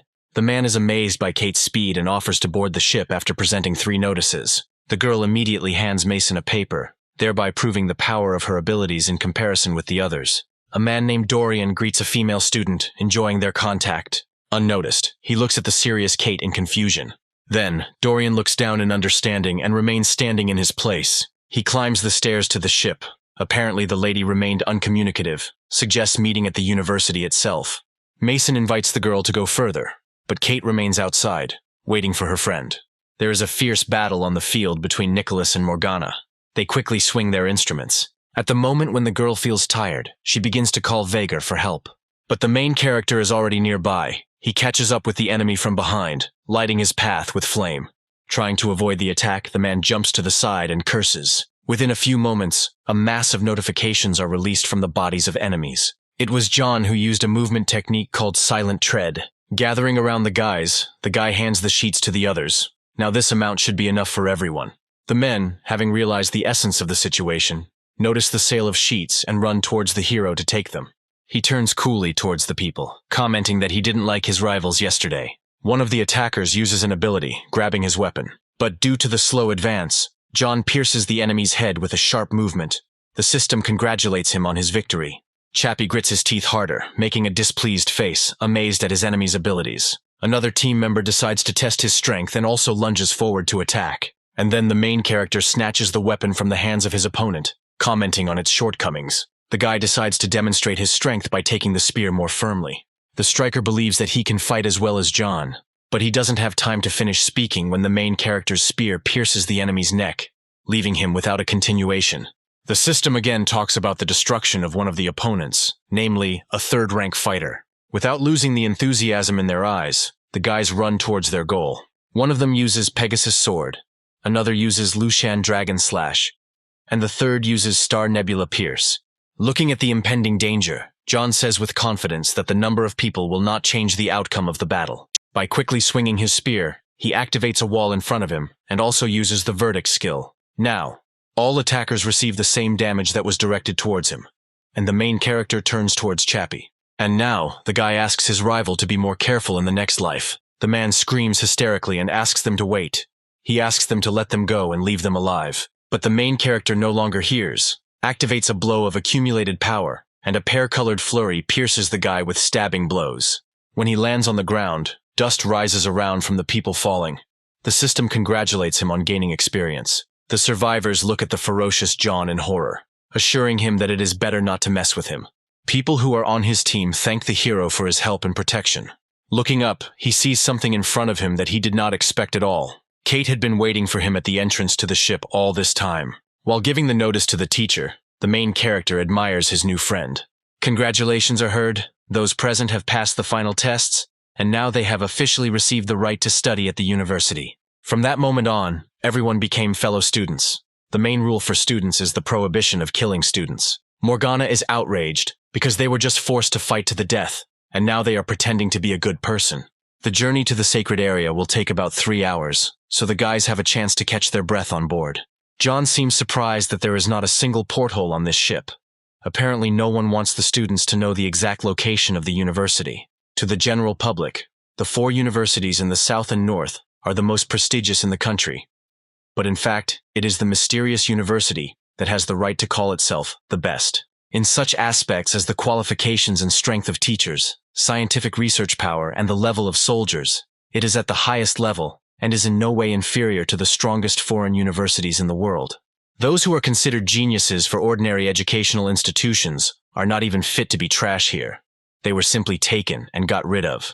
In one fell swoop, they weeded out the lion's share of those who arrived. It is not even known whether those from whom the notice was taken away will be able to return safely. And so, after some time, the plane lands in the required place. Mason approaches the guys and informs them of their arrival at the university. Students stand near the inscription and look at the carved door. The teacher invites them to enter. And at that moment, a vibration is heard. A huge creature flies over the roof of the building. This is a 9th-rank fire beast. The guy looks at what is happening in confusion. There is no need to worry, because this evolved beast is a friend of the university. This is one of the most dangerous creatures living on Earth. She ended up here. It is not for nothing that this place is called one of the most mysterious and powerful educational institutions. Stopping at the entrance, the teacher talks about the need to collect data. Another assistant greets applicants from the southern regions, asks them to line up and go through the scanning process one by one. After a person undergoes the necessary operation, he is given a card with a number. This thing is a pass to the university, and at the same time a savings card. The alliance currency is not used on the territory of the educational institution. Students can pay for the purchase only with points that they will receive. Here, each of them will be awarded 500 points every month. They must use them at their own discretion. One of the arrivals decides to clarify whether people from other units will also be admitted to the institute. In addition to them, people from northern places are coming, whose number in total amounts to 641 students. Their tests began earlier, were carried out in the northern region in the zone of extreme cold. Approaching the girl, the main character asks about the meaning of the number on the card, and then Kate shows him hers, with the group number written on them. The guy understands that due to the effect of camouflage, the equipment has assigned him to the 10th group. Taking into account the girl's strength, she falls into the first group. Mason calls people over, asks them to come over. Any minute now, scientific leaders will arrive to lead the groups. This means that the number represents the class number. Margot clarifies the number with the main character. He shyly raises his hand in front of him and shows the inscription on the map. Those present feel incredible happiness upon hearing this. Now John has familiar classmates. Kate silently watches what is happening from the side, looking at the guys with an unperturbed gaze. People in identical suits approach from the side. Mason raises his hand and introduces the leaders. And then, people raise their hands with bracelets on, and numbers with the group number appear in front of the teachers. The presenter asks to follow one or another necessary scientific supervisor. Turning to the girl, John is upset about having to leave, but the university is small. Looking in her direction, the protagonist remains confused and wonders what this statement meant. Walking towards the teacher, Margot raises her hand and offers to follow her. He follows in surprise and looks at the man. The man introduces himself. His name is Liam, and from that day on, he is his scientific supervisor. Since the eye of analysis is unable to determine the strength of this warrior, it could mean that this person is incredibly strong. This building is entirely at the disposal of their 10th group. To assign a seat to yourself, simply insert your card into the equipment on your desk. The daily composition of classes, in addition to the basics of theory, also includes combat exercises, practice with combat robots, as well as special training of warriors. Today they need to choose a person who will take on the duties of the headman. The group leader is responsible for keeping the keys to the training rooms on the 3 floors, as well as the safety and maintenance of the training equipment. However, this also gives him the opportunity to train at any convenient time. In addition, as a reward, the leader receives additional points every month. After listening to the man, the people present are happy about this opportunity and are inspired. But for now, new students need to take their places. Since there are no volunteers for the role of class monitor, the teacher is going to decide everything by vote. A screen with written names appears in front of the guys. John votes for himself, because he wants to receive all the privileges listed earlier. The other students also click on their names, not intending to share such an advantage. And yet, the main character wins the vote, receiving 5 votes. The students are indignant at this outcome, since the group of people knew each other before entering. But the teacher looks up at the children and asks what they think would be fair. The guy suggests resolving this through a battle, because the headman must be the strongest of all. Unfortunately, time is running out, and the fight won't be possible. The teacher presses a button and decides to determine the class monitor with some device. He announces that the winner will be the one whose strength indicator is the highest. The student stands up from his seat and asks permission to go first. Then the guy waves his fist with a wide smile on his face, aiming at the target. A loud sound rushes through the air and hits the target. The onlookers are amazed at the results, because a guy named Milan has just thrown a punch weighing 9,800 kilograms. The teacher, looking at this, smiles and says that the result is quite good. As the guys pass each other, they exchange caustic comments. John is unperturbed and continues to believe in his victory. And then, the main character decides to clarify whether he will have to reimburse the cost of the equipment in case of breakdown. Those present laugh at what they hear. Does the guy really hope to win? And then John slowly moves towards the device, stretching and kneading his hands. With a confident expression, he activates the skills Swift Fist and Ripping Fist. Clouds of dust rise up around the area from the intensity of the blow. The equipment cracks and falls apart into pieces. The teacher gets up from his seat and watches this with a questioning expression. Seeing this, Milan is surprised by what he sees, not believing his own eyes. And then, The teacher notices that skills were used, but even in this situation, John's powers cannot be neglected. Margot screams loudly and rejoices. The girl had no doubt that her friend was number one. Smiling confidently, the main character turns his head in her direction. It seems that he will take the place of the head man. And then the teacher smiles and congratulates him on his victory, and also informs him about the university website, and also suggests that they disperse, since there are no more questions. But the girl interrupts him. Margot needs to know where their dorm is. Unfortunately, the university does not provide housing. Students need to find it themselves and pay for its rent with points. To find a place to live, the man advises to go to the registration department. There they will be able to find a suitable option for themselves and pay the rent. Having finished the dialogue and communicated all the necessary information, the teacher dismisses the students. The area of a typical apartment is 50 square meters, and monthly rent costs 50 points. The rent for the Bamboo Grove cottage is 500 points, and it also has a training room with all kinds of equipment. Morgana looks at the photograph with delight, thinking that there is no better option. The guy comes closer and explains to his friend that with such expenses, she won't even have enough for food. The main character believes that only a fool would spend all his money on luxury housing. Suddenly, an unknown person hits him in the back of the head with a fist. An old acquaintance named Kate stands in front of him, and she indignantly asks who he called a fool. And then the guy is horrified by the realization that the blonde is planning to rent such an expensive house. The girl asks if he has chosen a place to live, and when he answers negatively, she asks him to give her his card. Moving away from the main character, Kate heads towards a certain terminal and presses keys on the screen. The girl explains that the cottage consists of 2 floors, so she transfers 250 points and offers to live on the first floor with her. As he places his hand on the device, John is embarrassed by the thought that the couple will now become cohabitants. Kate, in turn, feels dissatisfied and asks him to shut up. Morning comes, the sun rises high above the horizon, illuminating the residential streets. Sitting down on the sofa, the main character smiles and says that his points were not wasted, because the cottage is the highest level of comfort. He decides to look at what is on the university website and finds a tab with assignments. The main character runs through the inscriptions and is indignant at the presence of options that are not suitable for him. It turns out that there is also an exchange office where you can exchange your items for points. The guy's eyes lit up because he was able to get a lot of useful things on the way to the university. And then, John heads to the exchange office as quickly as possible. Many people in special clothing walk around a small room, each of them hurrying in their own direction.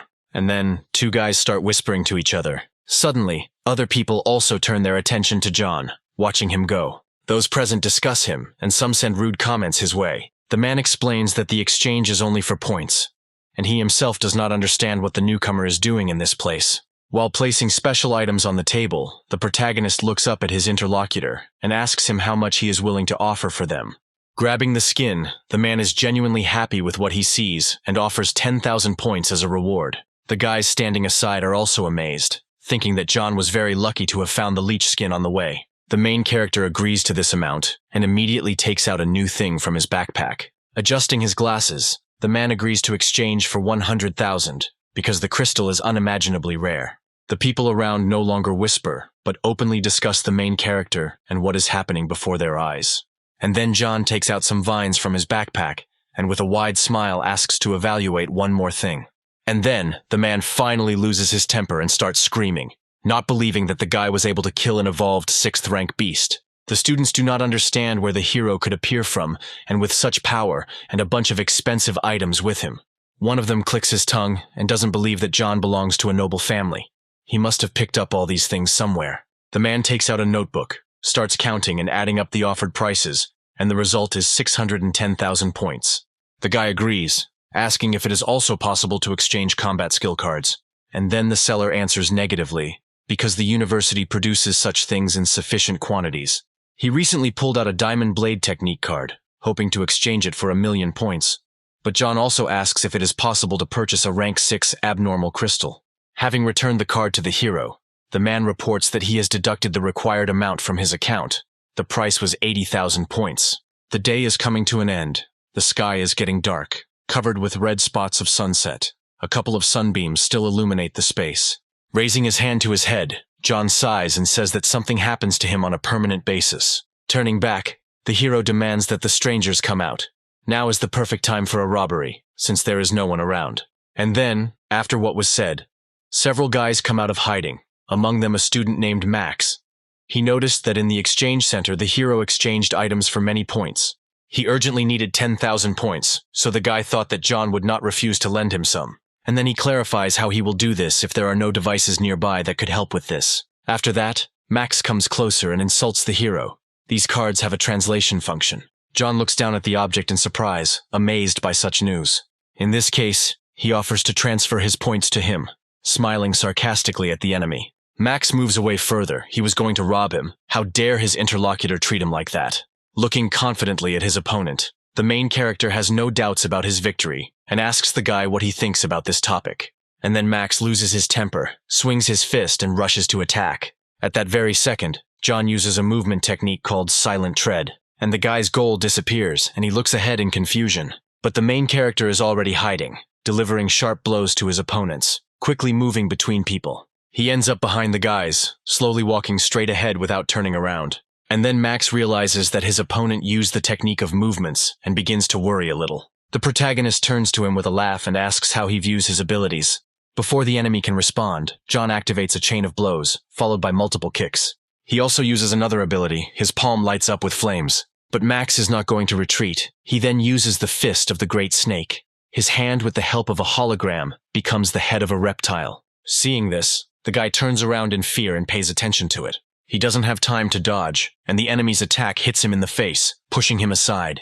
Max is extremely unhappy. He decides to do something bad. John shouldn't have provoked him. He still demands the money back, but the protagonist advises them to be glad that they ended up at the university. If the battle took place outside the school, the boys could have been experience points for John, and then he uses a tearing fist. And then Max laughs loudly, not doubting his own victory, and also uses his ability. After a couple of seconds, the boys merge into a dance of attacks, their fists touching, and then the opponent feels his arm being twisted. It's all about John's ability. Max falls to the ground and screams in pain and resentment, ordering his friends to take him to the hospital immediately. Coming closer, the main character angrily comments on everything that is happening, and is not going to let people leave. And then the guy's eyes widened in fear.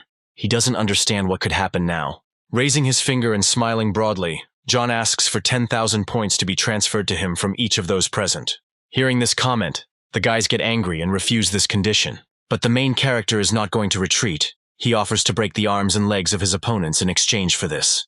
Of course, Max would not like to get even more injuries. He promises to send him a transfer. Moving away, the guy asks how the transfer of funds can be carried out. Crying in fear and pain, Max takes out his card and explains that he needs to press a button on the side, which will cause a display to appear on the front of the card. After this, the guy asks the hero's account number, which he needs to know in order to make a transfer. Clicking his tongue, he finishes the action and sends the money to the account. Beaming with happiness, John is delighted that he managed to earn about 30,000 points to his account in a matter of minutes. Turning around, he thanks for the points he received and also says goodbye to the guys. Max is confident that he is not going to let the hero get away with all this. The people who remained safe are discussing what happened. They were quite frightened by the murderous aura. Is John really a first-year student? And then one of them is going to put all his money into getting a big group together and causing a lot of trouble for the guy. Arriving home, John calls his friend by name, after which he suggests having lunch together. Kate sits in her room, an aura hovering around her. The girl is focused on using some skill. Using a monitor in the living room, you can order delivery without leaving your room, she says. The guy treats her, offers to choose whatever she wants. But for now, the girl should take a shower after fruitful work. As she gets out of the bath, she is surprised at the speed with which the delivery arrived.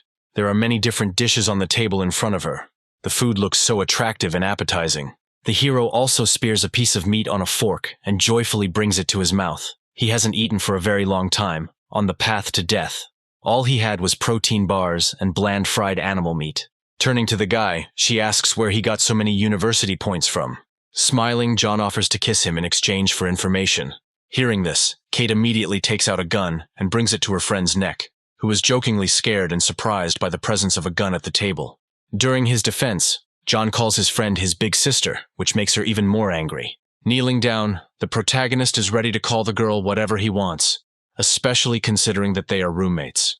And then, Kate really loses her temper and then pushes the hero to the side with her foot. Once on the battlefield, she offers to come closer and show him the heights of his strength. Hearing this, John is surprised, because Kate has already taken a shower, and the training has long since ended.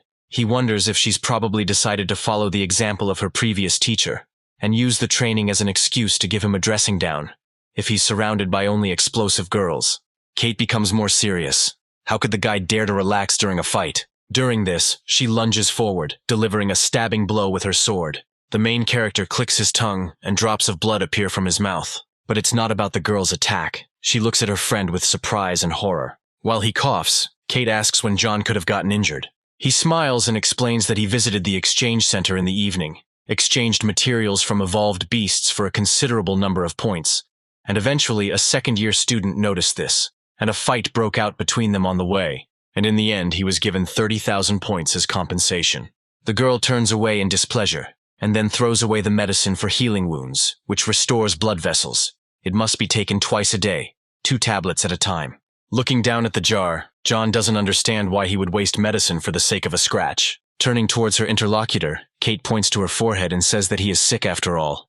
Leaving the room, the girl asks to have a good rest, and John wonders if she could really like him. The feeling of energy continuously flowing into the body is simply incredible. In addition, during this absorption, the hero's points simply increase insanely.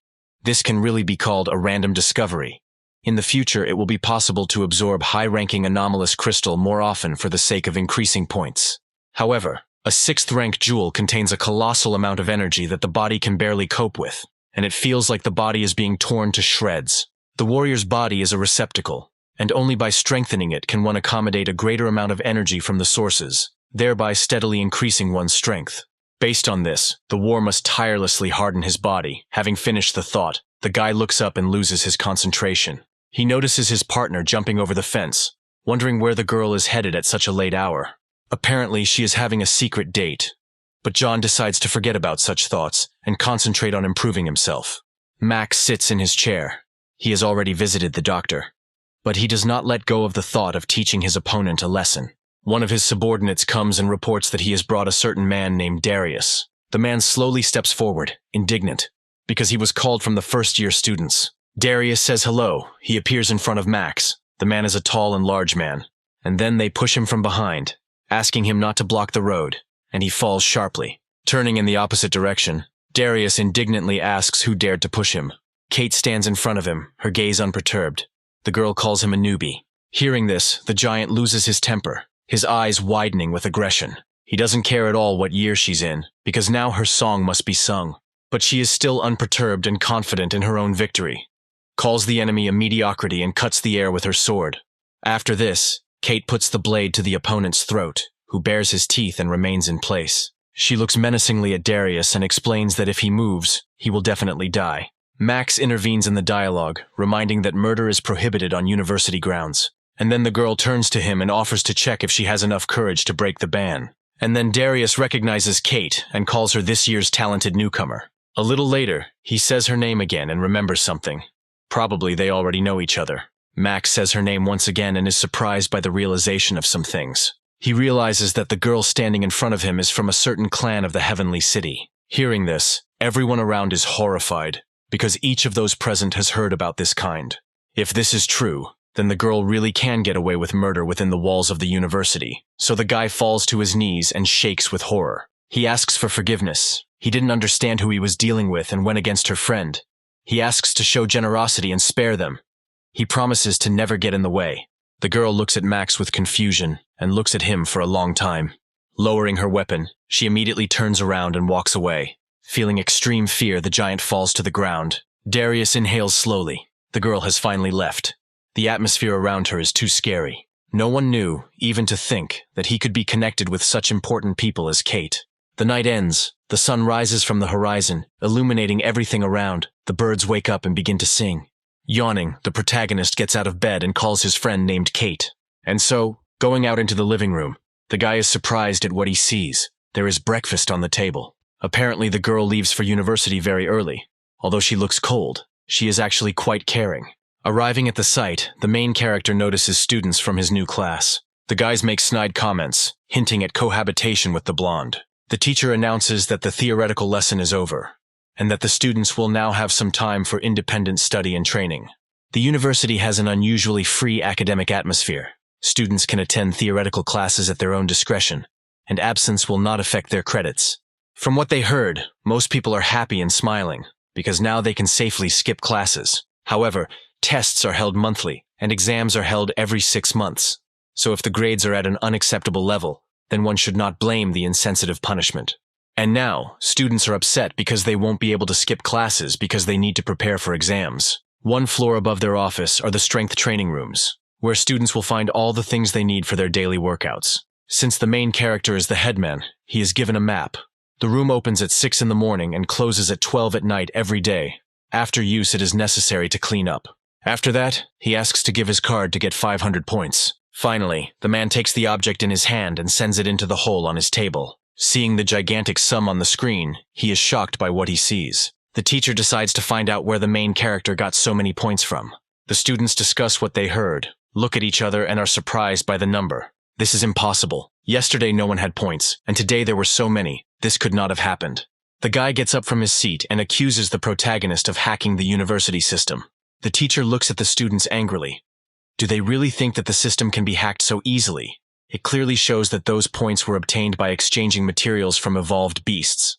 And then, the students learn about the existence of an exchange center at the educational institution, and decide to also go after classes and exchange some things. Watching this, John inhales slowly and makes a rude comment on the behavior of his classmates. The teacher praises his student for his skills. It's amazing how much he managed to gain on the path of death.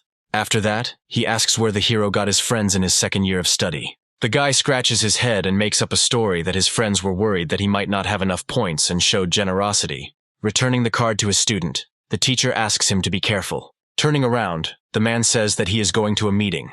In a week, there will be a meeting among the first-year students, so it is necessary to train. When the time comes, he will select the 5 strongest among them, who will compete with the rest of the first-year students for the title of the best. Hearing this, the guys are motivated and promise that they will prepare responsibly. After finishing their classes, each of them goes to the training room. People take wooden balls and swing them in front of them, while others use exercise machines. The guy also uses a wooden spear to practice the necessary strikes. Approaching him, a classmate asks him how he views the exchange of experience. Margot is already coming closer and turns to a guy named Milan, not understanding what he is trying to achieve. He explains that he just wants to warm up by fighting his headman. A classmate is sure that yesterday the hero used some trick to break the device for measuring strength. It is impossible to explain, because the aura is practically not felt. The main character does not agree to fight, because his opponent is too weak. He is afraid of accidentally injuring him. And then Milan loses his temper and swings a wooden ball towards his opponent. He in turn jumps back, avoiding the attack. The main character smiles broadly and says that the attack is too slow, and offers to show how it should be done. He immediately uses a pear-colored flurry, dealing multiple blows in one sharp movement. The guy barely fights off some of them, trying to hide from the attack. But he doesn't have enough strength, so Milan flies high into the air under the onslaught of John. And then the rest of the classmates also unite. They want to help their friend and decide to attack. The team with which the hero was heading to this university discuss what is happening and also decide to help their friend. And then John dissuades them. He alone is more than enough for these weaklings. Thanks fate for providing the opportunity to assert the authority of the headman. Milan has already risen to his feet and is rushing to attack the hero again in order to inflict many more blows in order to take revenge. He raises the handle of the weapon behind his back to swing at him. Suddenly, John uses the verdict skill, thereby reflecting the attacks aimed at him. After a few seconds, he also delivers a chain of kicks, hitting the opponent. Some of the attackers were unable to stay on their feet. People fell to the ground, while others remained standing on their feet. Coming closer, the protagonist asks if Milan has experienced enough humiliation. The beaten guy breathes heavily, rubs his cheek, and sighs. He looks silently and seriously into John's eyes, and John, perplexed, maintains the silence. And then Milan asks for forgiveness, saying that he lost clean. The girl was sure that John would cope on his own. Just recently, she had been more worried about him than anyone else. After a couple of seconds, the main character shouts, asking if there are any more dissatisfied people. When they entered here, the scan revealed that their combat ability was the weakest, which is why they were assigned to the 10th group. If they don't want to lose face at the freshman meeting, then John advises them to get down to training. It turns out that the school also has a gravity room. Margot offers to enter, but to do so, you need to swipe your university student card. Regular warrior training gradually hardens the body, but it is completely ineffective when it comes to strengthening internal organs. In the case of a gravity room, everything is different. While in it, The body's cells are in a state of intense exhaustion, and the load on the internal organs is also unusually great. Therefore, the use of cultivation techniques to absorb the energy of the origins and other training have an unusually high effect on strengthening the body. Moving on, the main character pays attention to the whole surrounding atmosphere. Apparently, this is what this room looks like. Everyone present is here for the first time. The dark-skinned girl pays attention to some things. She comes closer to the sign. It turns out that using the gravity room requires points. Nicholas decides to calculate that an hour under double load will cost 120 points. They only get 500 points per month. They still need to spend money on food and rent. They can't afford it now. Approaching an acquaintance, John offers to sell the flesh of the Kai beast. It is quite expensive. In addition to the ability to exchange items for points, you can also complete tasks that are published on the university page and receive points for completing them. Taking out his card, John offers to practice at his expense. To start with, it's worth trying the easiest option. Those present are incredibly happy, thanking him for such a service and the opportunity to progress in training. Approaching the device, the main character takes out his card and holds it to the sensor. A voice announces that the double gravity boost training has begun. Everything around begins to vibrate and make loud sounds. The students raise their heads higher. Nicholas is indignant, squatting down. Apparently it's really hard for him. And then Morgana starts screaming loudly. Is this really a double boost? Under conditions of increased gravity, the body's cells are in a state of continuous exhaustion, and at the same time, they are continuously disintegrating, giving birth to new cells, stronger and in greater quantity. Under such conditions, using the cultivation technique to absorb the energy of the origins of the abnormal crystal will be much more effective. After a moment, the students sit in relaxing poses and concentrate. Those present were very tired. Could John's strength really be so high that after an hour he was able to continue training? Nicholas gets up from the ground and is about to leave, commenting that if he stays in this place for a while, he will fall apart. 3 hours later, the protagonist opens his eyes and looks straight ahead. He raises his head. I look around. Apparently he is the only one left. Since this is the case, we can try triple amplification. The guy approaches the device again, applies the card, and the triple gravity amplification training is launched. And then, he is suddenly pressed to the floor. The guy hits it hard. He's bleeding there. He's straining himself a lot. This load is really heavy and great for him. The body is torn apart by pain. It seems as if the internal organs and skeleton are about to be torn apart. However, the system shows that experience points are growing at an impeccable pace, even faster than when killing evolved beasts. The remaining students return to the training room to continue to hone their skills. The dark-skinned girl is worried, because the main character has been sitting in a gravity room for 5 hours already. Morgana explains that this place is equipped with an intelligent system that will turn everything off and issue a warning if it detects that a person cannot continue training. Entering the room, one of the students reports that the headman is currently improving under triple amplification. Those present are horrified. Is he really that strong? And now, the absorption of the energy of the origins of the 6th rank anomalous crystal has been completed. After classes, it will be necessary to go to the exchange office and buy a few more pieces. Under the triple force of attraction, his reaction speed slowed down significantly. The power of the tearing fist also weakened unusually. And yet, if under the triple boost, he released the tearing fist with all his might, its power could also be increased threefold. The system offers training in conditions of high gravity, intends to use the first level. Suddenly, an unknown object rises and directs red radiation towards John. The machine releases a fire laser at incredible speed, directing the attack towards the student. The main character didn't put on any equipment. If he was hit by a laser, he could very well die. He shouldn't have started training so recklessly. A couple of seconds later, 2 lasers are already flying at him. He dodges them with quick and sharp movements. The guy uses the silent step movement technique when there are more and more dangers around. 30 minutes later, the training is over, and John feels like he was on the verge of death. As he leaves the room, he calculates his finances and finds that the 5.5 hours cost 820 points, but their effectiveness is comparable to about 2 weeks of previous training. Margot was very worried about her friend and asked if everything was okay with John. Nothing could have happened to him. He asks the guys to continue training, and he himself goes away on a small matter. Nicholas is surprised, because he was in the gravity room for about 5 hours, and he looks like he went for a walk. While the sun is shining outside, high above the horizon, the main character heads to the exchange office. Unfortunately, he didn't have enough for even a dozen anomalous crystals. He can't sit and rest on his laurels. He needs to find a way to earn more points. That tall building must be the competition tower.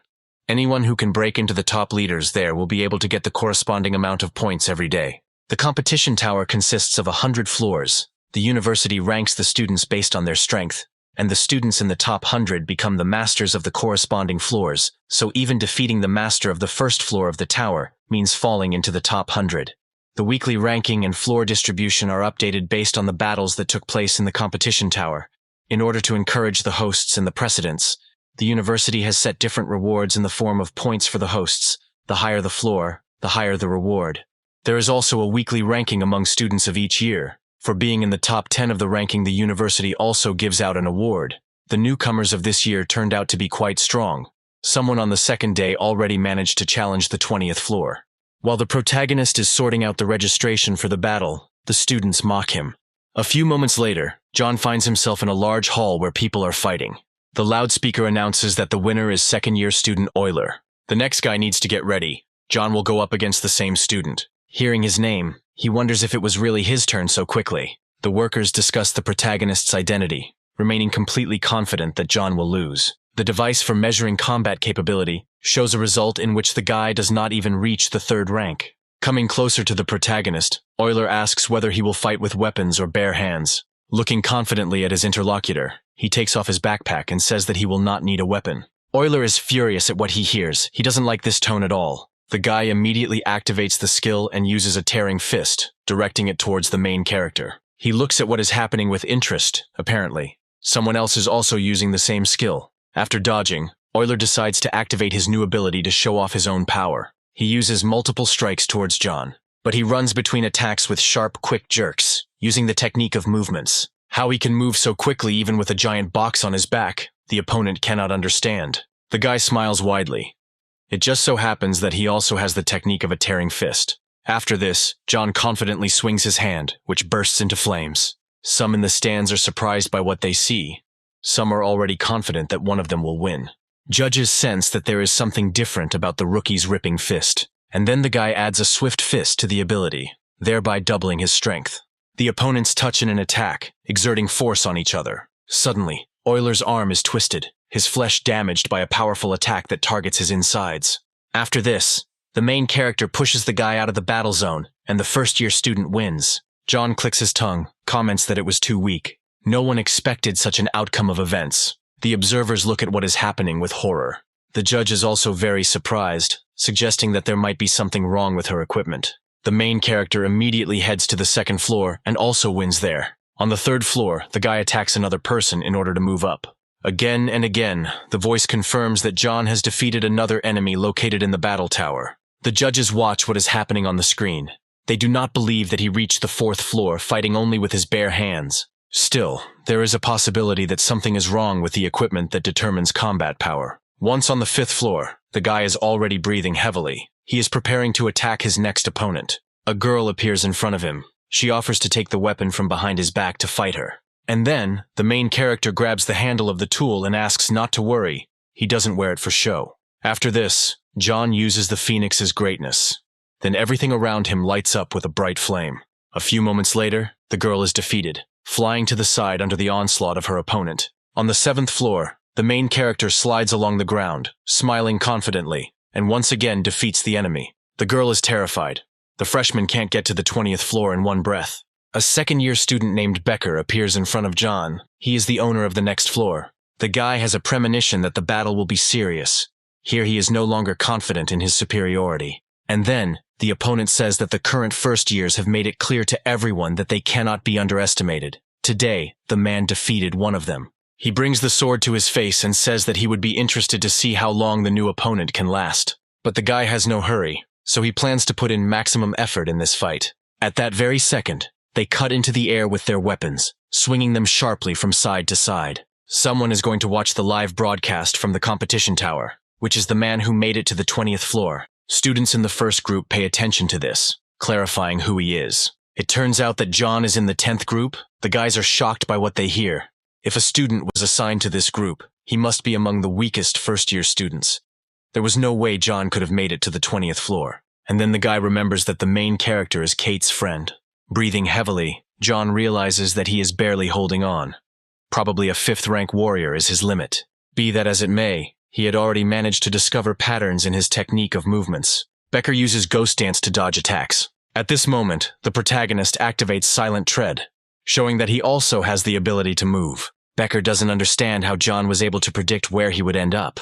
And then, suddenly, his shoulder is wounded by a sharp blade of a spear, cutting through the enemy's flesh. After a few moments, the opponent comes to his senses and stays on his feet, smiling broadly. He was still angry after all, because a 5th-rank warrior was hit by a lesser student and in front of so many witnesses. Having fully realized this information, Becker finally loses his temper and rushes forward, pointing his blade towards his opponent. The protagonist defends himself by holding the handle of his spear in front of him to prevent himself from being injured. But still, this force is not enough. So under the pressure of the enemy, he flies in the opposite direction. Once at a safe distance, John creates the impression that his opponent's energy is very high. Those present continue to discuss what happened. No one would have thought that the newcomer would be able to wound this warrior. Today he is not showing himself very well. Becker promises to be serious, since his opponent managed to really piss him off. He points the gun towards John and promises to put several holes in his body with his weapon.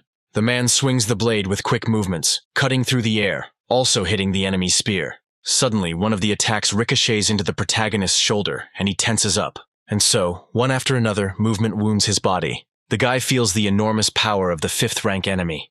Even the residual energy from the swings of his weapon is capable of injuring. Becker smiles widely, ready to see how many of his attacks John can avoid. He hadn't met such a serious opponent for a long time, and the guy felt complete delight from the need to fight and spare no effort. And then, the fight becomes more serious. The main character dodges the oncoming attacks. In any case, the enemy is stronger than him. In John's gaze, one can feel only the will to fight. Moreover, as the battle progresses, this feeling only intensifies. Becker can't afford to screw up. If he does, the guy will be a laughing stock. So this fight needs to be finished immediately. He uses the golden skill, and many ice blocks appear around him. And yet John's abilities prove to be more advantageous, because he uses fire and can melt the attack. Then, cutting pieces of ice continue to break through the flames. It was unable to contain them. A loud explosion is heard. Clouds of smoke appear around and attract attention. When everything clears, the main character appears before the people, who finds himself walled up in a piece of ice. People are shocked by what they see. Is the warrior's strength really that great? The main character cannot allow everything to end like this. He immediately uses an explosion of anger. The judge announces that victory is awarded only if the opponent does not resist for 10 seconds or is outside the arena. Becker begins to move towards his opponent, intending to throw a boulder from the battlefield. And then the elements begin to crack at the seams. The ice makes loud sounds and breaks apart. Suddenly, the enemy's eyes widen in horror at what he saw. He did not expect such an outcome at all. As he gets closer, a fiery whirlwind appears in front of the guy and spreads around him. No one understands how the enemy could use a combat skill while in the ice. It was good that John managed to activate the explosion of anger just before he was chained. And combined with the grandeur of the Phoenix, it was not difficult to get out.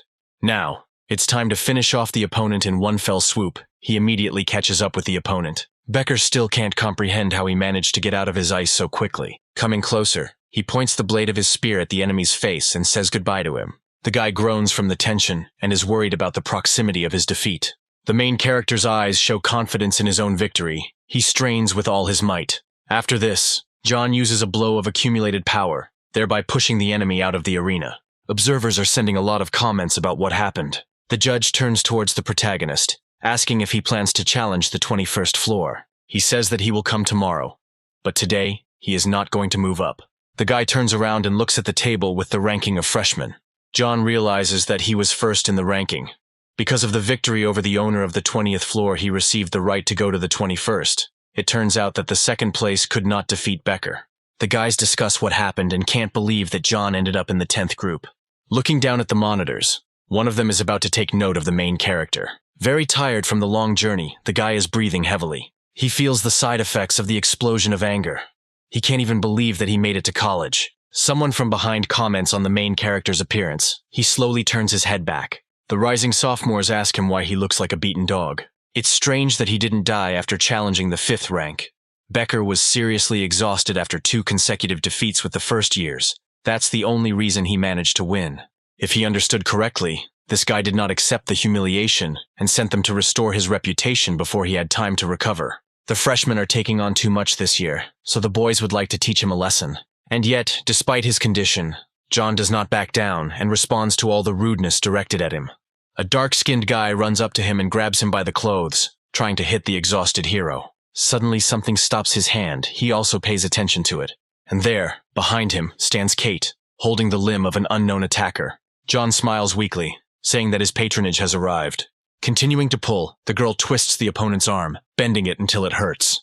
After this, the second-year students run towards her, losing their temper. They shout loudly and get angry. But this doesn't scare the heroine, so she swings harder and lands a decent blow to the guy's face. No one thought that the girl's skill would be so precise not only in the use of weapons, but also in hand-to-hand combat. A few seconds later, Kate uses Ripping Fist, rushing towards the attackers. A moment later, the beaten ones are already flying in the opposite direction. Seeing this, the main character is seriously surprised. It turns out that his neighbor owns a tearing fist, and its power seems more ferocious than his. And so, the offenders begin to run away, afraid of getting even more injured. John thanks his savior and asks the girl how she guessed that he would be here. It turns out that Kate was just watching the broadcast of the performance. First, he spent 5 hours in the gravity room, and then went to challenge in the competition tower. Noticing the guy's appearance, she asks her neighbor if he can move on his own.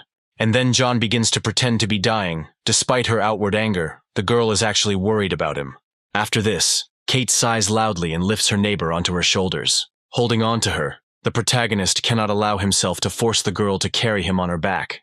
After this, she explains that she is only returning her debt and asks not to overthink things. It's getting dark outside. The streetlights are turning on, trying to illuminate the darkened streets. Everyone around turns around, pays attention to the heroes, points fingers and discusses. Some people envy John's position, while others, on the contrary, despise him for such an act. After some time, the guys reach their place of residence, approaching the gates of the villa. The hero catches himself thinking that the girl's profile looks truly beautiful, and her hair smells very delicious. Without thinking twice, John brings his lips to the lady's cheek and kisses her. After this, he begins to panic and think that she might get angry. The girl slows down, her voice becomes darker. John tries to justify himself and explain his actions. But he's in trouble because the main character is already flying to the side from a strong kick. When it falls to the ground, its weight raises clouds of dust from the ground. He screams hysterically and asks for mercy, admits his mistake and says that he was wrong. Sitting at the table, John reflects that after the kiss, the girl did not attack him. Perhaps she really likes him. Embarrassed and blushing, he thinks deeper and fantasizes, but his thoughts are interrupted by a question from the girl, who asks whether the hero feels better. Sitting with his mouth full, he comes to his senses and responds positively to her concern. Getting up from her seat, she asks to go and help her with her training. The lady suggested exchanging experiences, and John, in turn, assumes that this is just an excuse to beat him. After some time, the boys train in a specially designated room, using wooden instruments. As the fight continues, the boy realizes that Kate is showing much more strength than yesterday. The higher the warrior's rank, the more difficult it becomes to advance further. But in her case, it seems that for her, development is not difficult at all. While defending himself from a bunch of blows, John tries to understand how the girl improves. Suddenly, the guy asks her to be careful, otherwise she will kill her husband. And then the neighbor knocks the spear out of the opponent's hands and asks him to shut up. It seems that she wins, because the main character is unarmed. As she gets closer, Kate compliments the spear technique her neighbor is using. He smiles broadly and asks not to forget who the main character is. Holding the hilt of the sword, the girl remembers how to wield a tearing fist, and then suggests that they stop wasting time. Kate activates the ability, and is going to check whose ability is more powerful. After this, the girl immediately swings and uses the skill, attacking the guy. He dodges with a sharp movement and shouts that he needed to be asked. Kate disappears right in front of his nose. She really is very agile and fast. After this, the neighbor appears behind and tries to strike from behind. Suddenly, she still removes the main character, who flies forward by inertia. Coming closer, the girl advises not to rely on sight, but to release the energy of the sources for perception. After this, Kate tries to attack again to hit the hero, who dodges again. He uses silent steps to quickly avoid attacks from the side. And then the girl realizes that he has simply amazing sensitivity and insight. It is not surprising that John managed to achieve such rapid progress. Continuing to move forward, John prepares to attack using his own ripping fist. Turning her attention, Kate watches in surprise as the attack approaches. He is seriously worried and also shouts at her to move aside. The guy tries to stop, straining himself so as not to hurt his neighbor. He stops his hand at the lady's chest, still continuing the movement. In the end, John only lightly touches the girl's clothes. They freeze in misunderstanding, look at each other, and remain silent. Suddenly, the main character starts screaming and apologizing, raising his hands up, thereby showing his defenselessness. While Mickey watches what is happening with interest, the guy is beaten by his own neighbor. The next day comes, the sun shines over the university, awakening each of the students. Margot worriedly asks her friend what happened to him, and why there are so many wounds on his face. Coming closer, Vega is going to share his experience with him in order to defeat the girl. There is no need to use force. Morgana immediately grabs her friend by the ear and asks the expert about this information. Milan congratulates the hero on first place in the tower ranking of the competition among freshmen, before he had no idea how strong he was. Classmates discuss what is happening and share information with each other. And now, moments later, everyone already knows about his place in the tower. The main character agrees to help his friends develop. As soon as they complete a 5-hour training session in a gravity room with double amplification, he will tell everything. And so, after some time, the students are already sitting in this place and training hard. Milan feels that under the double amplification he can't move a finger. How does his elder manage to do this? John, in turn, dances with ease with a spear. That's what's called a real difference in strength. 5 hours later, the protagonist smiles widely while his classmates die in pain. Finally, it's time to switch to triple amplification. The guy asks if there are any volunteers, but each of those present runs away, making up excuses. Therefore, the main character finds himself in a room completely alone. No one wants to help him. While he was switching power-ups and thinking about his classmates, an unknown person appeared behind him. The guy says that Kate was looking for him, but he, in turn, does not understand what the girl is doing in this place. She holds the card in her hand in fear and says that she has no more points. After this, John sighs, because he is not even her husband, so he does not have to worry about it.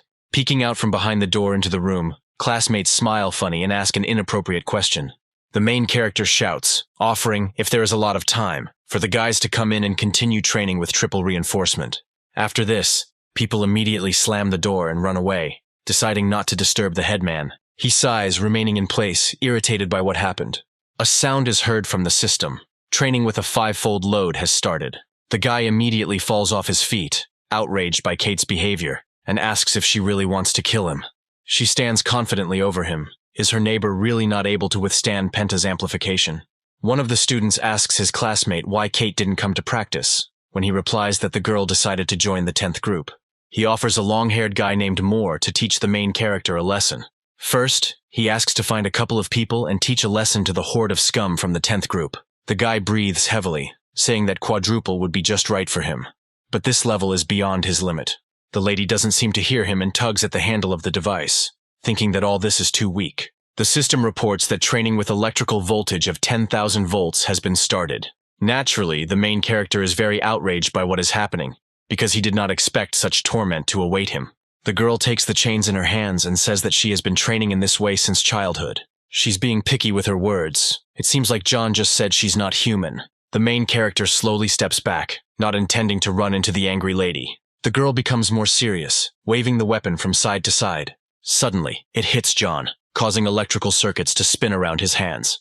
Vega is sure that the more beautiful the girl, the scarier she is. So much suffering can be heard in the scream of his classmate. Seeing Morgana next to him, he immediately begins to make excuses. She grabs the guy's ear again, pulls it hard, and asks him to repeat what he said over and over again. The exhausted guy is on his knees. He feels the smell of meat coming from his body. Still lying on the ground, he analyzes today's training and comes to the conclusion that he is getting enough points. Suddenly, the girl starts throwing stones at the hero's head and says that this will be a reward for using the points from his card. He is genuinely happy, not sure that he can accept such a valuable award. Serious Kate in this case suggests returning the existing gift. 2 hours later, the main character is still in the gravity room, already tormenting himself with electric shocks.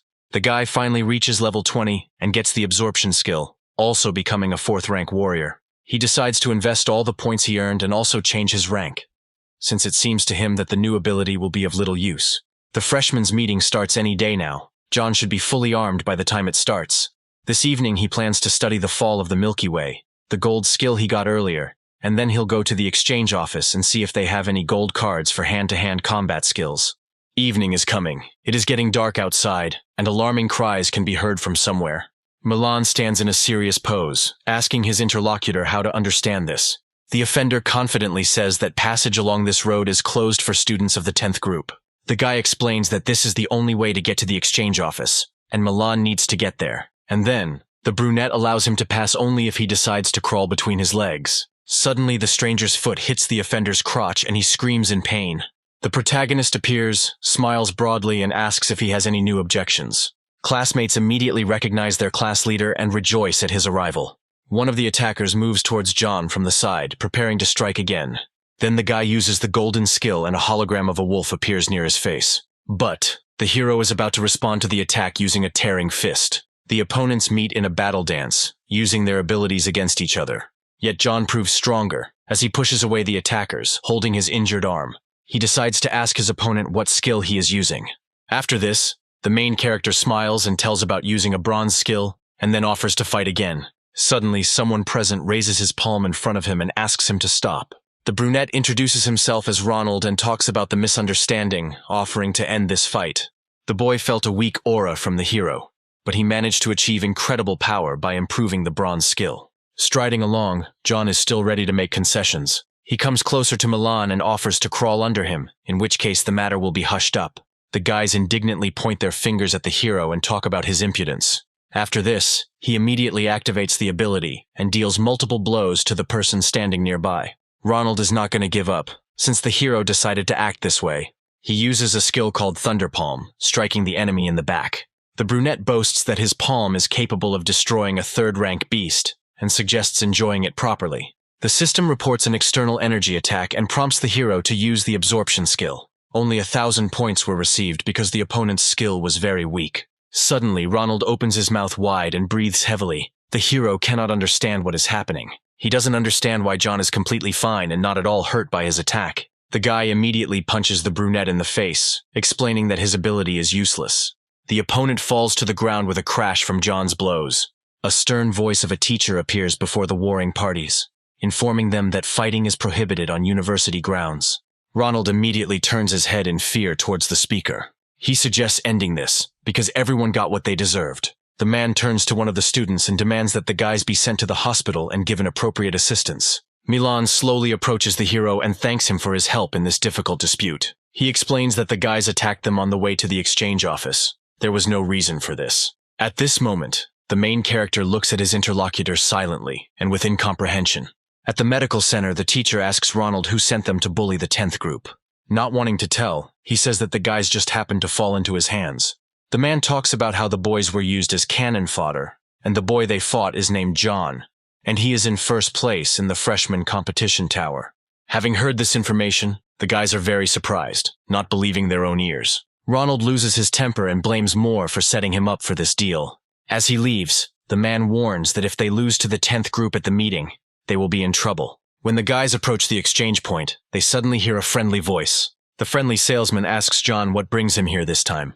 Coming closer to the counter, the protagonist explains that he needs to acquire golden skills in spear and hand-to-hand combat techniques. A screen lights up between the people. The man moves closer and offers to study the catalog. After some time, the main character settles on the technique of tearing apart the Thunder Fist. The man sighs heavily and explains that learning this skill is not that easy. As far as he knows, everyone who tried has suffered greatly. Learning the tearing fist injures the practitioner in the process. Only after reaching a certain level of progress in learning it, can the practitioner use it to injure their opponents. While the tearing Thunder Fist is an advanced version that, in addition to the tearing effect, creates an electrical discharge generated by the energy of the origins, thus enhancing the power of the technique. The seller also warns that when studying this technique, you will have to undergo serious electrical tests. Without a second thought, John raises his hand and is about to purchase this ability. On top of everything else, the guy wants to take another skill, pointing at it with his finger. After thinking about it, the main character comes to the conclusion that this technique was simply created for him, since he has to undergo electric tests and has a studied card of the tearing fist in his inventory. And so, leaving the exchange office, the guy sees the sun setting, and little by little the streets become darker. The freshmen's meeting will begin in 2 days. Today, the hero will need to focus on improving new and old skills. And then, Moore appears in front of him. The guy asks if his interlocutor is John. The hero calmly continues the dialogue, clarifying what he needs. The long-haired guy begins his speech, saying that defeating Becker proves his strength. but does not mean that he is worthy of being with Kate. He advises to immediately break all ties with the girl. Keep calm. John asks if what was said is a threat, and also clarifies Ronald's involvement. Moore only explains how things really are, continuing to prove to the hero that he cannot be with Kate. Continuing on his way, he asks to forget about his affairs, suggests training harder, so as not to lose to the 10th group. One of the guys asks if the main character is taking on too much. Moore thinks that he doesn't have much time left to show off, and is going to show the guy where his place is at the meeting. As he continues on his way, he thinks that a weak lineage could not have raised a warrior like Kate. I wonder what her origins are. Rubbing his nose, John finds himself thinking about it too much. He's not going to ask for a match. Coming home, he notices something and is very surprised by what he sees. Coming out of her room, the neighbor says that she has already eaten and left food on the table for the hero. Taking off his bag, he says that the meeting is in 2 days, and he was told that he will be able to choose between 2 districts. When he sits down at the table, he asks if the girl has chosen where she will go. Kate smirks as she turns to face her interlocutor. He will know when the time comes. As he continues to eat the treat, he wonders when the lady learned the art of stirring up intrigue. And so, 2 days later, all the first-year students gather in a giant arena. Arriving at the field, the main character notices familiar faces and heads towards Margot. When he woke up, the girl was not at home, and Kate was also not visible on the site. The teacher stands next to the blonde and asks her to follow him so that he can introduce her to the others. The man introduces Kate to the students of the 10th group. She transfers to them. Turning to the teacher, the girl innocently asks him not to tell the reasons for her transfer. Seeing a familiar face, some of the students are very surprised, and the man asks them to be friendly towards her. The main character scratches the back of his head, not understanding at all how the girl could have ended up in this place. Coming closer, the teacher asks in surprise how he knows her. Vager turns his head to John jokingly and says that Kate is the headman's girlfriend. The guy pushes his classmate aside and calmly asks her why the lady decided to transfer to them. And then Vagar chimes in again and says that everything is done in the name of love. After this, the main character can't take it anymore and pushes the guy even harder. The girl calmly closes her eyes and says that she won't be interested if the others crush the guys because of their weakness. John originally thought he would have to compete with his neighbor at the meeting, but that is no longer the case. Still, he hopes that the girl really likes him. Suddenly, an unknown man appears on the stage and begins to give an important speech. The man calls himself Dr. Payne, and some testing will be done today. The guy looks at him with confusion and recognizes the name of the girl who had previously rejected him. Even at a great distance, one can feel the power emanating from the leader. After all, he is a warrior of the 9th rank. The man deftly snaps his fingers and asks to look at the screen that appears in front of him. During the test, the student is given 2 places to choose from for passing it. The team that has collected more anomalous crystal will win. The reward will be not only points, but also special combat skill cards that cannot be found on sale. The first location is the Emerald Grove, located south of the university. The danger level of this area is relatively low. The second location will be the Ruins, which looks like an abandoned city occupied by high-ranking zombies and terrible beasts. Milan, hearing this, is beside himself with horror. One can die in this place. There was an outbreak of a terrible virus in this area. The warriors who were on a cleansing mission there were all infected and turned into high-ranking zombies. It is said that the lowest level of beasts is 7th. The rest of the classmates join in the discussion, also greatly amazed by what they hear. The teacher approaches the head of the class and asks to distribute the students among the 2 proposed areas. Coming to the center, the main character becomes more serious. It is necessary to divide into teams. John approaches Kate, asking the girl if she will follow him to this place, and she calmly agrees. The guy asks if anyone wants to go with him and the blonde. Despite the danger, risk always comes with opportunity, so John asks the willing to come forward. Margot immediately raises her hand higher, agreeing to support her friend.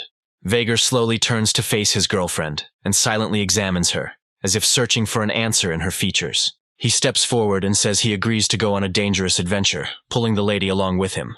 Nicholas is not going to stay away either, since 3 of his 4 are looking fear in the eye. Putting his hands in his pockets, the hero looks around and talks about the lack of one more person.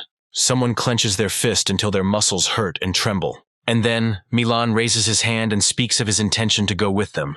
The main character smiles confidently and agrees to his proposal. After this, John stands in front of the main group of classmates and encourages the guys, asking them to show their best. A certain number of planes rise high into the air, following a given course. Turning to his classmate, the hero asks Milan how he is feeling.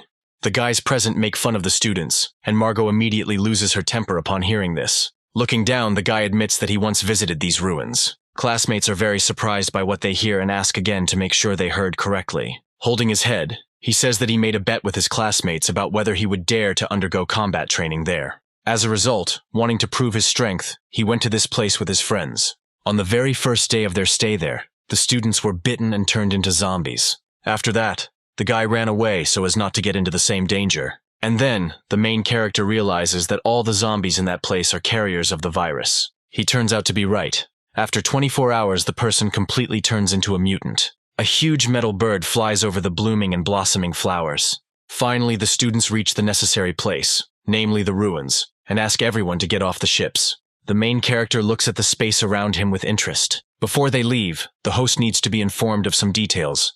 Both zombies and evolved animals are carriers of viruses. If bitten, people must return within 24 hours and receive medical attention to have a chance of survival. The man turns his head towards the guys with a smile on his face and wishes them luck on this difficult journey.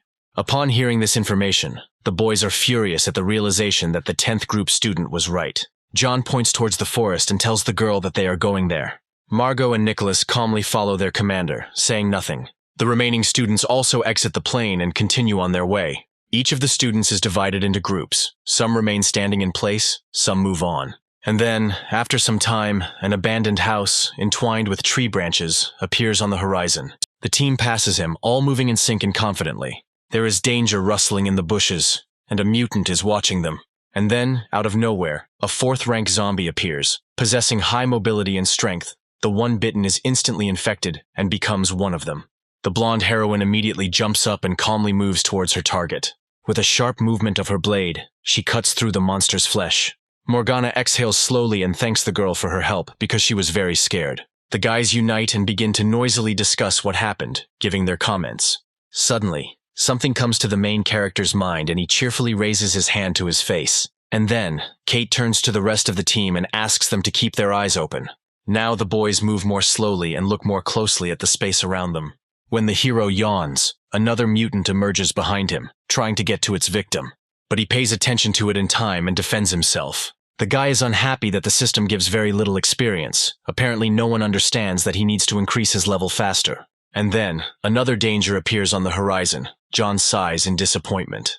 With a sharp movement, he pierces the mutant's chest with a spear, depriving him of life. The zombies wave their arms and legs, trying to get rid of the attack as quickly as possible. Milan comes closer and asks to get rid of the monster quickly.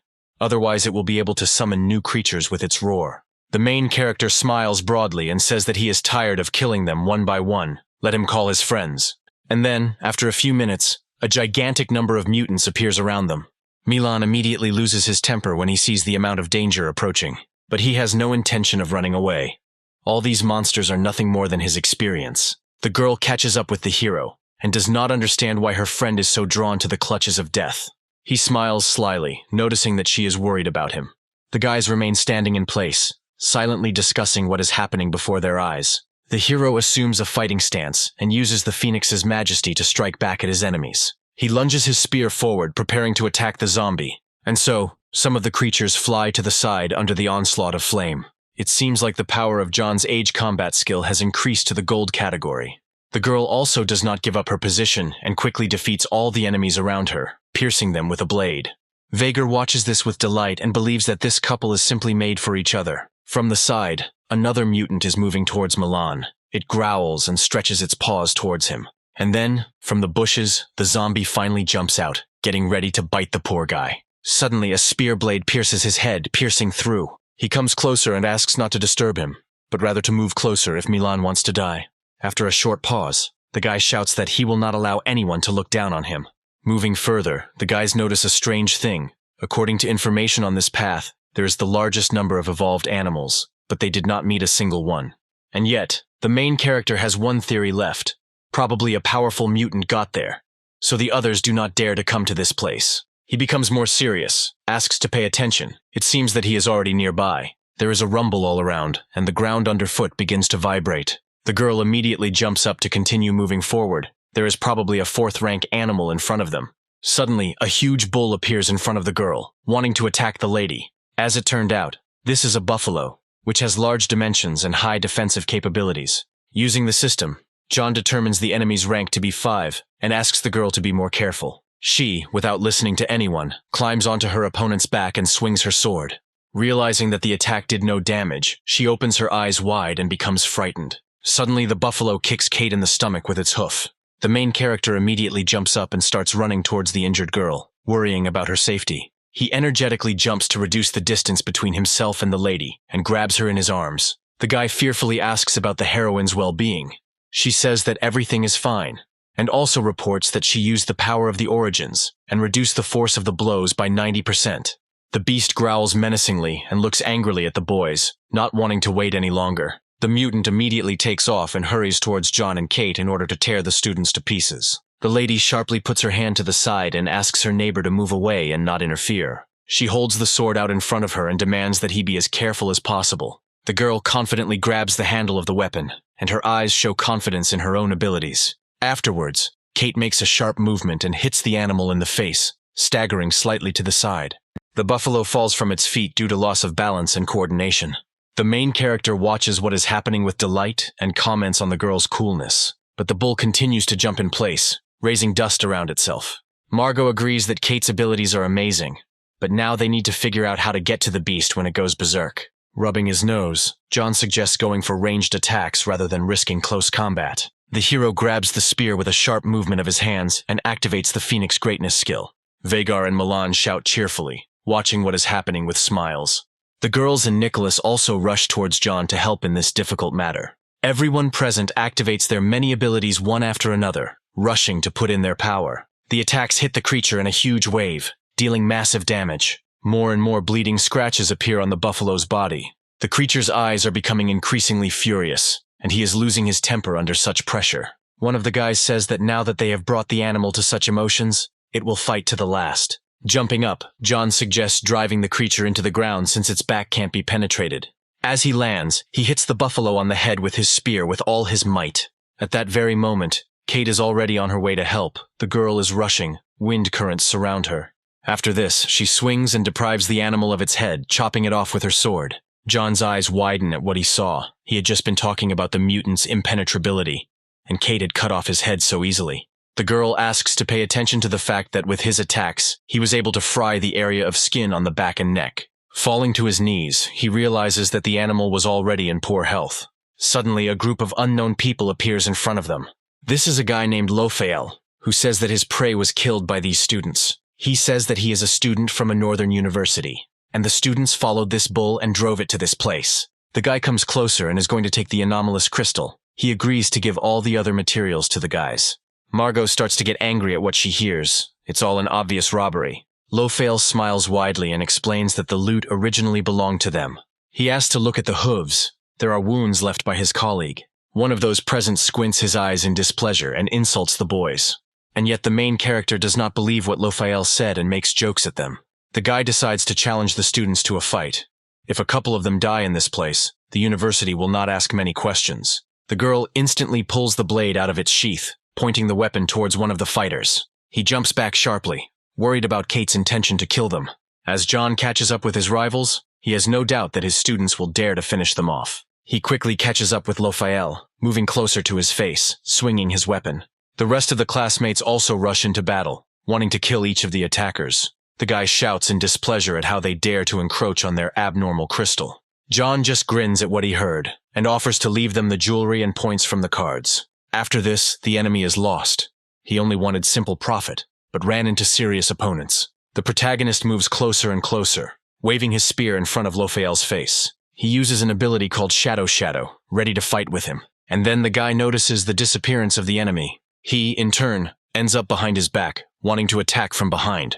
The hero turns around abruptly and says that his speed is not impressive compared to the lasers in the gravity room. Falling to the ground, Lophael cannot understand how he read his movements. Suddenly, John decides to test his new technique, namely the Thunder Fist ripping.